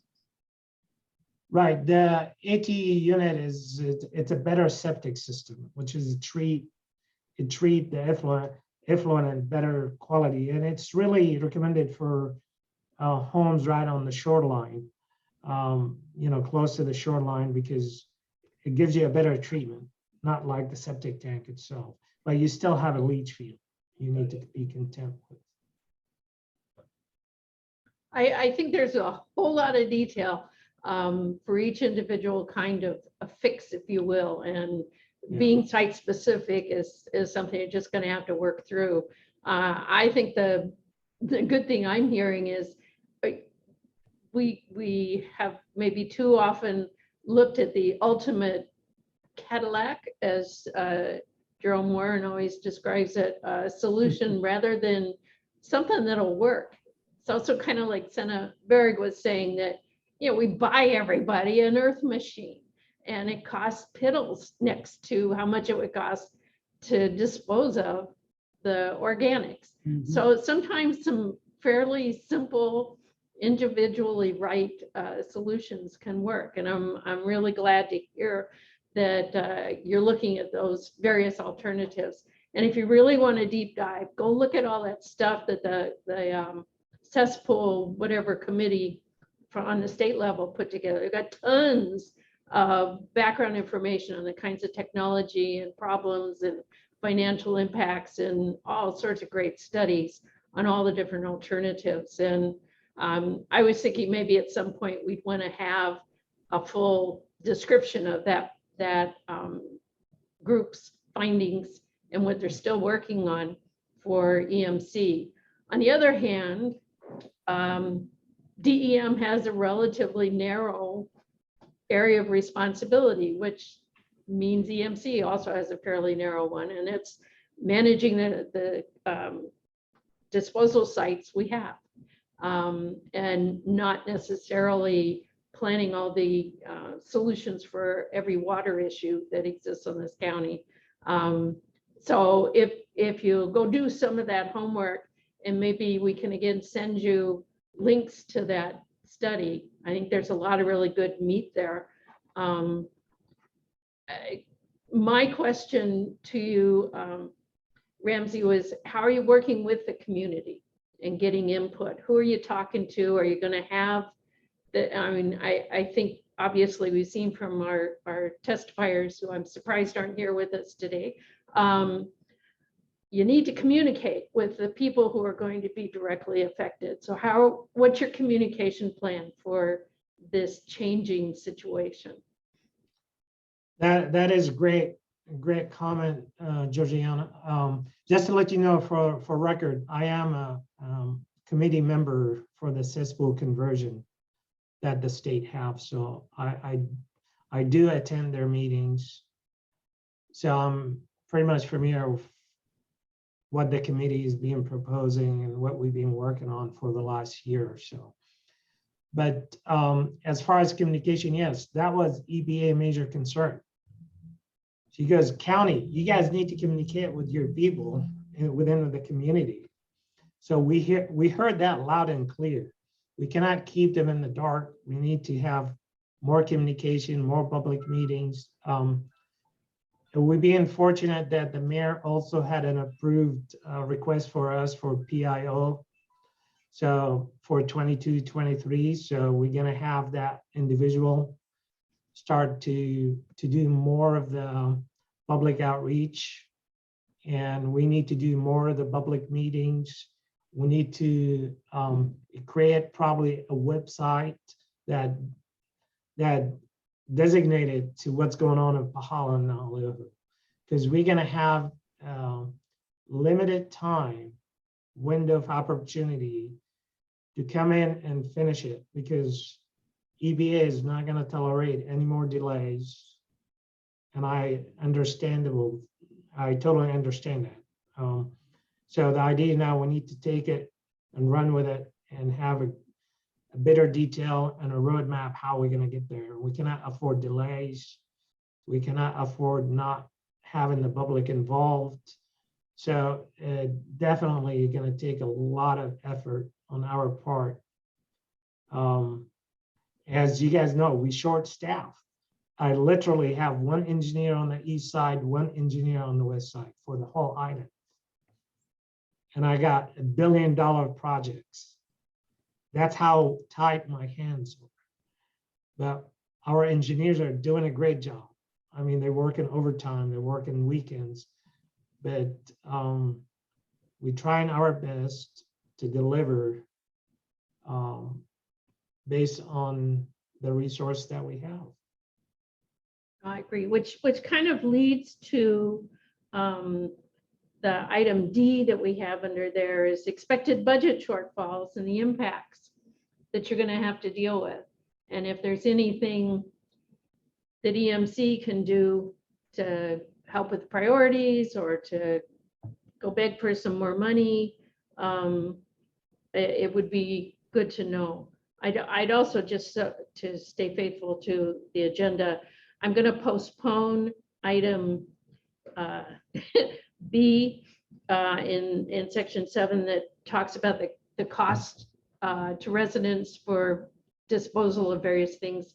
Senaberg put together some information, but we're still working out some of the details, and I don't think we've got time to do that. So that'll be on next time's agenda.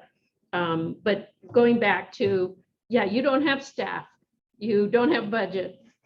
What you are going to be getting more money and some good news from council, it looks like, although that isn't official until their vote next month, correct? But if there are, again, are there some things that EMC should provide input on? Yeah, I don't know if you guys had a chance to view the budget hearing that we had for the budget that was submitted in March. We had it April 6th, I believe. And we went before council. I mean, the mayor administration done a great job, at least for the March budget. We were given 3 additional engineering positions. In addition, of course, we asked for more, but we hoping that hopefully they give us more as May budget comes through. Definitely, you know, we need the staff. So we asked for it. We got some during the March, you know, and hopefully we get more. As far as the money, the mayor has done a great job also by going out and committing that wastewater is one of his top priority. And I believe we got the approval on the 22-23 CIP budget as well. So now is the pressure on us to start staffing up to deliver on that promise.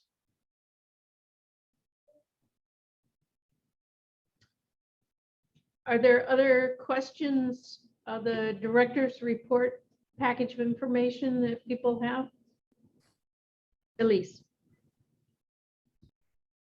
Thank you, Director. I apologize if you answered this before regarding the Kaiala project. What will there be an expectation of homeowners to directly finance or bear the cost of the conversion? I guess it depends on which direction you go. Yeah, unfortunately, no, it's the county is going to bear the cost because we have contractual obligation. So it's our responsibility. I think too that those communities don't have a lot of resources. It isn't there. With that being said, has the county decided if you would, after building the wastewater treatment units, would the county continue to charge them sewer fees, or would that end? That depends if they want us to continue, if we go with the IWS and they want us to continue maintaining it and they continue paying the fees. If they opt out, then they have to maintain that septic and the leach field themselves. So there's the option. Go ahead.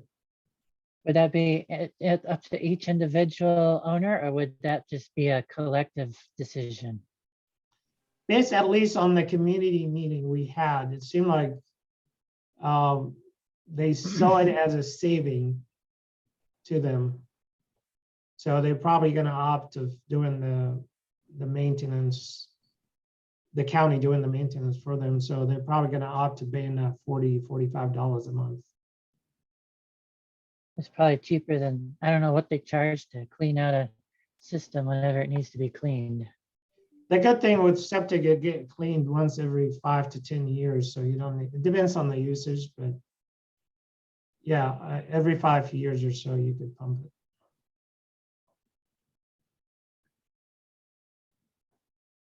it. We did have, as the last item under director's report was about the pretreatment code drafting. As I recall in your report, you said that was still under review by somebody or other. I've lost it. My computer keeps shutting down. Is somebody's reviewing the proposed language before you want to give it to us to look at?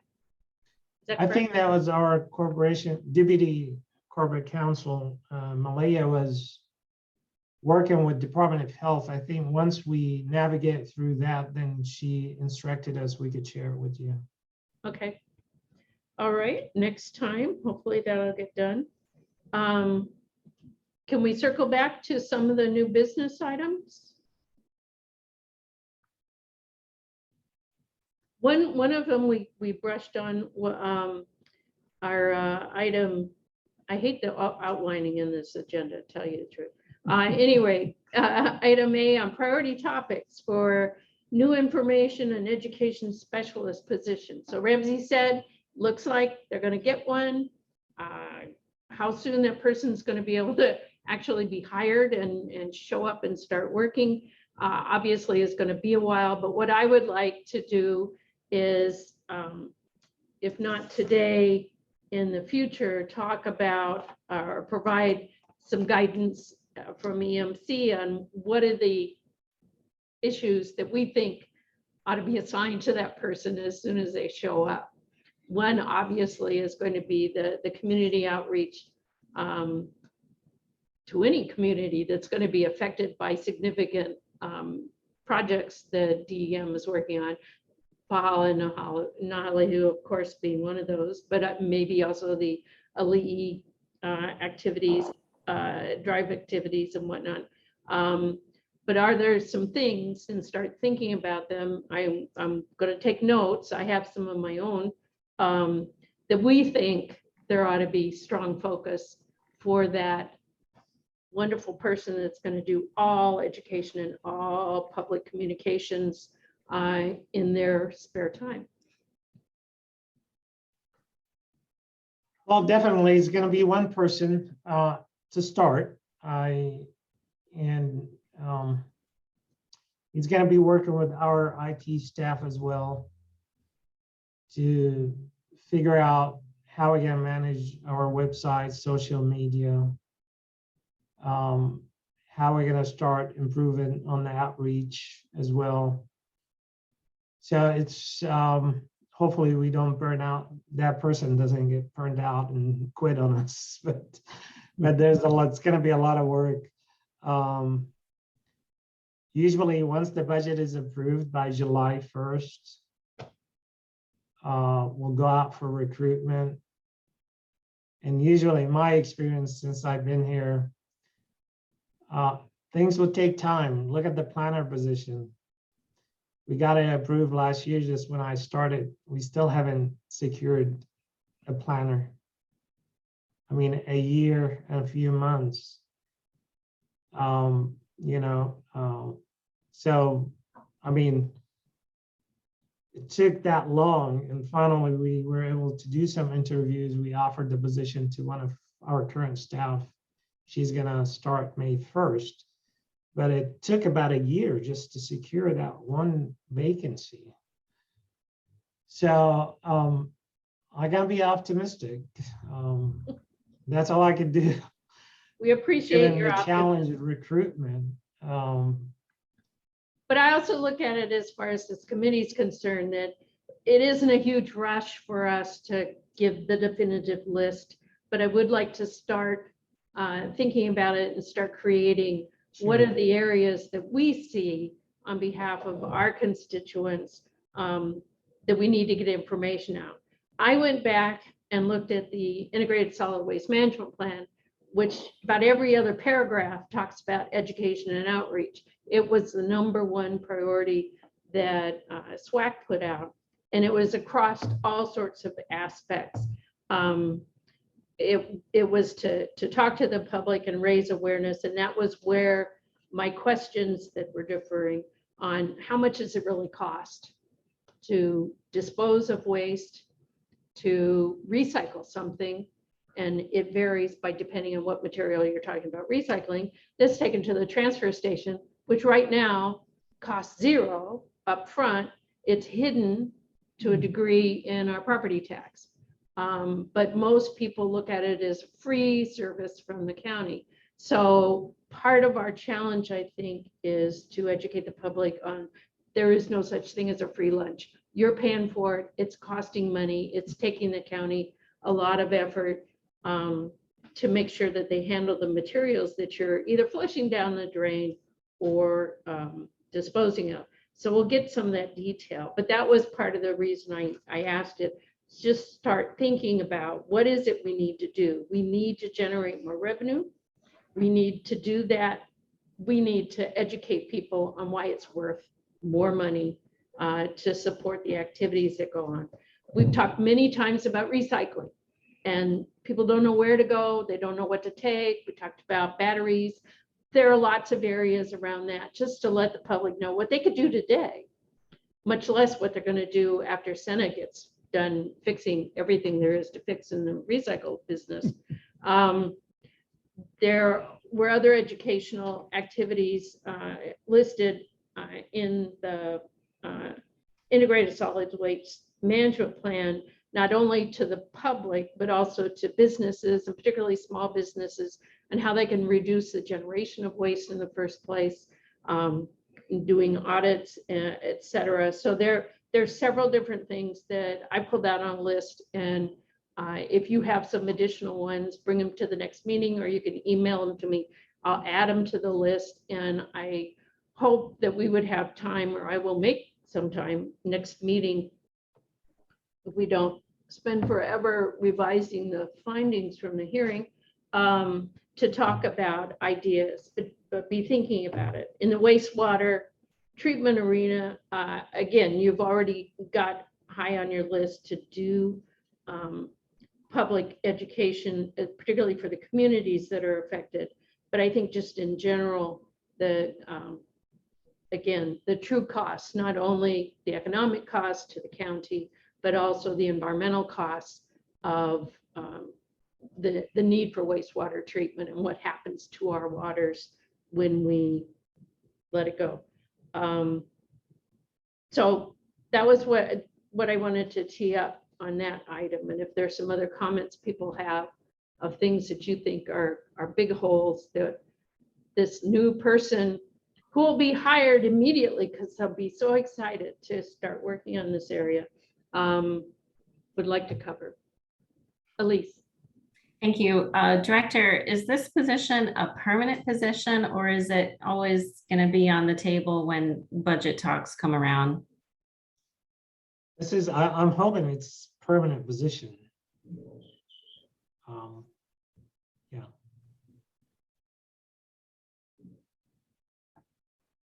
Any other thoughts right now? I got one. Oh, you got one. One more. Go ahead. The biggest thing from day one to today, at least at my end of the world, is the complexity of getting your solid waste to someplace. Being that everything, well, in Puna, basically, you're invited to get onto the deadliest highway in the state and drag your trash with you when you go. And we have been trying since day one to get more availability within the subdivisions. You know, if it isn't going to be a trial by combat, you're far more likely to get people to be cooperative. I mean, we've got to get them on our side all the way. And the only way you're going to do that is to make it available. My experience, at least in Puna, has always been that issue is I've got to get in a car, spend gas and time, and risk my life doing it. That's not what the public information officer, whatever title you're giving this person, is going to address. What they're going to address, I hope, is there is a need and here are the solutions for it. And oh, by the way, it's going to take work from all of us to make it happen. But John, to also add up to that, I know last meeting I told you we gave the offer for the solid waste division chief. Just got bad news to report. They declined the offer. Two of them, we gave the position to two people and both of them declined due to logistics moving from different place to here and the cost of living here is definitely keep going up, and it's just recruitment in general. It's hard to recruit. That also it creates a challenge by itself. We back to the drawing board on recruiting. In addition to that, we asked for, I think, either 300,000 or 500 to do operational planning, and we were granted that money for 22-23. So, you know, once again, thanks to the mayor's administration, the mayor's listening to our needs, and we understand we have a piece of the pie that we share with everybody else's. But the good news is we get money to do more of the operational planning for the solid waste, and also to assist us on is continuing landfill is the way to continue operating our facilities. That current landfill could cease operation in 15 to 20 years. So we need to start planning now, so we don't be in the same predicament as we were when Hilo shut down. So, because it takes about 12 years to site a new landfill. So, so yeah, we need to start looking at that now, so we'll have a better plan moving forward.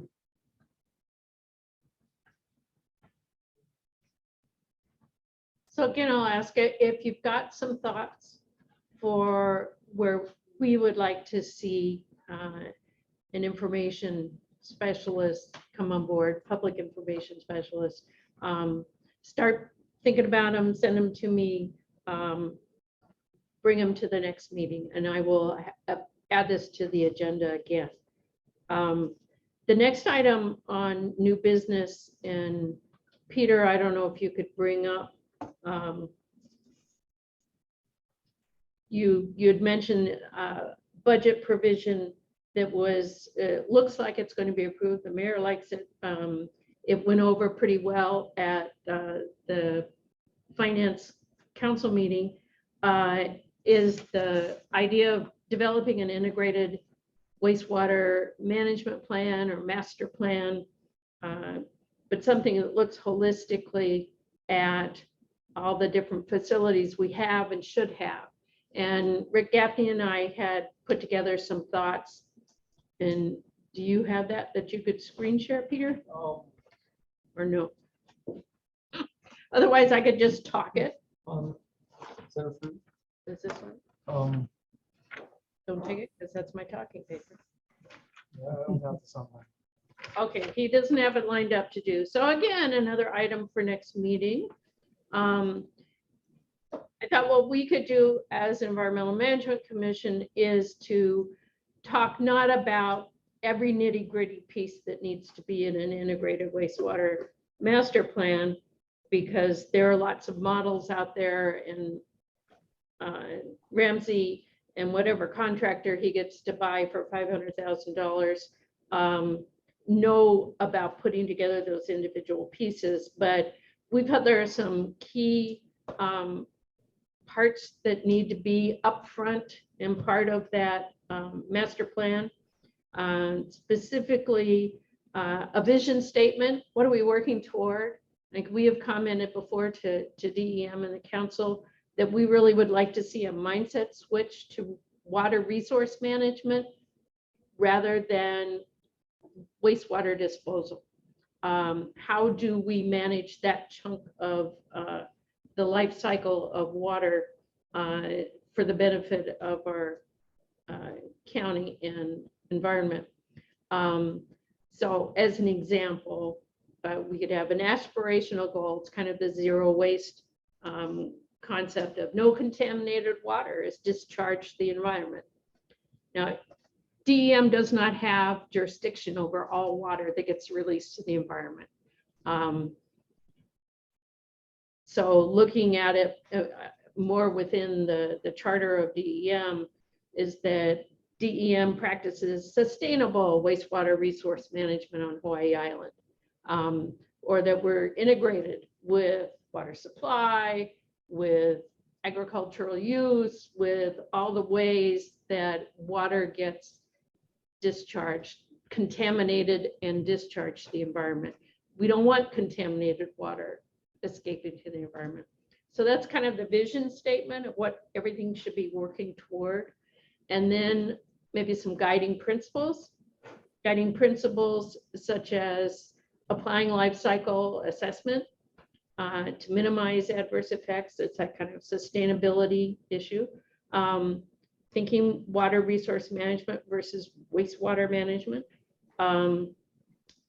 Being affordable and reliable.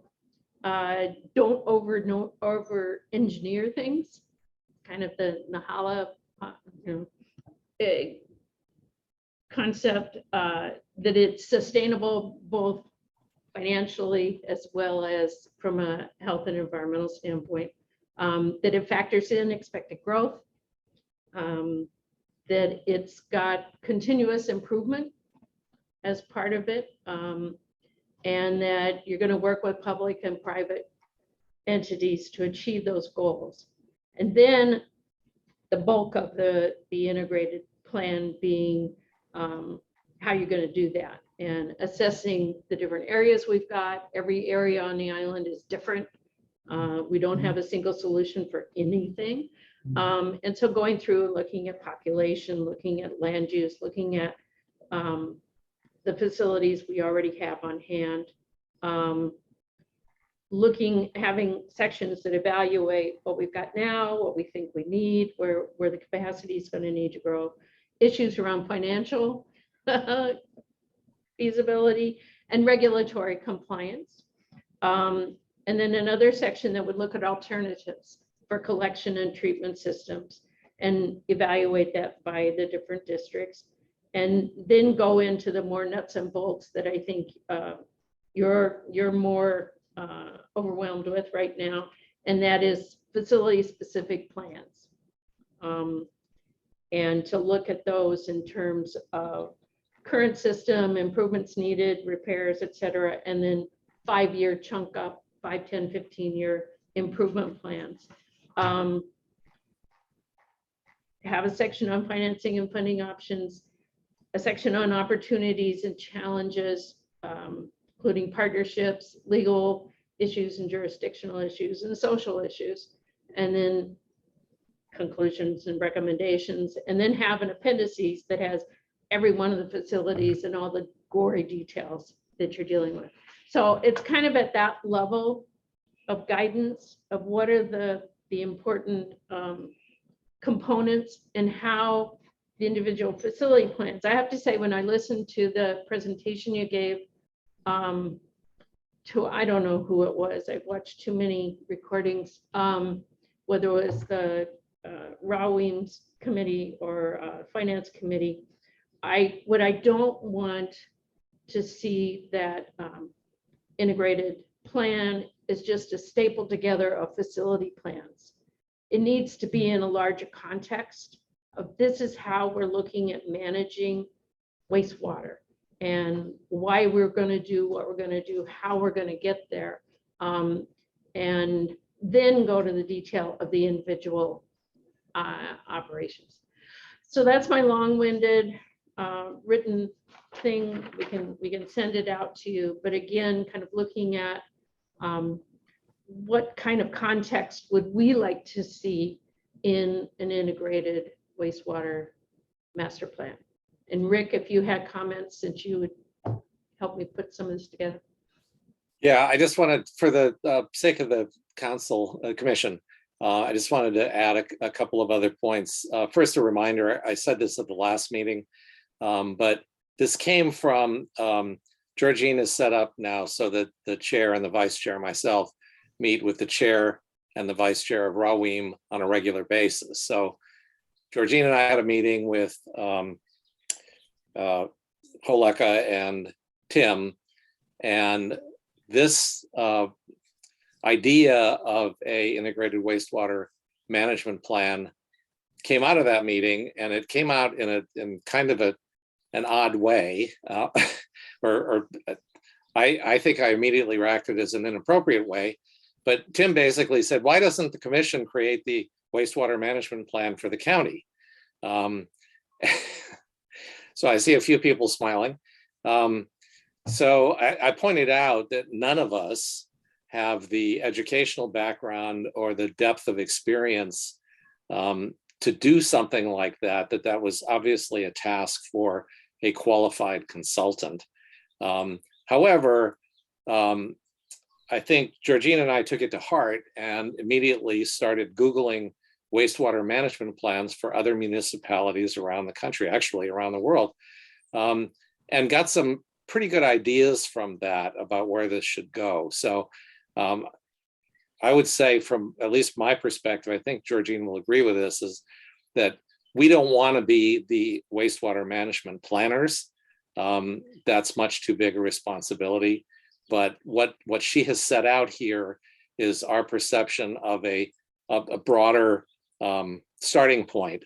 And certainly everyone should participate in that in the future. And ideally, in the long run, we end up with a consultant. My hope is that EPA will recognize the value of this county setting down in writing timelines and cost estimates and the kind of long-term recycling sustainability program that we want to have on this county. And the EPA potentially will come in with money to support this planning process as well. So that may be a pipe dream, but I really hope something like that can happen to support this effort, because I think it's logical. We have a solid waste management plan. We should have a wastewater management plan too. John Burns, you look like you want to make a comment. You have to unmute yourself. Oh, no, sorry. My ear is a little bit troublesome, so I'm just popping it as best I can. But I think everything Rick is saying is very reasonable. Just as a also FYI, we had a community meeting with Pona District. We had $2.2 million that was through the EDA to look at the feasibility study for the potential of getting wastewater services to that district. In addition to that, Pouco, we got the $1.5 million release from the governor, plus we're gonna put $300,000 from county matching fund. We're gonna end up doing more comprehensive west side wastewater type of plan. So definitely the 500 that we budgeted is not enough, as you guys know, based on what Georgiana's list is. So our goal was to get that 500 in addition to the other decentralized area and make a big master plan out of all of that.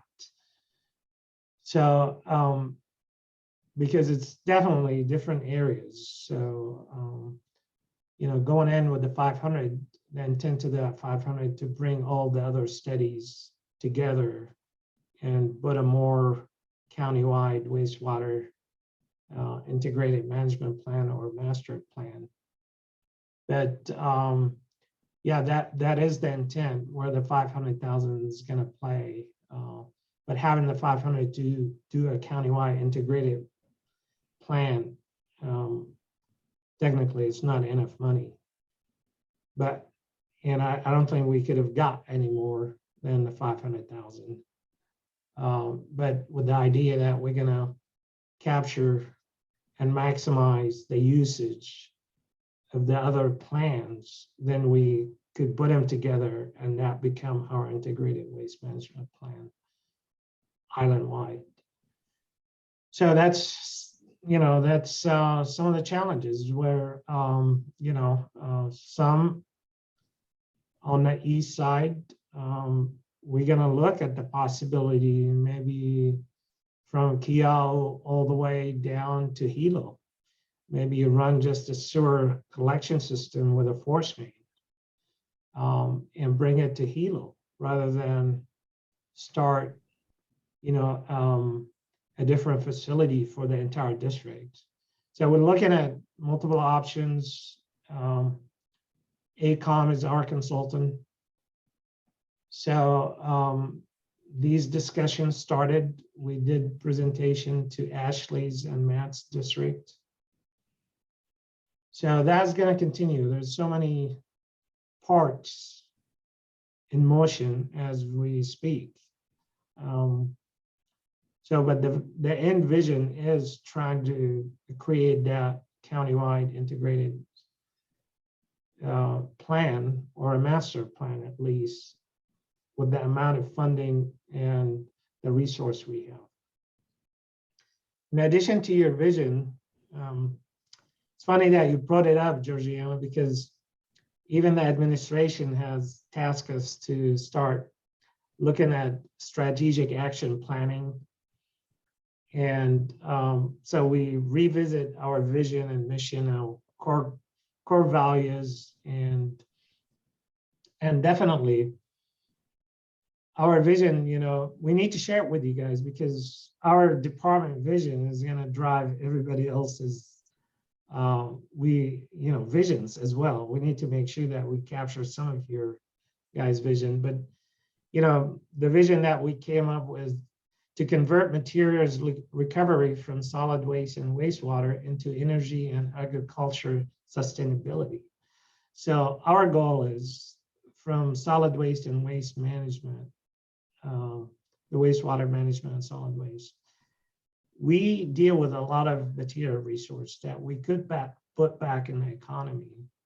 And part of it is, you know, if we could capture the CH4, the methane gas, into electricity or extract the hydrogen from it for transportation, that'll be a win for us.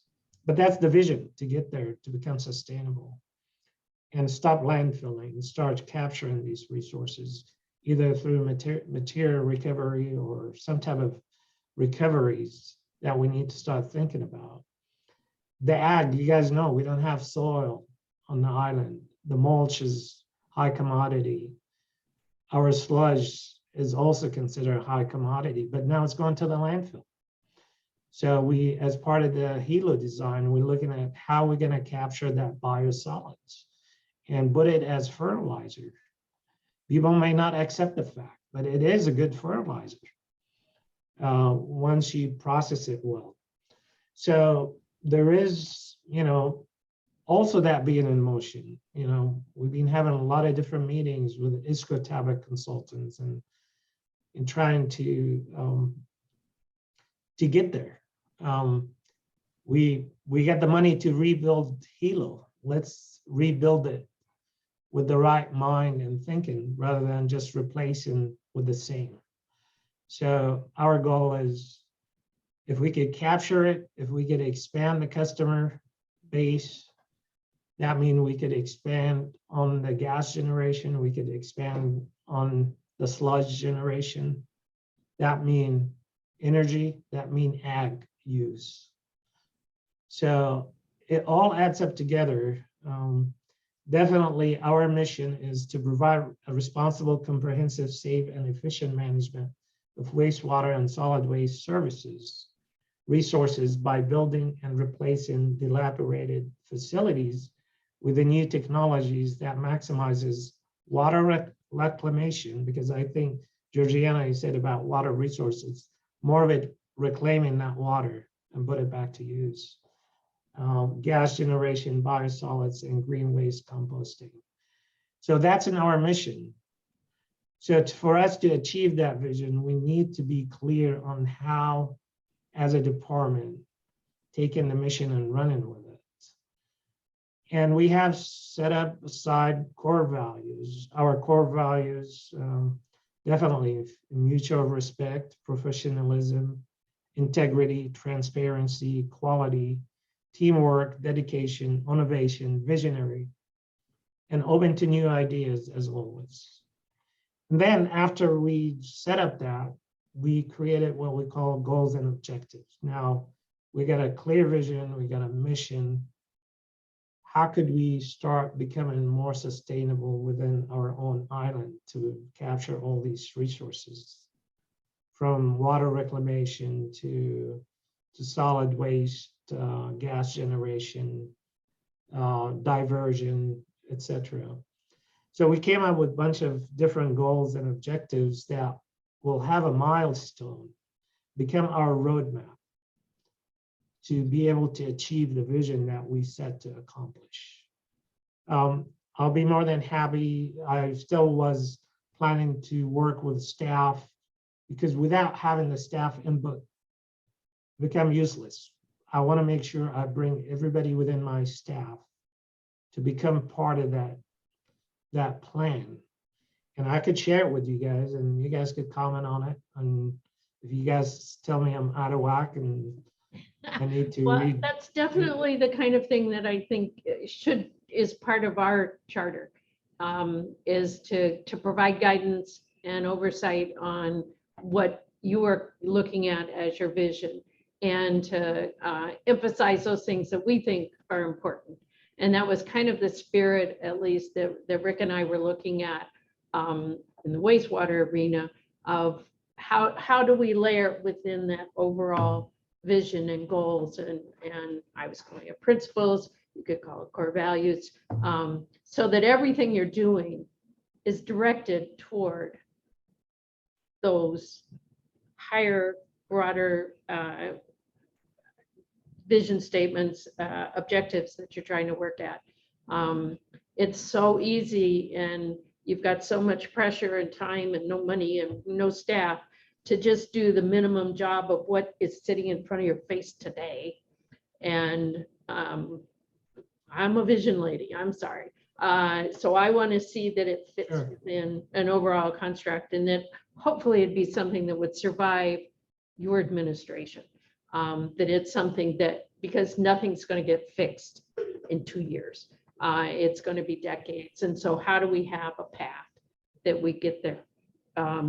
So I would definitely like to see it. I think it's still a good idea personally that on parallel, we as a commission look at what are our ideas, because it sounds like we've got a lot of good overlap.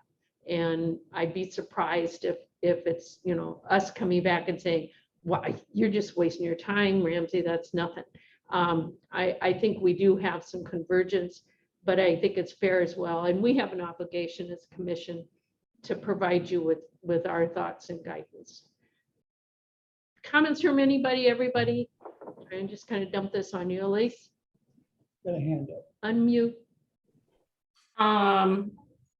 Yes, my question for you and Rick would be, what do you need from the commission, from us specifically, to support your plan, which sounds like a big, hairy, audacious goal to put together this integrated water resource management plan. So what do you need from us? What do you want us to do? Are you asking Ramsey? Actually, I think I know what Ramsey would say, but you and Rick. Okay, for me, what I would like to do, and the sunshine stuff drives me a tad crazy. I will send out the proposal, and it's a very rough outline to everybody, and ask that you make comment, alternate suggestions. Oh, you left out this whole, I didn't put anything in there about environment, energy. I didn't get that specific. I was trying to stay 20, 30,000 feet up. But if there are items that you would like to see added, then I'll take a shot at collating it, and we could talk about it at next meeting. Unfortunately, I read this article this morning that said you can't do creative brainstorming on Zoom. So, but we will try. So we'll see whether or not can just get some information or some thoughts down, and then we can go through it and walk through it at our next meeting. Okay, sure. Mm-hmm. Yeah, I would say the same thing. At least it basically what we've created, Georgina's created, is a very rough draft, a very beginning outline. So each one of you has particular interests from your community, particular knowledge sets, etc., and just read it and go, oh, what about? Let's add some of those what abouts. Let's add some possibilities. As Georgina said, energy. Ramsey just pointed out that maybe it would make more sense to run this long downhill sewage system. Well, guess what? You can generate hydropower from a long downhill sewage system. So let's brainstorm it. And by the time we have a contractor online to do the actual plan, we're going to be able to present a lot of ideas to open the door. And I think that's where Georgina and I want to go with this. We don't see us building this whole thing. We see it handing it off, but providing a contractor with a really good starting point. And I'd love to be able to incorporate things you've already put together, Ramsey. Your vision and mission statement, and it's got to be iterative. It's got to be alive. It can't just be, oh, Ramsey wrote this mission statement. And we're not paying any attention to it because we got to answer this council question. So it needs to be a community effort, I think. Any other comments? I would like to make a motion that we move the rest of new business to next month. And we adjourn this meeting. Okay, yeah, I'm out of steam myself. Yeah, the item I didn't get to, and like I said, I'll bring all the new business back. And we had many discussions that we probably shouldn't have gotten into from the hearing about code changes. Ramsey's already told us that they're looking at pretreatment code changes, which mostly apply to commercial operations. But by the same token, just clarifying where the codes need to be fixed, need to be improved, maybe some dramatic changes, maybe some minor changes that we could go through and line item as some comments back to Ramsey and the administration on what we'd like to see changed. There obviously were some issues raised with the hearing that we had. But there are plenty of other issues. An example that I put in there was at one time, there was proposed back in 2019, a whole section on laterals, and it got dropped. Is that something we want to make sure gets put back into or put anew into the code? So those kinds of things. And again, it's think about what they should be and be prepared to talk about them next time. And Melissa, you had a comment?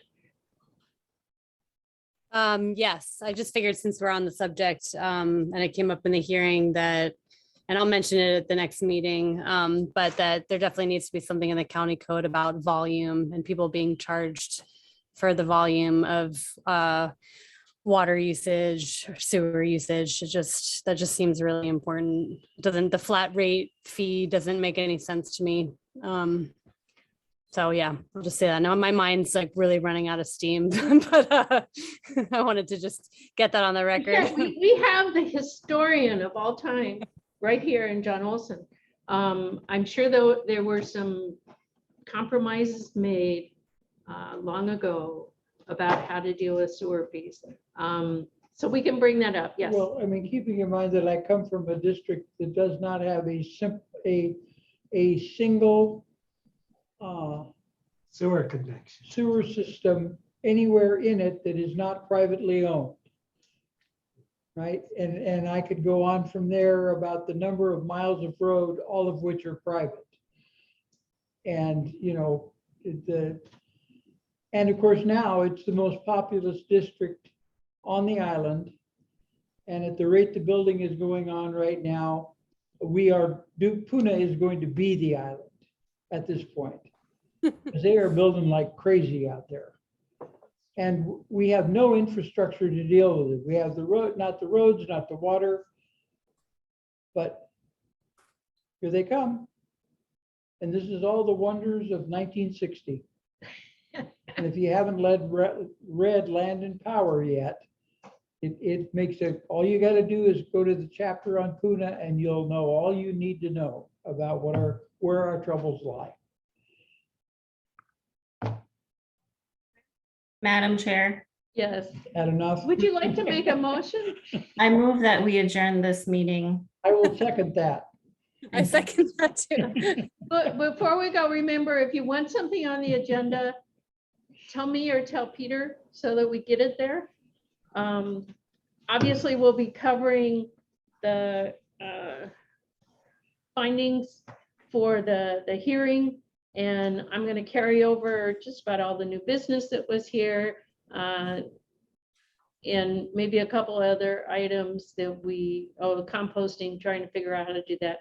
I'll be sending you some links and a copy of what I rattled through just so you can look at it other than reading the minutes or watching the meeting again. So with those caveats. Yeah, we ready to vote whether you want to go I home? move to adjourn. It already moved, it already seconded. Aye. Voting Aye. aye. Bye. Thank you, guys.